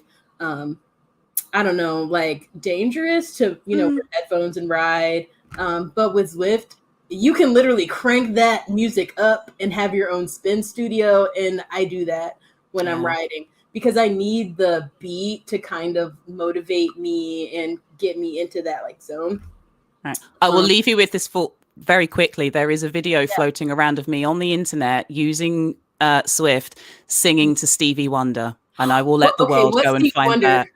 I was singing to Sir Duke.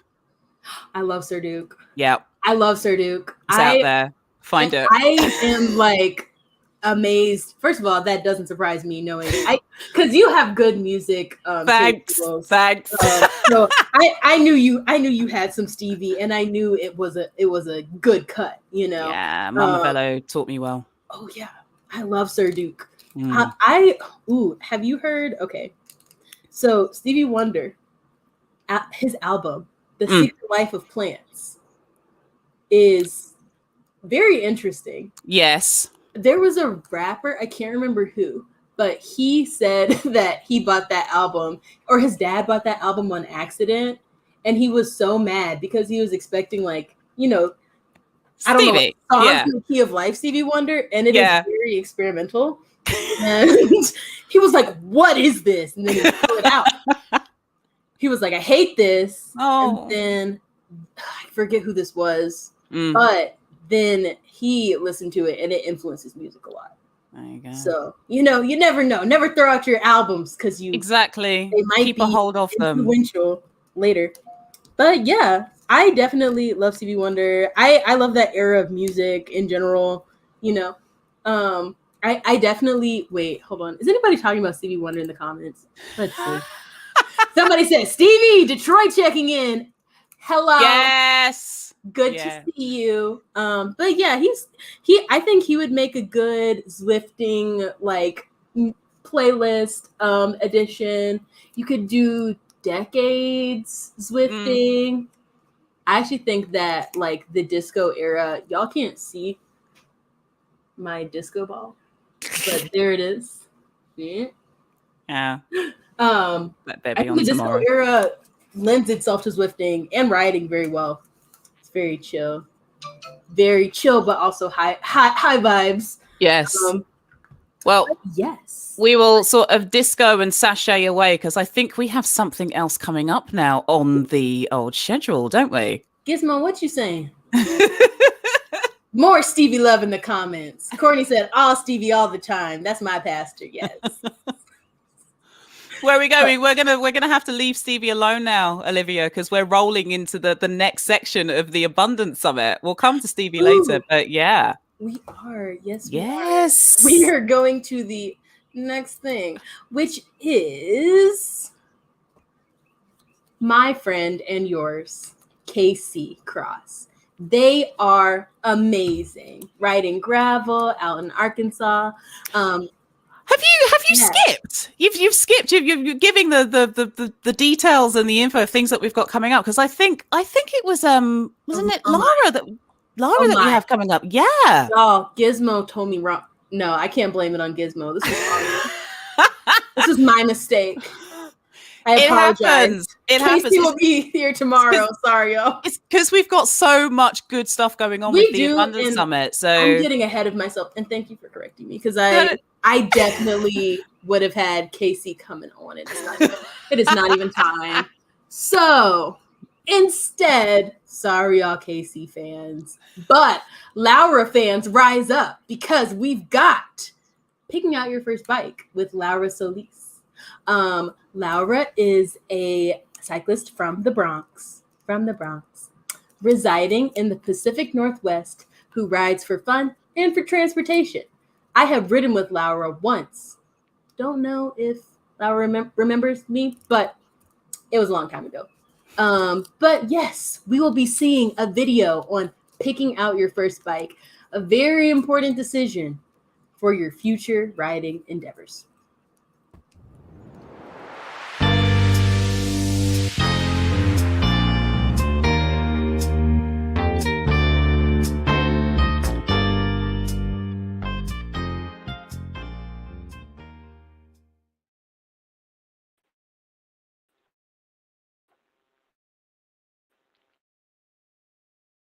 This is not as the way that we folks, but I'm here. Hello. Yeah. I don't know if yourself. I did want to. We wrote. Why did we do this memory? And if you're in the chat, see what's happening. Phone. So, anyhow, welcome. I'm sorry. You can call me Laura. It doesn't come natural to. I guess right. How video I do. Journey was bike history. I fun. You know, I just wanted it to work and to take to do so. I've mile. Y'all. Oh, Gremlins. The Gremlins are back. What is this? They really got inside of the audio and decided to destroy it. But just for their own. What did we say at the very beginning? That this is the nature of doing things live. You know, things happen and we're chill with this. We're absolutely chill with this. We're rolling with with the punches. Yes. The gremlins can't stop us, can't bring us down. The vibes are high. We're maintaining high vibes. So maybe just Jules.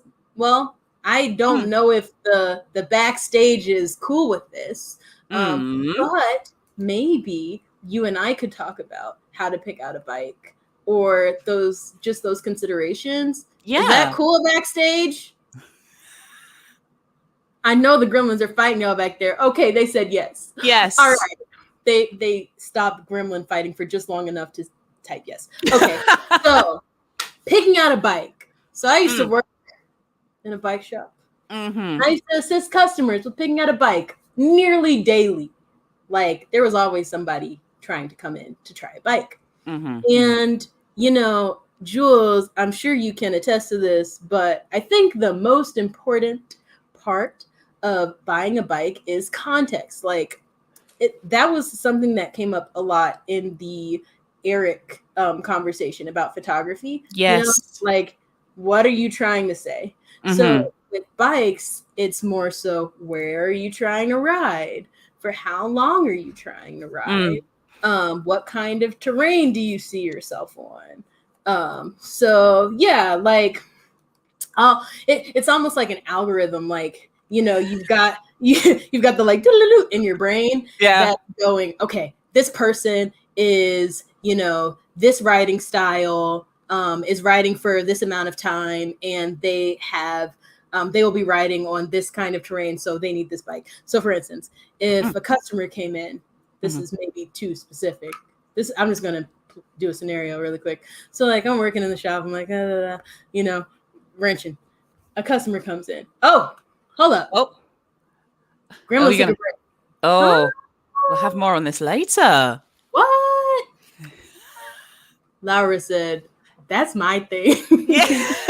Like, don't even. Oh, she's looking at me too late. I think we're gremlin free. Yeah, we're here. Hey, how are we doing? How are you? You know what? I'm about tired of these gremlins. We need a gremlin trap. We need a cruelty-free gremlin trap to catch and safely release them. But Olivia, I want to hear this because I had very brief experience of working in a bike shop myself many moons ago, but I want to hear your wealth of knowledge that you've got on this. So keep on. Yeah. So, you know, I would ask where they're riding, and, you know, just on a high level, I would say I'm fearing the comments because I'm like, there's 3 types of bikes. And I know people are going to be like, but what about such and such? And I'm going to say for many consumers, you know, for like most consumers or most riders, potential riders, there's 3 types, which is, you know, mountain, road, hybrid.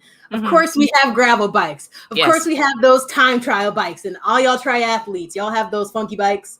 We love to see you on them. They're very interesting to me. We have all kinds of bikes, right? But typically, and typically is a very loaded word, but typically 3 types: mountain, road, hybrid. So a road bike, built into the name, you ride it on the road. You can ride it on, you know, paved roads, things that are smooth. They're very fast. They're very light. Yes, Jules has an excellent example of a road bike right there, typically like more aerodynamic and light. Did I say light?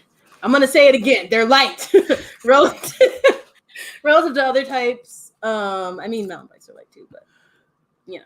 Anyway, so then next we have mountain bikes, which you ride on trails. You can ride, you know, single track, which is a type of mountain biking trail, double track, which is another type of mountain biking trail. You could also ride those on the path or on a bike path or a paved path, but they are not as efficient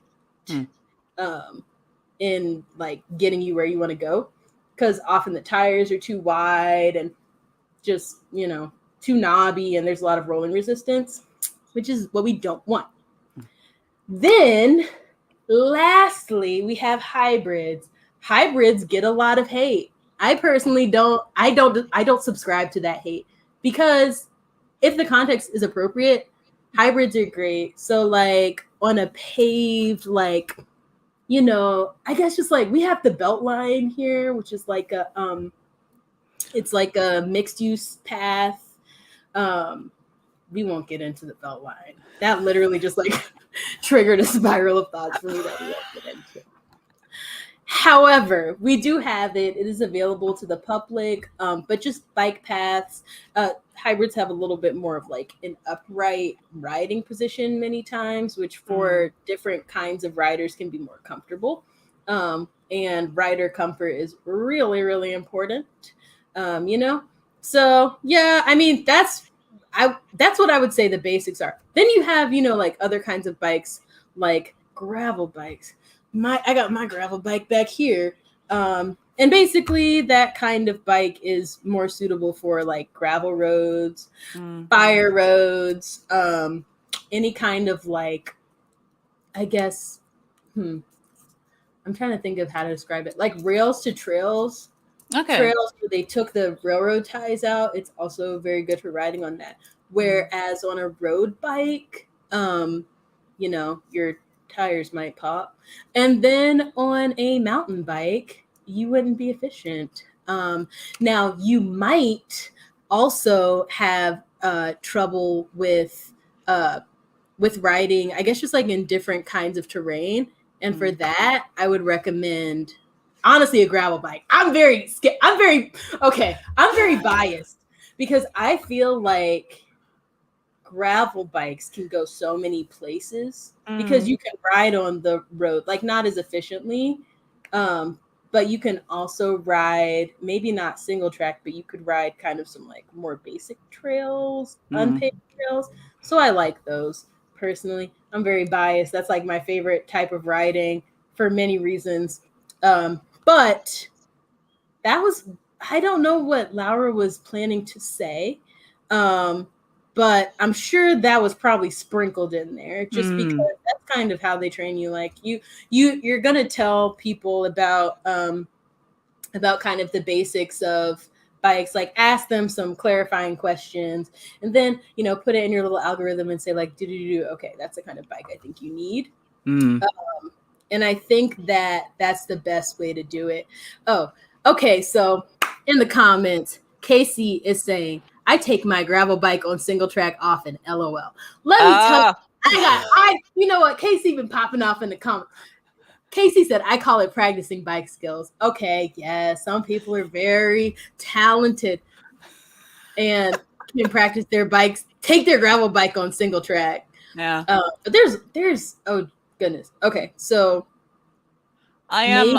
Yeah, sorry, Jules. No, I was gonna say that I've yet to do the whole gravel bike thing, mountain biking. As we said earlier on, that's something I want to do. Yeah. But I did make the interesting, I won't say mistake, I'm gonna say the learning curve of going for a ride many, many moons ago on my Pashley. So, you know, my big sit up and beg, like a big Dutch style bicycle. So, you know, basket on the front and what have you. It's like yes, the step-through frame is definitely one for where I live and around the city. But I went with a group of friends for a ride in the New Forest in the UK. And yeah, the New Forest is the kind of place where you probably should be on like a mountain bike or a gravel bike or something. I bet that looks so cool, though. It looked great. I bet you that know what? Cool. It looked great. Like, you know, I wish I could share the photos just, like, somehow. Reclining. Yeah. Oh, Olivia, I wasn't feeling relaxed or great by the end of it. I will tell you that now. The feeling, but you finished it, you know, that's cool.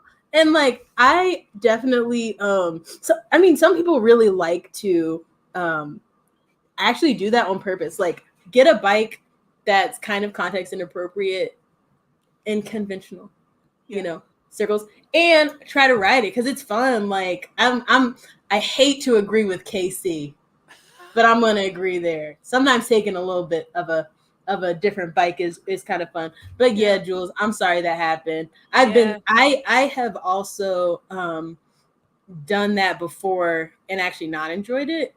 But I will say that I think that like brings up the point, context. That's everything. you know, and you can find bikes that are like so specifically tailored to you. We also have e-bikes now, you know, and like not just, you know, an e-bike hybrid that not just, I guess you would think an e-bike would come as a hybrid typically. There are e-mountain bikes, you know, like say you want a little bit of pedal assist with your mountain biking, you know, because you don't like to do climbs or, you know, for whatever reason, for your choice, you could get an e-bike or e-mountain bike. So there's a lot of options. There's cyclocross bikes. There's tracklocross bikes. There's many, many types. I forgot about the Dutch bikes. That's kind of like a hybrid E kind of bike. Fixed gear. Yes. There's... I haven't been on a fixed gear bike for a long time. Yeah. I really enjoyed that. Really enjoyed it. Cool. It's very cool. RIP my knees personally, but for others, I love fixed gear for other people. You know, if I were to ride fixed gear, I got to keep my Megan knees, you know. Or Hot Girl Summer. I see another screen has appeared in between us. Yes. Landed. Is that a Susie Carmichael shirt? I love it. I'm looking at the colors. I want to rummage through everything that's hanging up behind there. Just putting that out there. Hi. Yeah, exactly. Can you hear me? Yes, we can. You can hear me. I can't hear you. Okay, that's interesting. Oh my. You know what? What a conundrum. Okay, we're gonna win. I know you can't hear me. We are gonna win. I like you will. I know we're gonna be okay. I'm currently on another computer, someone else's setup, but that's all right. We're champions. We're winners. These gizmos, gadgets, whatever it is you was talking about, it's the devil. We're gonna stomp on his ass. We're gonna get this together. Say that. You don't you worry about it, friends. We're gonna get this. We're gonna get this. Yes. However, I'm gonna ask you to give me another 60 seconds so I can get my audio situation rectified. Absolutely. Y'all looking beautiful, black. It's just a lovely day. One moment, please. Take all the time you need, friend. I know. That's actually Yes. Oh my gosh. Wow. Yeah. We're getting there. We are getting there. And you know what? To be honest with you, I'm loving all of this. Like I have no problem with this whatsoever because it's just jokes. These are I'm sorry, I'm reading the comments and they're making me laugh. Can y'all just simmer down with being so funny? Can y'all just stop being hilarious for 1 second? So yes, we got this. You know, these were those technical difficulties that we anticipated. So we prepared for this, you know, like we're mentally ready. Yes. But yeah, I mean, I don't know. It was good to see Laura for the 2 seconds. For a fleeting moment, but then we're going to have so much more Laura time. We're going to bring her back. Yeah. And then hopefully, let's see. Okay, so like, let's see how close what we said aligns with what Laura's about to say. Yes. Let's see if we hit those points because I'm in. What? Yes. Yeah. Oh, y'all can hear me too? Headset. We here? Girl, I am on my partner's computer. Yes, we out here on a whole gaming headset. Yes. We do better together. Can we play Overwatch later? I play Super Mario Kart on my iPhone. That's all I got for you, girl. That's all I got. I'm sorry. Cool. I'm sorry. But hello, everyone. I'm gonna say I'm not tardy to the party. I'm just in time for greatness with y'all. And I've been trying to hear in on what you guys have been saying. It sounds like we've all been there. We've all bought bikes. So we all have this experience, right? So I'm so happy to hear about the collective energy that's here. And that, so yeah, where we at? What are we talking about now? So we, Jules and I, are just curious. If you heard what we said, how closely did it line up with what you were thinking? Like, did we leave anything out? Like, yeah. I will say there was a version of my video that sounded very similar to what you were saying. Okay. And so and you immediately threw it out. No. I'm just messing with you. Absolutely not. It was because I really appreciated the part about how it's sort of like an algorithm and, you know, almost like a filter. It's like, okay, what kind of terrain and so forth. Actually, and I don't know, I had some pictures. And look, we're going to pretend. So back in the day, let's use our imaginations, y'all. Yeah. So when I first went into a bike shop to get my bike, I had a list on my handy dandy little phone, and I knew exactly what I wanted from a bike, or rather I knew what I wanted to do on the bike, and that was more meaningful to me as a person who had never purchased a bike than anything else, because I didn't know the technical stuff. So I wrote things like, hold on, let me see if we could. Nope, we're just going to try and remember what it said, because I did find it, and there's a note from 2012. I know it's in there. Okay? I know it's in the vault. I put in there that I live in a neighborhood that has a lot of potholes. I wanted to commute to work with it. I didn't want to have to carry stuff on my back. It would be nice if it was yellow. I was about to go to my longest ride, which for me was going to be the 5-borough bike tour, which is about a 35-mile ride, I think, in New York City. And hold up. Sorry, I didn't even introduce myself. My name is Laura Solís. Laura. But Laura's cool too, because rolling to the R's does not come naturally to everybody. And that's cool, friends. Laura or Laura. Either is good. And I'm from the South Bronx, but I currently live in the Pacific Northwest, Portland, Oregon, to be specific. I've been out here for about 5 years. And back home, I primarily rode my bike for transportation because it was practical. I didn't want to take the 2 buses and a train just to travel 5 miles to get to work. That seemed ridiculous to me. And the way the Metro cards were set up, that's like $85 for a Metro card. Back then, what are they now? Like $100? They have risen in price. MTA, we want to know your location. We want to. I believe it. And for me, it's like, I could use those $100 towards snacks. So I would much rather use money towards snacks. That's where I am. Bike, fuel. You know, and that's real, because I didn't know I could eat more. You get on a bike, you definitely need to do more. So it's lovely. I had those things on my list. I show up at a shop. They acknowledged me. They respected me as an adult person. I was like, oh, I like this. It's a good way to start any relationship, right? With acknowledgement, respect. The person was like, hello, called me by my name, because I guess like the manager was like, this is Laura. Maybe you can help her. It's like, his name was Juan. See, I remember these people because for me, I'm a relationship builder. Absolutely. So, you know, I see them as the people that put me on, if you will. So I went in there. He's like, okay, Laura, tell me what you want. I was like, I'm going to do the 5-borough bike tour. I need to ride my bike 10 miles a day. And I don't want to carry anything on my back. He was like, boom. He presents me with bikes. Again, being like that filter, that algorithm for me. Because I don't know. You go into a shop, there's hundreds of bikes. I only need one, right? It's kind of like playing matchmaker. Which one's the right one for me? Who's my boo in this shop? And by boo, I mean bicycle. Where's my match? Where's my match? That's what I'm looking for. Absolutely. And so we got that far. And thankfully, because I was actually settled on a bike that was, come to find out later, a mountain bike with a front suspension. That's what I thought I needed. But that was simply because that's what I saw in my neighborhood. Right. My example of people who were riding bikes were primarily delivery cyclists, you know, delivering pizza, Chinese food, so forth and so on. And a lot of them had Huffies or, you know, that's just what it was. That's just what it is. They were using what they had. And I thought that's what I needed. Right. But I learned that although I could ride that bike, I could do better with what my goals were with a different style of bike. And so that's how I wound up with a hybrid. And I did my first little 40-mile ride after riding 5 miles a day. Yes. Thank you, Aisha.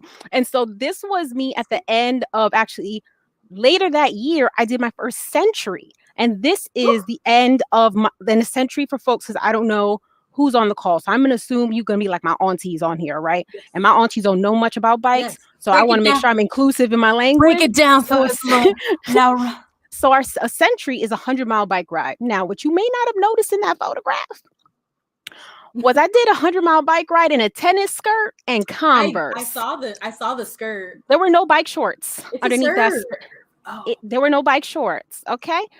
We're not going to talk about who my friends were. I will say for the record that Aisha and I were not yet friends, because otherwise, Aisha would have been like, show me who you really are. But also notice I have panniers on my bag, like the other pannier on the other side has, and I'm wearing a cotton t-shirt.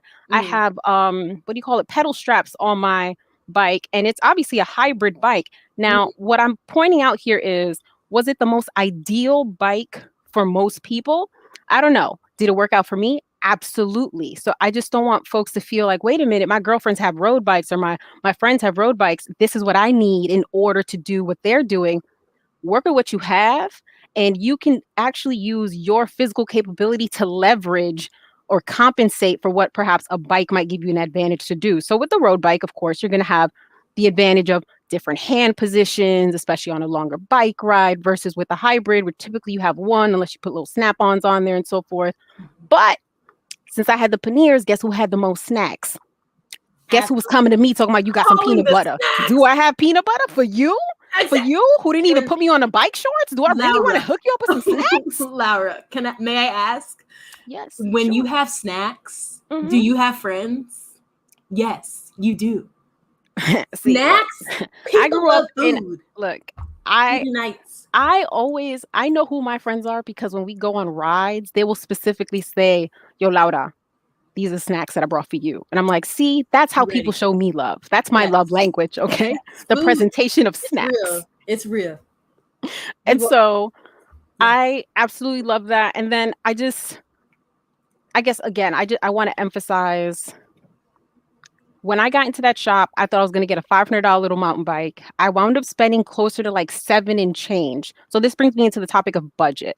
I knew that this was an investment for me. I knew that using a bike for transportation was a lifestyle change I was looking to do. This was not just going to be a hobby that I partook in once a month kind of a thing, or maybe even just on Sundays. So when it was suggested to me to upgrade, because he also asked me what was my level of fitness. And I learned later on that's important because that can help dictate how hard you're going to be on the components. So on the parts of the bicycle that are moving with you constantly, like your derailleur, your gears, the sprockets that are on the back wheel of a bike, if you have a multi-geared bike, which that's important if you live in a space like I did, or a city like I did that was very hilly. I was commuting from the Bronx into Manhattan after about 6 months after that, because I then got a job in a different space. It was a 13-mile commute each way. And best believe there was lots of hills. Yeah. But me and all my little gears. Yeah, you was made light work. Light work. But then fast forward. Oh, see, this is a flashback. This was me on the first 5-borough bike tour. So this was 2 months after buying this bike. Please note the cotton canvas slip-on shoes with all the flexibility in the shoe. Now those was not Toms. Those was from the discount store for $10. Notice the cotton polka dot leggings, the cotton t-shirt, the cotton hoodie, all the cotton. What I'm saying is, we're gonna say I had friends, but like, were they friends? Not, I'm kidding. The point is, I later learned to do better, to do differently. And I really learned that lesson after the 100-mile ride. Because what I'm going to say, because, I'm sure that y'all don't need to know my business, but what I will say is that after the 75th mile, I don't know what was happening. All right. Below my waist. Oh, yeah. What's happening? Agony. Did I take off the next day? Sure did.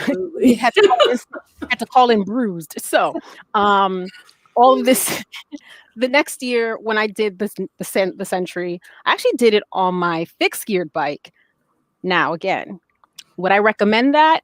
Not necessarily. I only bring up that point to say, use what you have. If you're physically capable, if your body, the feedback your body is giving you is not, oh, don't do this, then keep going. Do it. Challenge yourself if you think that this is something that's all right for you at this time.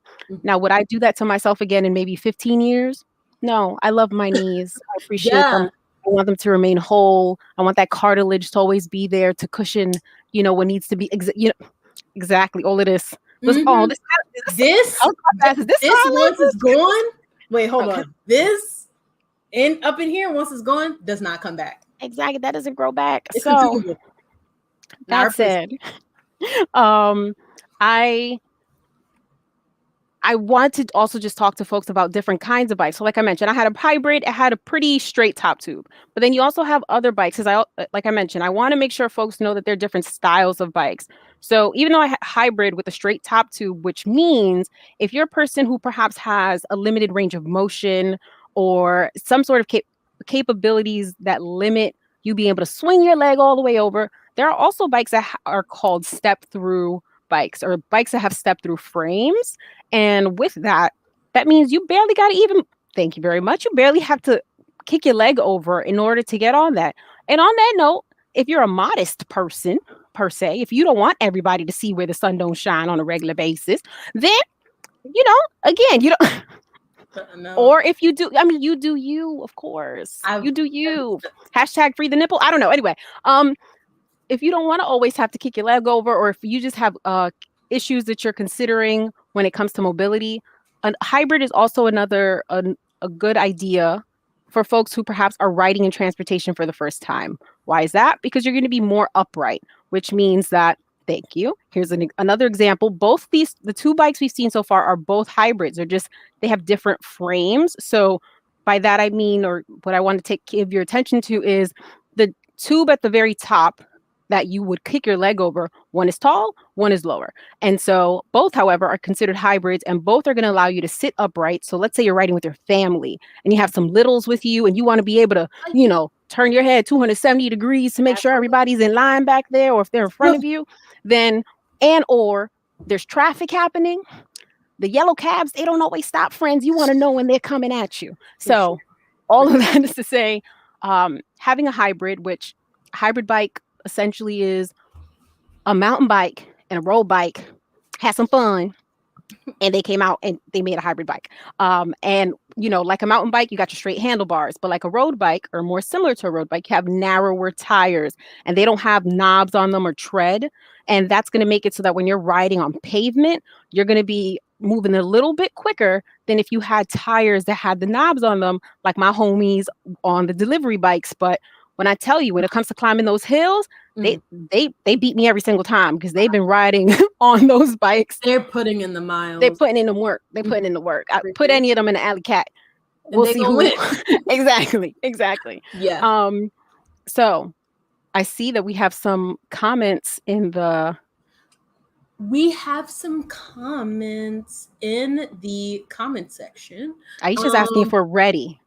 Ready? Are you ready? Are you ready? What's going on? Do you have a Rugrats shirt? That's very cool. I do. Yeah. That's a look. Anyway, that is a completely random aside. We have some solidarity for you on the bike shorts. Riding with no bike shorts. Oh no! Did someone else, or was that you? And Olivia, you mentioned we rode bikes together. Please tell me when we did this. Yes, we did. It was in. Was it the donut ride? It was in Portland. What? It was like a couple of years ago with UBI. The Black Liberation Ride? Oh no! No, with UBI. It was like no biggie. It was. I remember. Wait. What? Yeah, that's me. Oh, I mean, because girl, there was probably just like. There was the a lot two of us there. No, but how many people look like us though? That's why I remembered exactly who you were. Okay. I was like, I don't know, Ra. We ridden together. We did this before. We were together. We were, we were. You still live? Where do you currently live? What state? Excuse me. I live in Georgia. Mm-hmm. So I live in the Atlanta area, Georgia. Beautiful place. Riding out here, but yeah, I love y'all. So y'all have some hills. I feel like Portland on a topographic level, like a terrain level, is kind of similar to here, weirdly. Oh, I'm getting off track. That's fine. But I was gonna read some of these comments. Go for it. Okay. So Alani says, who remembers Atari? That's the last time I played video games. Good vibes. I just want to say, yes, good vibes. I don't think I've ever played an Atari game, but I have heard of it. But I just want to point out the gaming headset because I think that's great. That's a really good thing to talk on. I've never used one before 25 minutes ago. So. It's awesome. Okay. And Cyclista Zine said, yes, food is a love language. I agree. It's like sharing something that's very important to you. I am terrible at packing snacks. I could actually probably take some of your tips on that because I am terrible at packing snacks, packing food for trips. The last ride that Dev and I went on, I packed sardines, seaweed, and oranges. No Okay, sugar. Don't get me wrong. Oranges have sugar. Oh yeah, that's true. That said, the seaweed, was that for the salt and the electrolytes? Is that what you were going for? And the sardines, you wanted some healthy fats, which I'm with you on the healthy fats. But what you gonna do with all that oil? Just gonna slather it on yourself? Like what do we use it as lotion? Make sure the knuckles get well moisturized. I don't even know. I was not thinking. That's different. I've never been on a ride with. Did you put it in your bike jersey? Like I had it in my shirt. I had it anyway, but it was safe space. It's okay. Just let us know more. It was very poorly planned, but Devin did share her food with me, and that helped me survive that ride very well. So let me see. Let me make sure Gizmo is chatting us. Ooh, we are being advised to speak one at a time, and that is my bad because I talk over everyone. I'm sorry. I have a friend who's also an ASL and BSL interpreter. And so I should be more mindful and respectful. I apologize, folks. I also apologize. But yes, so let's see. KC said, I called in bruised after my first 20-mile ride without a chamois. I can't imagine 100 miles. I also can't imagine. Like, how was that? I know you said mile 75. I will tell you. So I wound up having to take the train home after the 100th mile. I thought I was going to ride home. Yeah. That did not occur. But I actually was riding to a friend's house that I was staying with. And I remember looking at my Strava, and after I had done all the calculations, it had said I had done like 99.7 miles or something. And I was like, oh no, not today. I need to do it for the gram. Okay. The gram needs to see the 100 on Strava. Mm-hmm. So you best believe me and my sore hind parts rode around the block a few times. And at that point, since I had rested while I was on the train, I will say I summoned the strength and the tolerance of the ancestors for that one. Okay. I was just like, oh, but we gonna do it because I need the 100 because I need it. And so I took some Tylenol, and then I said, all right, I'm gonna take a shower, and then I'm gonna come downstairs for dinner. I was out. My body was like, nah, you're gonna stay right here, girl. You're gonna stay right here. And then the next day I woke up, said friend had already texted the boss and been like, no, she's calling out. So that worked out. And it did take a little while to heal. And then I shared this with friends, air quotes. They weren't providing me with snacks yet, by the way. And that's when I learned about bike shorts. So there's that. I just want to put a plug in for shorter riders. It's hella hard out here to find a small ride. Getting bike fitted is under discussed, but so absolutely helpful to save those knees. Elisa, I appreciate your comment so much. I'm 5'3". However, I have a short torso and have longer legs. So I typically don't have a terrible time finding a bike. However, I have a former coworker of mine, Molly, out here in Oregon, in Portland, and she was, I want to say, 4'10". And I learned from her, and she loved bikes, absolutely loves bikes, still loves bikes. It's hard out here in these streets for a person who is not average size. Yes. And at this shop, I got to observe and learn more about bike fitting. It is an investment. However, what's not an investment is going into a bike shop and getting just a little bit of knowledge from whomever your salesperson is, who is hopefully a knowledgeable salesperson who can at least steer you in the right direction of what the right size frame is for you. And that is going to vary from brand to brand. So you don't necessarily, it's kind of like women's clothing, to be honest, right? Where it might be a size small in Zara, but it's going to be a size extra, extra small in Free People, or it's going to be a size medium in Ann Taylor. I don't know. What are these brands that I'm talking about right now? Most of my clothes are vintage, as you might be able to see behind me. Or they have the Rugrats on them. But nevertheless, I would encourage someone get bike fitted, particularly if you know you're going to be spending a lot of time on the bike. And that's not just as a road racer. that's also as a person who's looking to use your bike on a daily basis or a regular basis for transportation, or maybe you are just riding every weekend with the family. The fact is, unfortunately, our bodies will acclimate to terrible conditions. So, for example, if you do have the wrong size bike and you've just been getting used to being hunched in a particular way or being in essentially a non-optimal riding position, your body starts to overcompensate for that. And then that's when you notice, oh, what's that little bump over here on this muscle? Or, your body, like I said, is overcompensating because you're not giving it the prime conditions. Now, I keep saying the word investment because in my experience, getting a bike fitting will run you $100 plus, friend. There might be other options out there.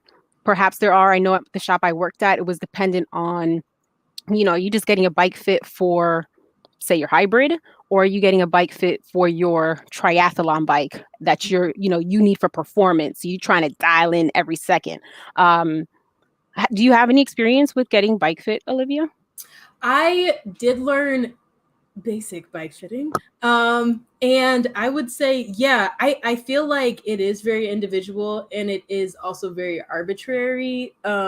Just because, those small, medium, large, extra large labels are kind of meaningless without the numbers attached to them. So I would definitely recommend, the best way that I learned to bike fit was to have the customer ride the bike and see how they felt on it and then watch them and see where their contact points were hitting. And that's kind of how I learned how to do it. But yeah, there's a lot of numbers involved. Like, even you were talking about hybrids and then like hybrids with the step through kind of top tubes. With that bike, you have to measure your effective top tube width. Like, there's a lot of numbers that are just constantly going. And I think that, again, adds to the algorithm nature of just cycling and choosing a bike. But I think the best part about getting a bike fit, even though it is expensive, is that when the bike itself is expensive, you won't have wasted your money if you have a bike that actually fits, versus if you don't get the bike fit and then you spend all this money on a bike and then you start riding and you're like, my neck kind of hurts. That is a great segue because we had a question in the audience that asked about what's a reasonable budget for your first bike if you're trying to start commuting. So I will share what my numbers were, and they are in fact still relevant. At least as of 2 years ago, that was the last time I was really observing how much new bikes cost in a shop environment. I initially had a budget of $500, and I could have purchased a bike with a lower group set. And by that, I mean the components of the bike that are always moving and are always in use, like the brakes. We want brakes that work well. Our gears, the derailleur, which allows you to shift your gears, even the tires and the wheels. All of those are what you're thinking about when you're going from, say, a $500 bike to what I think ultimately for me was the $650 bike, which was an upgrade. It was like the sport edition of the bike. And admittedly, I'm grateful that I did go with the upgrade because for me, like I said, I knew in advance this was going to be a lifestyle change. This was going to be my ride or die. Actually, let's not say ride or die when we're talking about bikes. Let's go with just that was going to be the homie for for life. Okay. Ride and live. Right. Oh, I see what you did there, Olivia. Ride and live. Switch that. Okay. Switch that preposition. I like it. Bringing. And so, but that's not where it stops, because then you also, especially if you're thinking about commuting, you're thinking about accessories. So if you're perhaps if you live in a rainy city, and I only mention a rainy city, not necessarily whether or not you plan on riding in the rain, because the day after the rain, there's still water on the ground sometimes. And so having fenders is still advantageous because you don't want those splashes to get on your clothes, especially if you're commuting. You want to get to work looking a certain, presentable, whatever that might look like for you. And so a bike with fenders, a bike with a rack. If, like me, you didn't want to carry a backpack to work, perhaps you sweat a lot, or you might want to go to the grocery store afterwards and you don't want to carry the 5 pounds of potatoes on your back. We like a lot of potatoes in this household anyhow. And so And beyond that, it's also the necessities. So you want to know what the laws are in your state as far as are bike lights required, or rather a bike bell, is that required? In New York State, a bike bell is required by law. And every so often when they feel like it, they enforce that law. And then bike lights, I would just recommend to anyone, especially between dusk and dawn. And those are often also required by law, similar to how they're required by law for motorists with their cars. So all in all, bike lights and a bell, those are going to be inexpensive. Like in total, under $50, under $40. With the rack and the fenders, although those can come in at, let's say each, I'm throwing numbers out there, let's say they're each gonna or in total they'll cost you $100, there's labor involved. And so I will tell you, as a person who has had to install other people's fenders, I have never installed more than one set of my own fenders. The way me and my partner's relationship is set up, they are responsible for installing fenders on my bikes. I only do it when I get paid, because when I tell you, friends, fenders are not my friend, at least when it comes to installation. Same goes with the rack. So labor is certainly a part of it. And I know sometimes, it's tempting to go on the internet and just buy this stuff online. Now, if you are going to go in that direction where you're like, but I can get it cheaper on Amazon. If you still have a relationship, with your local bike shop, talk to whoever your mechanic is. Like, hey, I am thinking about getting this, but I want to bring it here for you to install it. Is this compatible with my bike? Because there's not a lot of things that are universal on bikes, unfortunately, besides the fact that they have two wheels. That's a lot. That's really where it ends as far as the commonality between one bike and the next. I did see another question pop up, but I don't know if you want to add to that budget discussion, Olivia. So for the budget, I would also say $500. That's a good kind of baseline for getting. And that's just the bike. That's just the bike, friends. A complete bike. I didn't even get you a helmet, which that's on you. That's literally on you. And you need a helmet. Like, don't even play. But yeah, I think 500 is a good baseline. You can also upgrade your components later. Laura, there are certain components that are consumable, so you will be replacing them anyway. So like tires. Yeah. Tires, even like your derailleur and stuff, like you can replace that stuff later. You kind of just want to get.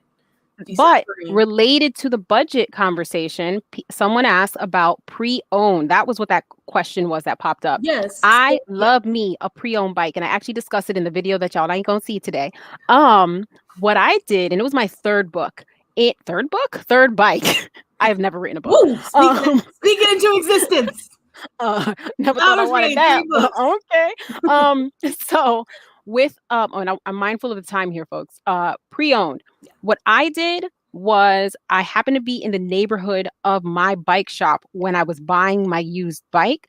On the test ride, I rode it to the bike shop because despite the fact that it was a used bike and I wasn't going to buy it from this bike shop, they were the people that were going to help me maintain it at that time. And they also, because I didn't know this information, were willing to share with me whether or not this was a good for me bike. Was it the right size for me? Because they had an unbiased opinion as opposed to the seller. And they were able to tell me, what am I going to need to replace first on this bike? Because although you can often get a bike cheaper pre-owned, you also have to consider what's already used or on its way out the door and going to need to be replaced now or within the next 6 months. Beyond that, I've also extended myself to my friends, and I will extend myself to the people in this space. If you want to just send me a link on Craigslist link, because you're like, I'm really interested in this bike. Do you think this bike is a good bike? Also talk to your friends and your mechanics and the people in your life, because if I get 5,100 links in my thing, I'm going to tell you right now, that's not going to work out, friends. But nevertheless, maybe we need to do a video about that. The point is, just share links with the people in your circle that know bikes, or bring a buddy, because for the people here in Oregon, they know. Bring me with you to go check out that bike on Craigslist, because I have bought bikes on Craigslist here in Portland myself for a steal, and they do exist, but there's also shysters out there. There's somebody that might just have put all these little bike parts together on there, and they're like, it looked like a bike, here you go. And you, who may not know too much about a bike, might be like, well, it looks right. I can ride it. So what else could it be? But maybe the tires are crumbling. Maybe that chain is worn, and that chain is married to the crankset. And so now the crankset and the chain need to be replaced. And so now you out a few $100. Right. And so I love the pre-owned. If you can go to a shop that does already sell pre-owned, go for it. Look, bikes are in landfills too, right along with all the excess clothing that's in our landfills. So if you can make use of what's already out there, I prefer pre-owned over new simply because I like customizing things. I mean, I love a new bike, don't get me wrong, but just something to share with y'all. I love a good pre-owned bike. Just make it an informed decision. Have you ever purchased a pre-owned bike, Olivia? I purchased a pre-owned bike? Not yet. Mm-hmm. Actually, no, that's not true. That bike is pre-owned. I got it at a garage sale, which is like the REI returned item thing that they do. So that bike's pre-owned, very lightly used. And you brought up a really good point that the level of use is so important when buying a pre-owned bike. If it's like cars, like if you can find a car that a little lady only drove to the grocery store every other week from sunny Florida, that's different than buying, a car that somebody in, was taking off-road New York every weekend. Yeah, with salt in the undercarriage. Like there's big differences there. And if you do have a friend with a little bit of bike knowledge, that can go very far in them determining how worn the bike is. So it's a very good point. And yes, I'm just sitting here nodding. I'm like, yes. Thank you so much for talking with me, Olivia. I'm so grateful that we had this opportunity. I apologize for what the devil was trying to prevent us from having this chat. First of all, the gremlins have been getting us all day. And second of all, it just is what it is. And we've been, enjoying ourselves today. So it's cool. Don't worry about it. But yeah. Wait, let me check the comments really quick. Sorry. People are saying you need a good lock. Pedals are usually extra. Ooh, we have a good question from a very good mechanic in Chicago, Sam. I might have heard of him. Sam said, what do you do if you don't have a bike shop you trust in the area? I think that's also a good question. I love that. Yeah. So I'm mindful of the time. I think I'm being kicked out in 1 minute. So I'm going to say the first community I ever tied in with was on the internet, and it was actually the hashtag Bike NYC in New York City. And that's how I got plugged into who's who in the bike community and who did people trust. And I did not like the local bike shops in my own borough. I wound up finding my bike shop 15 miles away. So for me, it was about also asking around. Hey, I could have even asked some of the people that I saw on their delivery bikes, where do you go to get your bikes fixed, kind of a thing, because word of mouth is superior to great marketing. I'll say that part. And yes, get a bike lock. It's just been that long since I've ridden a bike for transportation. Bike locks, those are important. And renter's insurance will cover bike theft for a lot of people. Just gonna put that out there. Okay, I think I gotta go now. I think I'm being cut off. Yes, it was great. Lovely. I have loved talking to you, Laura. Thank you so much for all the tips and tricks you gave us, even throwing in that last little insurance statement. We appreciate you. And we have to move on now to the youth. I don't know about y'all, but I believe the youth are the future. Okay? We must invest in them. And we need to also hear from them. That's very important. They have a lot to teach us. So we will be segueing into the youth bike panel. It will be moderated by Shay Bailey of the Black Foxes. And Shay will be sitting down with some amazing talent in the youth cycling community. These folks will be sharing their stories and dropping some knowledge for us. So I hope y'all are excited. I know I am. And let's get it popping, shall we?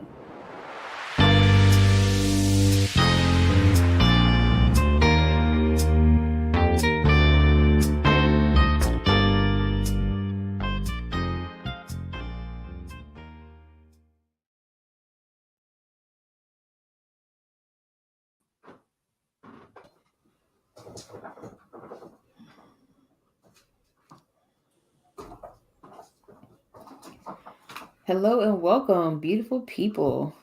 How's it going? It is going good. How are y'all doing?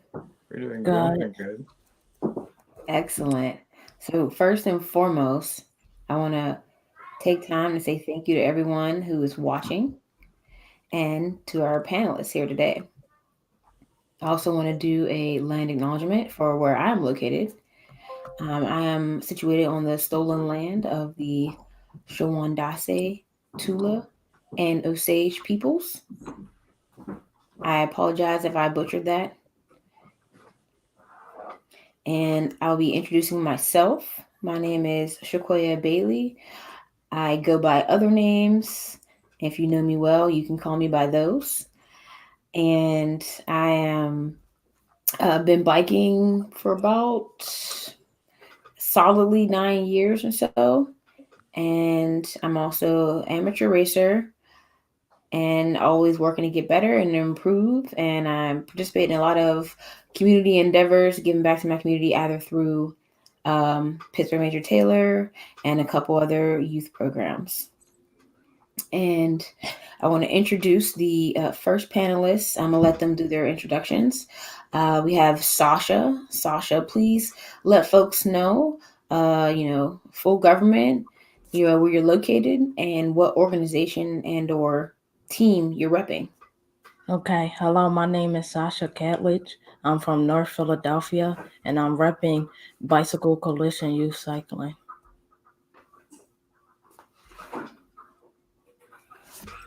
Diego.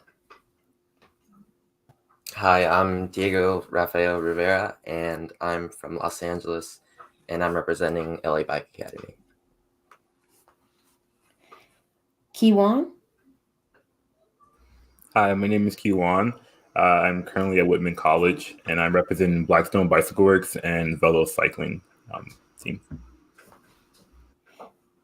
Brandon. Hey everyone, I'm Brandon Paris. I'm representing St. Louis State University, and I'm located in Durham, North Carolina. Awesome. Thanks, everyone. So we're just going to dive right in. And since I started with Sasha the first time, we'll start with Brandon. First question, how did you get into cycling? Well, I was in one of my senior seminar classes, I think it's 2 semesters ago, and my professor, who is a former mountain biker, he spoke about his experience in the sport and suggested that he want to work with the cycling team on campus. And I brought it to his attention that we don't have a cycling team on campus. And he said maybe we can work on one in the next 3 to 5 years. But the following summer, I got a phone call from him, and he's like, "It's happening." And I'm like, "Okay, well, I'm on it. I want to take part. I want to get inside of it." And it's been a heck of a ride ever since. Wow, nice. Thanks for sharing. Kiwan? My cycling journey started about 6 years ago when I learned how to ride a bike in March around this time. So I was coming out of 8th grade, and my stepdad had taught me and my little brother how to ride a bike, and my little sister had screamed my name about something and then said never mind, and then I ran into a brick wall and chipped my tooth, and that was like the beginning of cycling for me. And later I ended up meeting someone who's now my mentor and introduced me to a bike shop, and I kind of went from there with cycling, but it was a bit of a bumpy start. Wow, a wall. I'm glad you kept up. Kept at it. And Diego. Yeah, so I started like everyone at 6 years old. I think my aunt Rita taught me how to ride a bike, but I'm kind of one of those quarantine cyclists too. I just, at least for road riding, I just recently got into it, maybe 8 months now, almost a year. But before that, I just rode fixed gear. I would just kind of use it as a commute bike to get to the skate park, and that was pretty much it. Just fixed gear riding, and eventually into road cycling. Dope. Sasha. Okay, so I joined cycling mostly because I would see all my other friends riding on the block. So I thought, oh, this looked cool. And I started learning, and I learned from falling a lot of times, but I kept going with it because I'm like, just because you're falling doesn't mean anything. You got to keep pushing, regardless when times get hard or not. And cycling has meant a lot to me from the time I joined up until now. And if I never tried anything new, I would never had this opportunity to build many connections with people and be a part of so many events. I guess so. So connections. That's definitely a key word here. So what do you think your most meaningful connection that you've built thus far through cycling?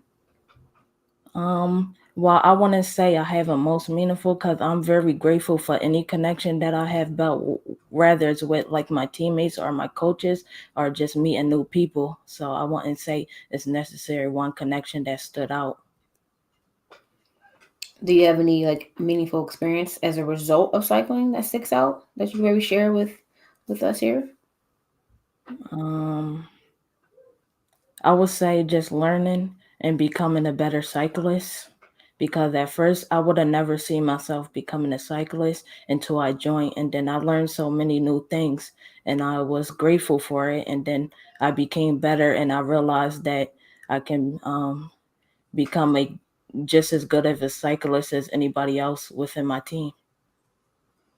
Dope. How big is your team, by the way? My team, it depends. So we have a fall team, a spring team, and a winter team. So I feel like it pretty much depends. Wow, that's amazing. How many total do you know? For all teams? I'm not really sure, but the teams that we offer, so we have mountain bike, road, triathlon, tour team, race team, and a few others. That's a good problem to have. So many teams, you can't even keep up. That's amazing.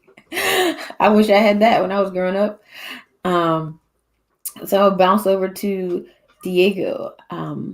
What would you say is a like really meaningful connection that you've had? For sure, my team, LA Bike Academy. I mean, they've provided everything I need to continue with this sport, and just all my teammates. We're all pretty much best friends just since the start. I think cycling is especially a sport where it's easy to find that connection and just, I don't know, speak with each other for those 3 to 5 hour long rides. It's just a community that's easy to build. And do you have like a meaningful experience that you would want to share? Like maybe something that happened recently? I'd say maybe my first century. I think that was just kind of a big moment for me, where it's just realizing that pushing your limits can be so powerful, in the sense that the humility that it builds. So like after a ride, say, even after a century, it's just, you still have to go home, wash the dishes, take the dog for a walk. And it's like, I don't know, there's something about it that you shouldn't feel entitled no matter what you do with your time, and just always be present. So can you share when was that first century? When did that occur? That was maybe 4 months ago. But up until then, I've just done fixed gear riding, maybe like 20 miles to 50 miles. Yeah, but by century, I assumed that it wouldn't be too hard. So I did, I think it was 112 miles, but 10,000 plus feet of climbing. So like I wasn't really prepared, but just, I don't know. It was really tough, and still getting home, and my mom still wanted me to wash the dishes and take the dog for a walk. I didn't expect any of it. So wait, what kind of bike did you do that on? It was a carbon Kestrel that the team provided for me. Now I'm riding a Colnago Master Light. It's like a 93. Ooh, nice. Yeah. Classy. Yeah, it feels like a Cadillac. Keywan, would you have a meaningful connection that you would like to share? I think as far as meaningful connections really go, I would probably say, I guess when I first started, immediately like my mentor kind of started me off with, who told me about the bike shop, about Blackstone. And I would say, honestly, just Blackstone, the team in general. At the time, throughout the years, they have went through many management changes and different shifts, and that kind of really kind of a bumpy road working with them. And I think, really trying to pave a foundation for like future youth. I feel like for me, it was kind of like very important, and I learned same as everyone else there. But I think the connection would probably be the community there. And I started off doing cyclocross, and I think that community was very interesting because it was just, you go out to a race and, you see probably the same people every week.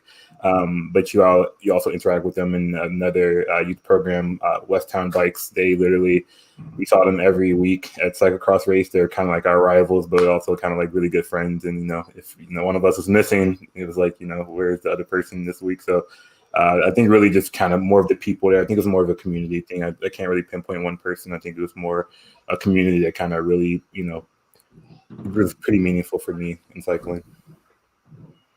Awesome. Brandon, meaningful connection. Basically, I want to point out the camaraderie that has developed between cyclists that you meet.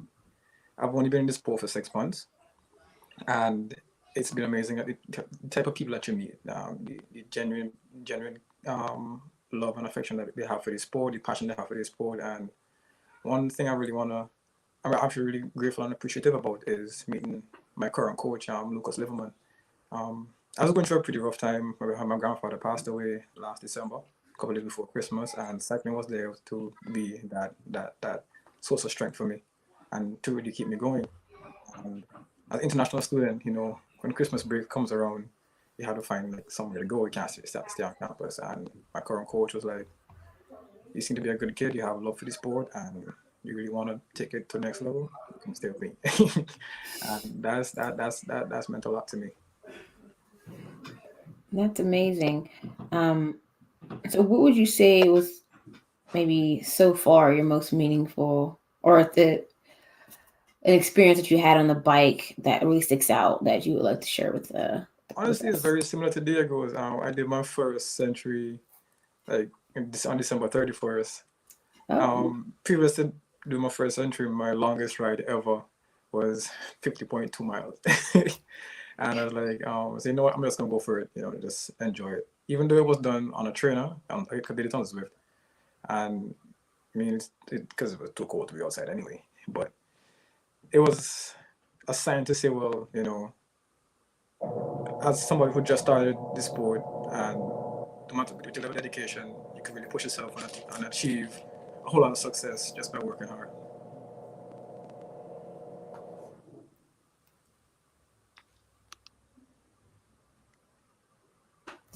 So I wanted, I was given a pause. I thought maybe the moderators were, the ASL interpreters are going to switch, but I'll keep going. But did you have an experience that you would like to share? I was thinking about it as you asked the question, and everyone, I was really kind of stuck. I think really was getting to, I think being at one of the races, and me and my co-captain Max at Blackstone. This was probably my final year doing cyclocross, and the team really, it was a bunch of younger people out, and these are younger people who I have taught like how to work on mechanics, or they maybe have taught me something, and kind of really seeing them at the start line of getting ready to race. We were all stretching, and me and the co-captain kind of gave like a quick speech about like what to do. Really cheesy, really funny. But I think at that moment, it was kind of for me a bit passing the torch, and I was only 17 at the time. But I think the fact that I was able to share that moment with them, I think was pretty amazing. I think really kind of for me when I first started, it was only me and Max kind of really just pushing the team along. And so really to see a younger generation kind of come through and be just excited as I was for cycling, even though cyclocross was killing me inside. But for them, they were pretty excited for it. So I think it kind of made it all the better. Dope. So How many of y'all have done cyclocross? A show of hands. I'm actually training for it. Okay. So we only have one person who actually has done cyclocross on this whole panel. I have not done it. I know, look here, right? In Western PA, they go hard in the paint for cyclocross. And I was like, nah, you get all dirty and I gotta clean my bike after. Because I don't know about y'all, but I don't have nobody to clean my bike for me. So that means I gotta grow in that mud, and that means after a ride, just like Diego was saying, still gotta walk the dog, still gotta do stuff. So that means after I go smash on this course, I gotta come clean me and this bike and maintenance and then feed myself. So kudos to you for doing that. What other disciplines of cycling are folks participating in? I'll start with Sasha. So the teams that I tried and/or been a part of was the road team. I've been a part of tour team, and I tried mountain bike. Tour team. Can you expound on that? So basically, tour team is for the people that pretty much just want to ride for like pleasure and like explore different things around the city. And it's like not competitive. It's just riding. Okay. What do you enjoy most of those three that you tried? Honestly, I like the tour team because I can go at my own pace. It was really fun. I liked my teammates and everything. I had a very good coach, and I just enjoyed it so much. Beautiful. Diego. Our team is primarily road cycling, so we do crit and road races, which we train for.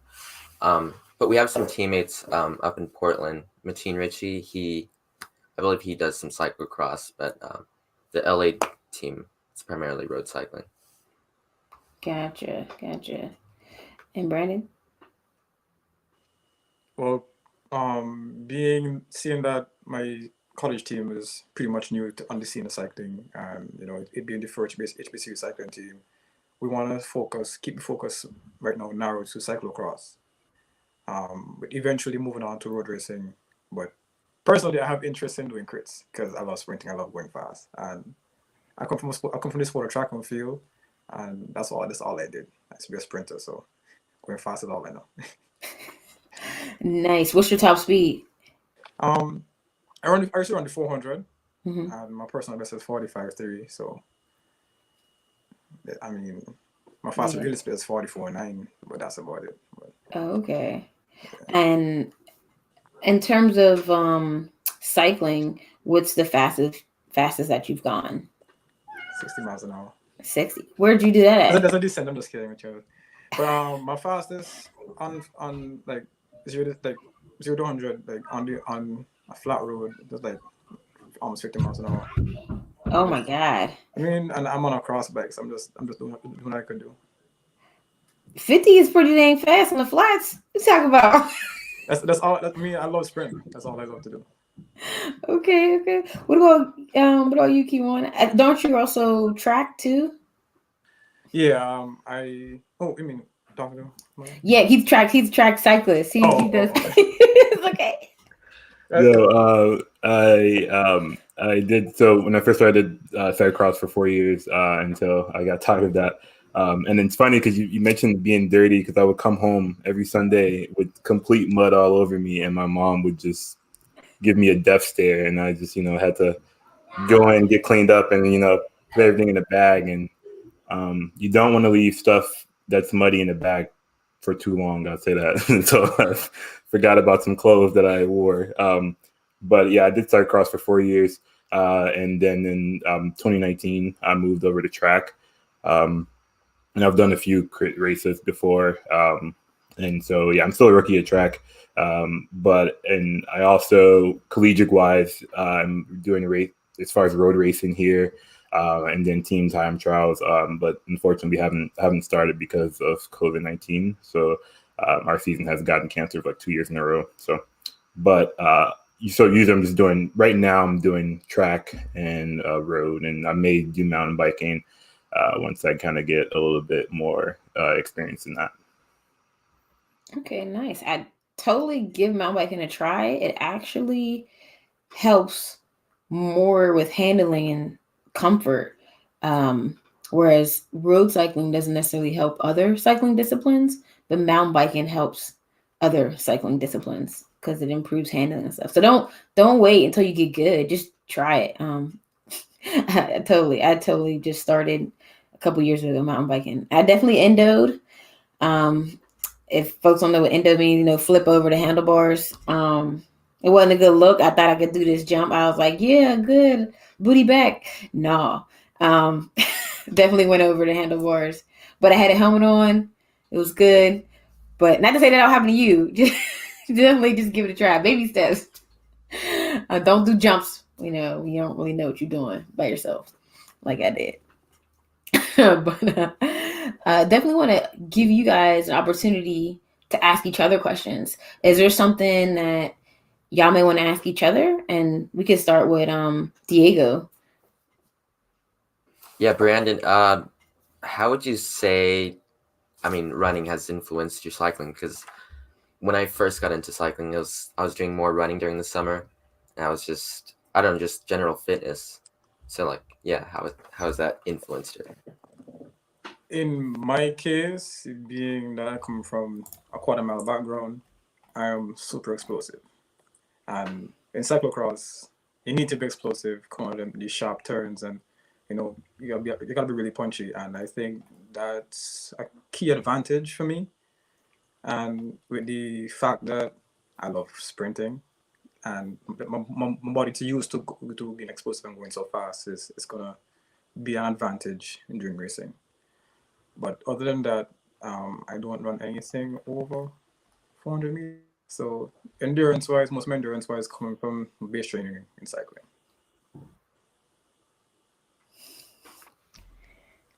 Awesome. Brandon, since you're already unmuted, do you have a question for your peers? The key one, what was it? Well, for you, in your experience with track cycling, what was comparing to cyclocross? Give me a comparison. I really feel when I did cyclocross, when I first started cycling, I immediately realized that my best friend Mexican, he's really amazing cyclocross and he's really good. And he would we'll start together, and then he's gone, and he's in the front, gone somewhere. And unless we had a straightaway, and if there's a straightaway, then I'm absolutely just shooting it out. I'm a sprinter.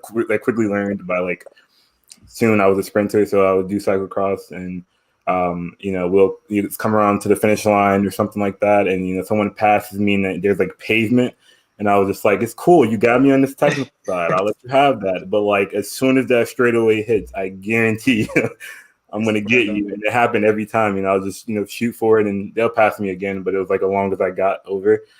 So I quickly learned I was a sprinter in cyclocross. And I think really the comparison I would say really is just having that control really. When I, when I started track in 2019, it was really crazy. I think I had to quickly learn, the sport. It's very fast, upbeat. It's a little, if you kind of mess up a little bit, it can be a little dangerous. And you have no brakes. So, and I had already been riding fixed gear, no brakes throughout Chicago for a while, just ripping it, not thinking much about it. So really being in that controlled environment was interesting. But I think for me it was just the sprinting, being able to go fast, and track has its own set of tactics, really knowing when to shoot for it, when to go, what wheel to hop on, just really planning everything out. As a sprinter, I think that's also something you have to do throughout the whole race and throughout the whole time, and just timing everything. So I feel really it would say timing, and also just kind of control was probably those type things, because I had to, in cyclocross, I had to know when to sprint, when to pass that person at the line to kind of get back in. So really control is kind of a big thing for me. Nice. Awesome. Sasha, you didn't miss too much. Welcome back. Do you have a question for your peers? Sorry about that. It's okay. We had some gremlins, you know. It's been a day. I guess one of my questions, like, what do y'all look forward to after like COVID's over? Like, if stuff goes back to normal.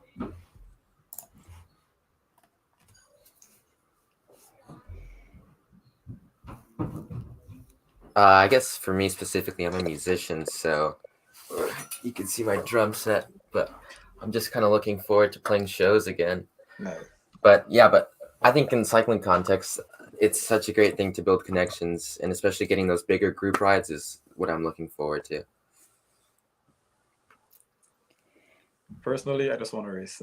I just want to race and be able to do like go on groups with friends and with the team, and just have that human contact because COVID has shut a lot of things down, and you really to work together as a team, had like team practices, everything is being so distant. So I'm looking forward to getting that back. Wow, what I'm mostly looking forward to. Well, this is my last year of high school, so I'm looking forward to going to college. What else I'm looking forward to? I'm looking forward to like the crit races, time trials. I'm just looking forward to a lot because this has been a hard time for everybody.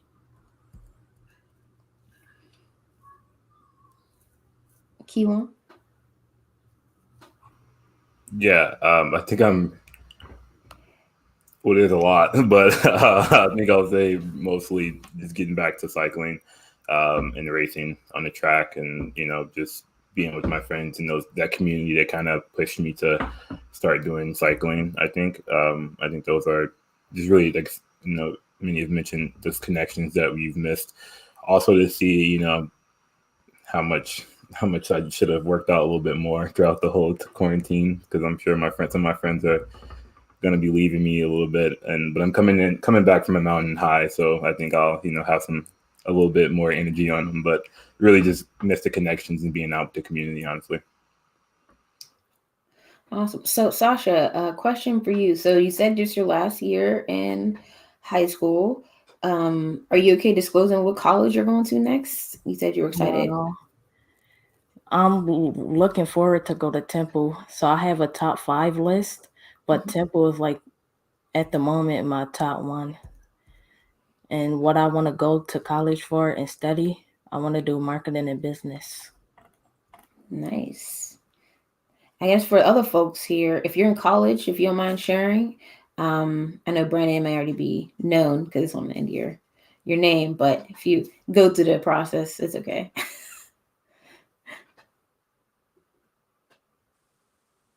So I'm gonna go first. Okay. Well, I go to Senegal State University, home of the first HBCU cycling team. I'm actually studying sports management, more of the business aspect of it, because I love the whole marketing operation side of sport. And as an entrepreneur myself, marketing is something that you have to do. So that's my main focus in terms of studies. But my next step, I'm still not totally sure. I don't want to stay in the sport of cycling, but I want to be more than just an athlete. So probably internships with cycling tech companies, that kind of stuff, on the marketing teams, HR operations, that kind of stuff. So I've been in contact with a few companies, and it's looking promising. So hopefully, and throughout the fall, I'm actually going to be racing with a team that's based here in North Carolina, in Volusia Sport, and my first time racing on a team, other than my school team. So I'm looking forward to it. It's going to be exciting. Nice. So we'll pause real quick so the interpreters can switch.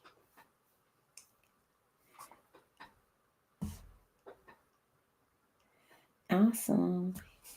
Kiwan? Yeah, so I'm currently a double major in philosophy and film and media studies, and a minor in art.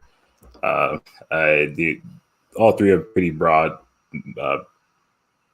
topics of study, which I plan to narrow down pretty soon once I figure out exactly what I want to necessarily do. Philosophy probably would go into law or something, and film media studies, cinematography, and find something around that. But this art as a minor, which I recently picked up this year after having like a pretty amazing professor who kind of really, made me really think about philosophy and art in an interesting way. And I kind of, changed my views. And so I pretty much live in an art studio this semester, and I'm always kind of there creating something, doing just, really, I think that's kind of my escape from the stress of school and stuff like that. So, but yeah, really, it's a bit of a interesting combo to have, honestly.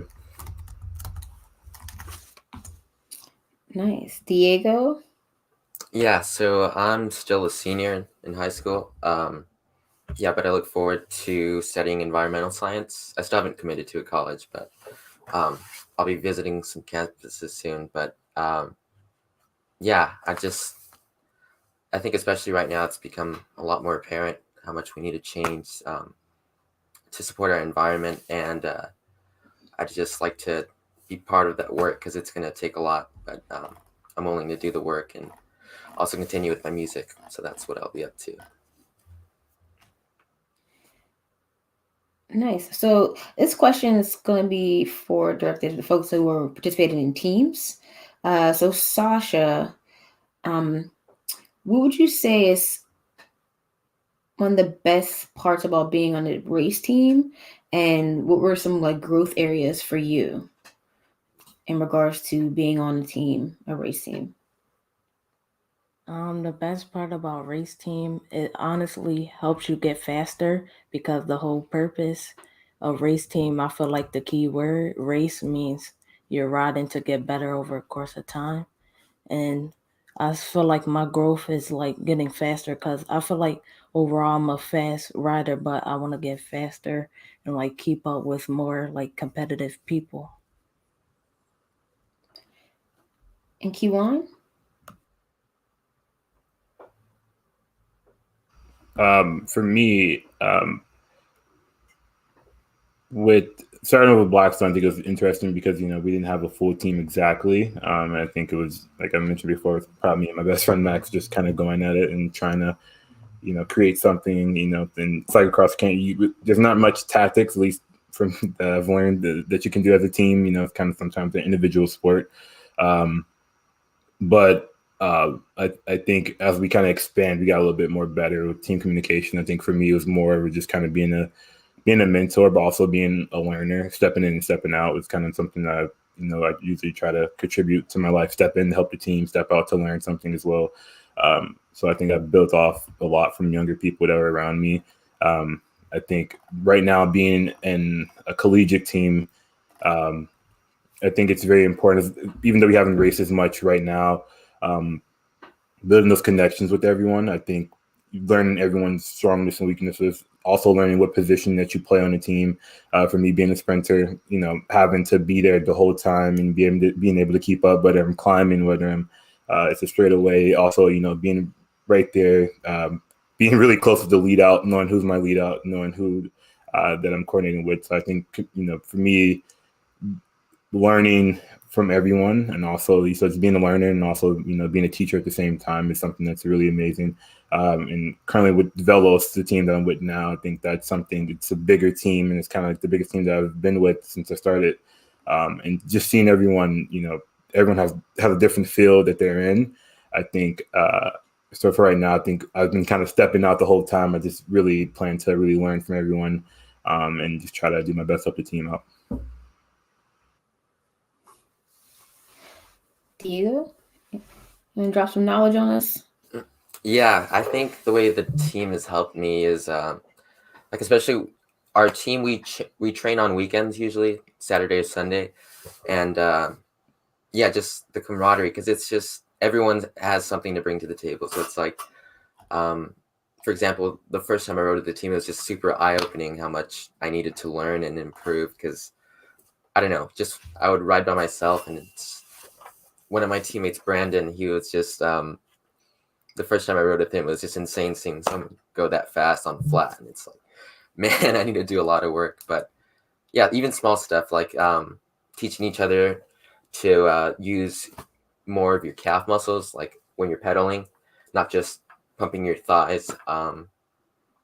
There's just so much that you can learn, and even the data. So we train throughout the week, meet up on weekends, and on Strava you always see it's like, okay, he did 170 miles this week, he did 120, and you could tell at the end of the week there's nothing ambiguous about it, that he put in the work, so he's going a lot faster than everyone. So it's I just love the aspect of that it's you put in the work and you get what you deserve. Brandon? Well, it's pretty much the same. It's just a bunch of hard work for me, and I think what's made the difference for me as a track athlete, my advantage is that I know what it takes to be a top class athlete. I'm a 2016 Olympian. I've been to 2016 Olympics, around the 400 there, and that came with a lot of hard work. And me, with my newfound love for cycling, I know I'm able to apply that same work ethic to my preparation as a cyclist. And it's been a huge learning curve. Transitioning from a sport to sport, it's going to be different. It's going to be difficult. My first time riding this particular type of bike, learn how to handle the bike properly, and take corners, all these shifting properly. It's been a huge learning curve for me, but I put a lot of work in. Compared to most people in this sport, a 300-mile week is not a lot, but for me, that's an accomplishment for me weekly. So that's for me. And I just want to be great at the sport. So it's a matter of learning from everybody and being humble and just being able to be teachable. Awesome. So, quick question for everyone: what is everyone's favorite? If you've had a chance to race, what has been your favorite event? If there's a race on the calendar that you see that race pop on the calendar, it just gets you excited. I'll start with Sasha.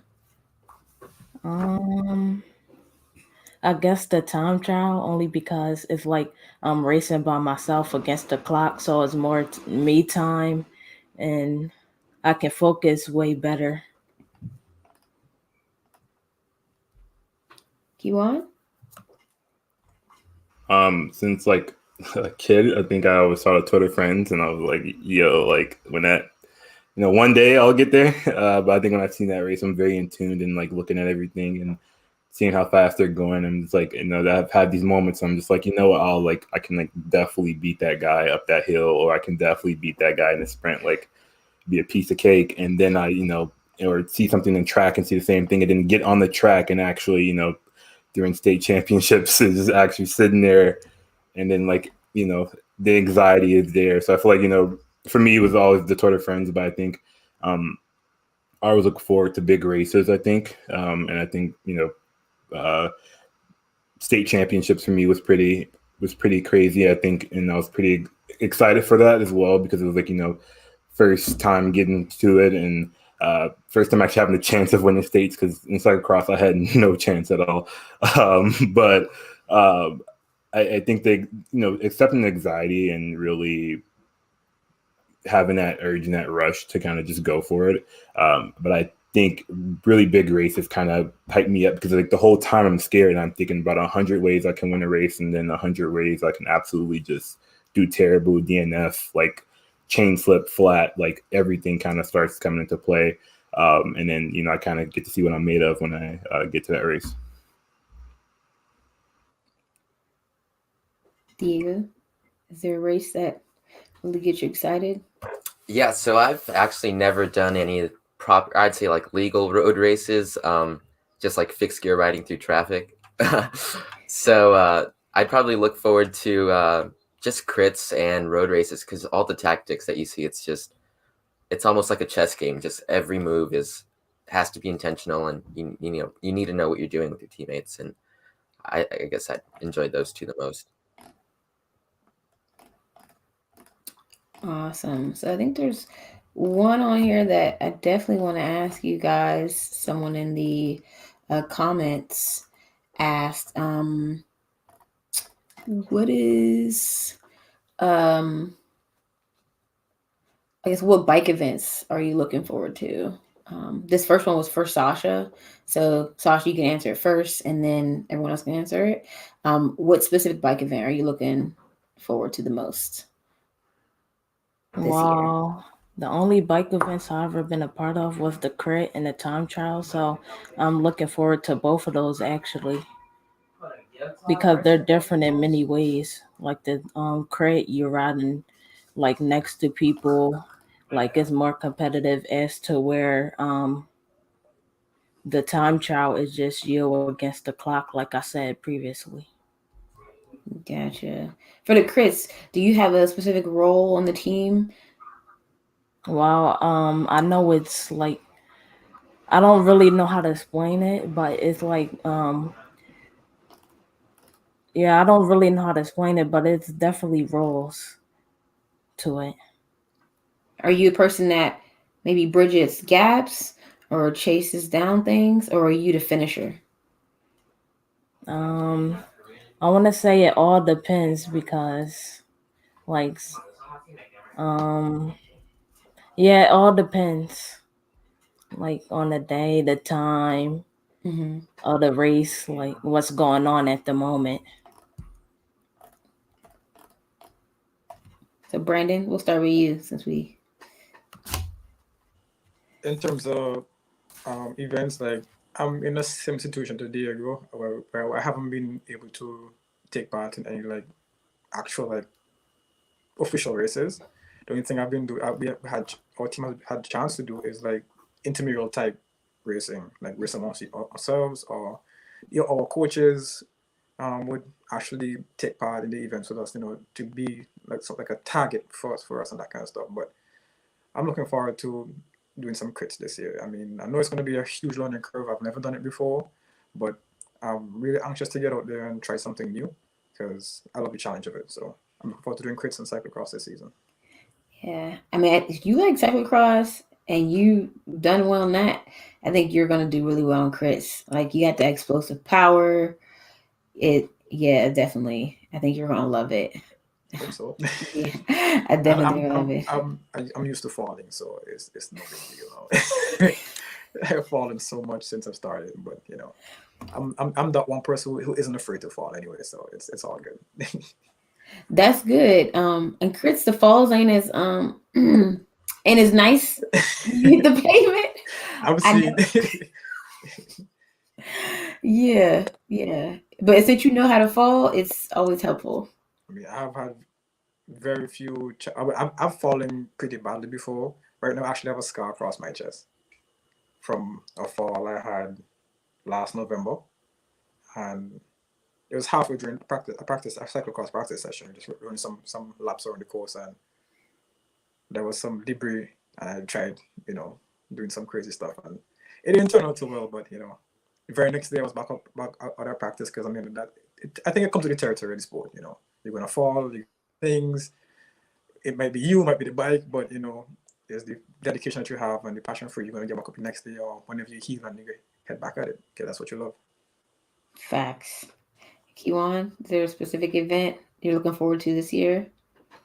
Honestly, I'm really looking forward to get back on the track and just kind of go fast. I also did some crit races as well, and really trying to just work on team building and working on sprints. And really, I think for a while I just only worked on, just doing side crossings, being part of it, individual wise. I think I really want to work with a team and really kind of push myself and really push my expertise strictly on being a sprinter, and also just keeping up and staying healthy really.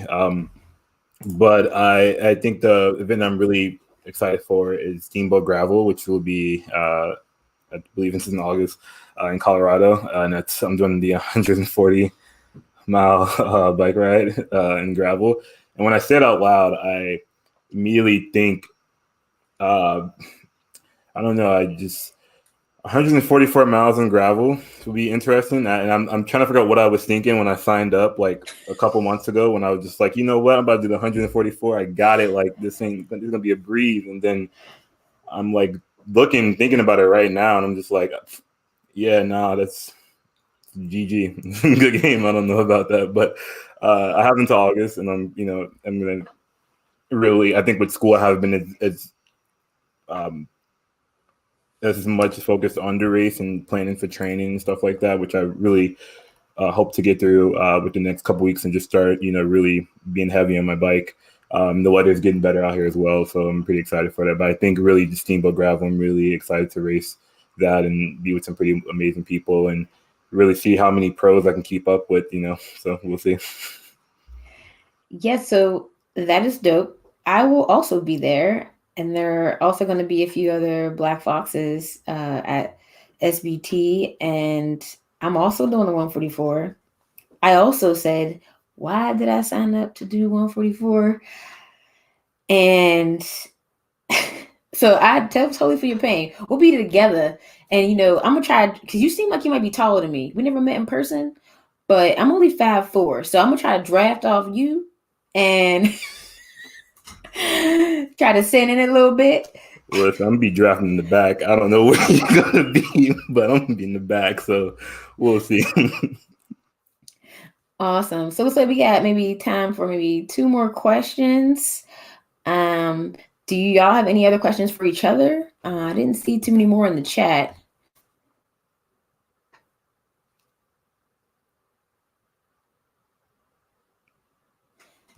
I'm sorry, I have a question. What is SBT?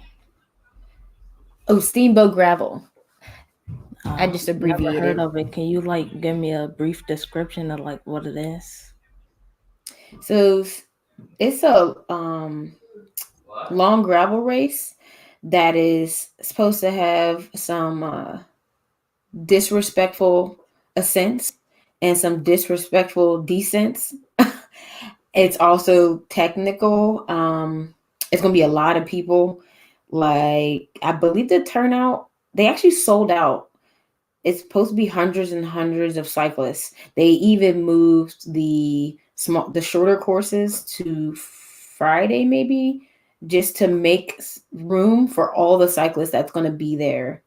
I might have the days mixed up, but think about a long road race, but on gravel, loose gravel, and a lot of people just out on the road riding as hard as they can for 144 miles. They have other distances. They have the 144, the 100, the 62, and maybe one other, the 25. But I think we all like to hurt. We're cyclists, so you race. So I think there's a little bit part of you that likes to hurt too. You think about doing it, Brandon? Diego, y'all coming out? Well, my coach Lucas Liverman, that's what he loves to do. Anything 100 miles plus, he's always going to be there. So who knows? I might actually, show up sometime. But Kiwan, I see you're a photographer. I'm gonna definitely follow you because I'm also a photographer as well. So we gotta link up. Yeah, no, I started doing photography my freshman year, and just really, and it's actually funny because a couple of days ago, it marks 4 years since my first photo, and it was an orange and 3 batteries, and then I just threw a bunch of Instagram filters and stuff on there. I was art, this is amazing, right. And it was, looking back, it's really bad, but photography is definitely, I love it, and I really I always find myself kind of, my disclaimer in there is just I don't know what this photo means, but I'll invite you to find out what it means as I try to figure it out, because I feel like many moments a camera is just us blinking our eye and capturing that moment that we had, and I think that's kind of always important to me, to catch an interesting moment there. And I've done darkroom photography, and I'm obsessed with it. I turned my bathroom into a darkroom. My mom wasn't happy about it, but it came out good, so I cleaned up the house, so she was fine with it, but still, it was pretty good experience. That's dope. So this is a question from the audience. How have you influenced others to bike more? I'm gonna start with Diego. I'd say my influence just goes trying to go out as much as I can riding bikes, maybe with friends, family, trying to get my mom to ride a bike, maybe commute. But I think that's a big part of LA Bike Academy, because what we try to do is provide entrepreneurship opportunities for the youth. But I think what would be beneficial about that would be getting kids on bikes, or just, I guess, the youth in general, but to have them use the bike and use it as a tool to really value their time. I think that's what I've found with cycling. So I think being part of LA Bike Academy, that's the way I've got more people on bikes, hopefully just supporting cycling and everything that comes with it, all the benefits. Sasha, how have you influenced others to bike more? Well, I just try to encourage others to ride bike by talking them into it. Like, even if they say no multiple times, I still try to make them get involved, because like I feel like if I enjoy cycling, they could possibly enjoy it too. Keywan?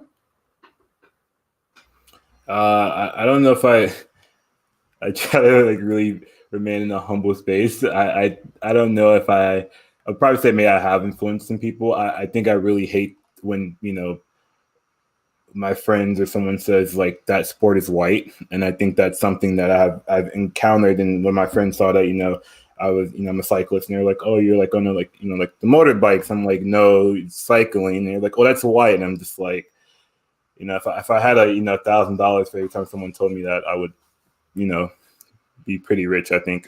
But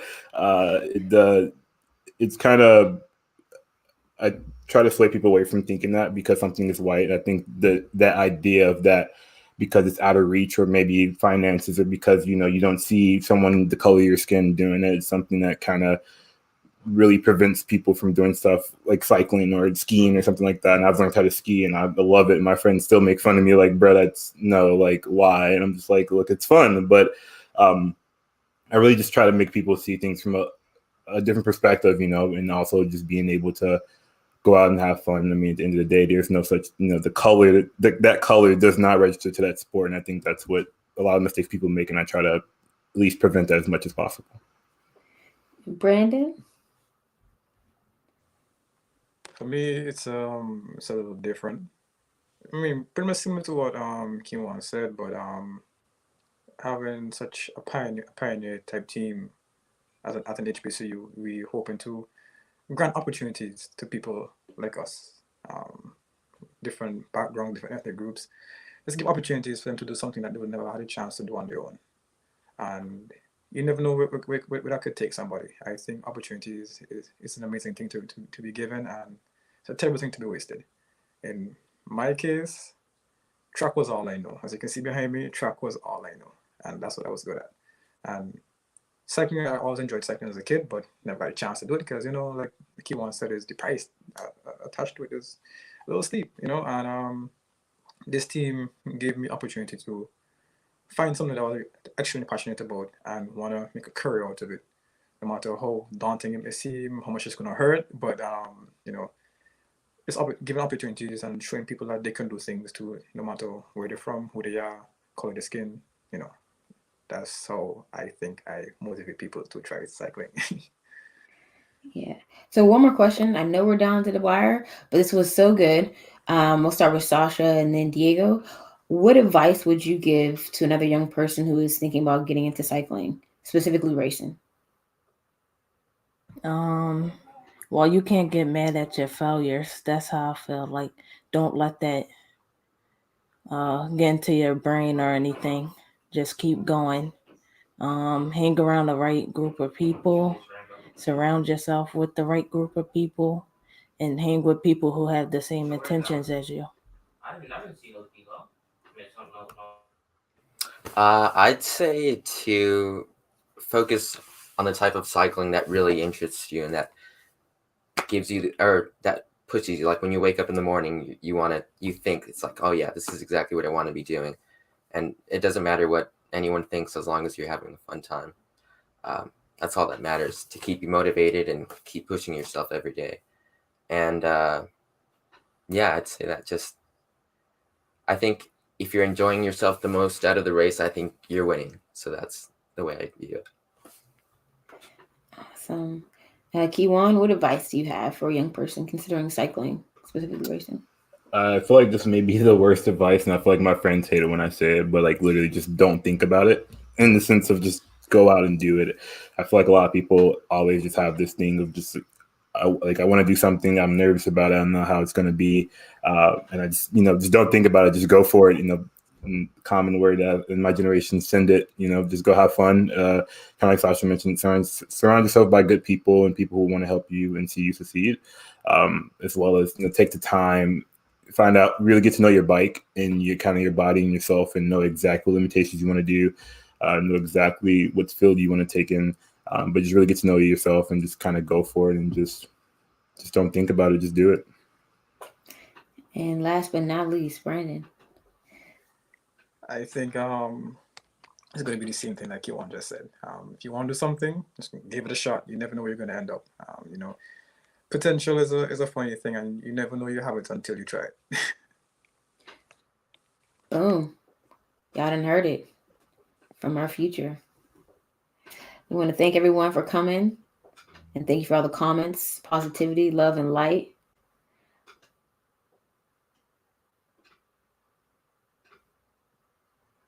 And I think that's it.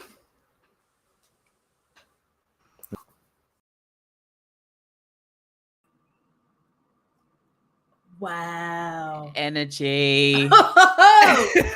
Oh my goodness. Energy. The future is in good hands. Yes. If you were worried, don't worry. Don't worry. They got it.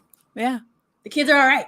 I mean, the youth, rather, are all right. The youth are all right. The youth are more than all right as well. Yeah. So I'm, as cliched as it might sound, but I'm feeling incredibly inspired after listening to them. So that was incredible. It was absolutely incredible. Yes, people are passing the tissues in the comments. I'm receiving the tissues, dabbing away the excess emotion, because I totally agree. Jules, like, we hear it a lot. The word is thrown around a lot, inspiring, but that is what is truly inspiring to me. Like, that really spoke to me, many of the things the youth said. So I like that a lot. It's been an incredible day, and it feels really weird saying this, but we've come to the end of day one of the Abundance Summit. We're ending on a high. Of course we were going to end on a high, because the whole day has been an absolute high. But, for all of this, all of the joy that's been there, all of the people, like the folks out there in the audience all around the world as well, it's just been power. And it's been incredible for everyone, from our panelists to the workshops to the Q&As, everything, and everyone who has joined us has been brilliant. So everyone needs a massive thank you. Yeah. Including your cat in the background as well. Panda just gave a big stretch. Gave a big stretch just to say, I agree. She agrees. She's been listening here with me today. Yeah. And I also want to say thank you just to everyone who was involved, everyone who shared their experience, their heart with us. I cannot stress enough how that is very healing for our community, which I love. I love to see us heal. And let's heal together. Let's grow together. Yeah, we're going to heal together. We're going to grow together. And we have even more of this coming tomorrow, because it is a 2-day event. You thought we were done. You thought we were done. That was a mere 50%. Tomorrow. Yes, we have another day. Yeah, I was going to say, because we have some absolutely amazing content coming up for everybody tomorrow who will be coming back and joining us. The one thing that I want to say at the top of all of this is, please remember to register for the Zwift ride, which is happening at 11 a.m. EST. Yes. Okay, it's a no drop ride. It's fun. It's a social, and you will see the link being dropped for this as well in the live chat too. So come and join us. It's going to be a lot of fun. But do remember that you do need to register for the event so that you can get your free, everyone loves free Free is one of the best things in the world. Your free indeed. Zwift trial code. Yes. You will get 30 free days of Zwift for registering. We're going to have a good time. I will be chatting it up on Zwift Companion. I'll be talking to everyone saying, well done, you know. And it's going to be really cool. I'm excited for tomorrow. It's kind of a different vibe because we do have the ride starting out. But it is still going to be a lot of fun. Yeah. And I will correct myself. I thought KC would be here today, but they will be here tomorrow. So yeah, everything that I promised about KC will be fulfilled tomorrow. Now also remember that we're going to be streaming that ride on the A Quick Brown Fox YouTube channel as well. So there will be options and opportunities for you to see that going on. But, you know, I think we need to give a massive thank you to our sponsors who have also helped make this possible. So Zwift, thank you very much indeed. Live Racing, SRAM and Backcountry, thank you, thank you, thank you. And of course, thank you to the team behind all of this as well. So we've got Aisha and Devin, who were our gremlins in the background in the best possible way, like keeping us going with everything as well. So yes. Our gizmos. Yes, the gizmos, definitely the gizmos. But yes. Okay. Well, I've seen people in the comments saying that they're going to go ride their bikes, feeling very inspired as well. It's actually 10 p.m. over here, my time. So I may not be riding, but I could have a late night Zwift session. That's what I could end up going and doing. But yes, it's been an absolute blast. And again, thank you everyone for joining us. And we look forward to seeing you tomorrow. Gremlins. Take the day off tomorrow. All right.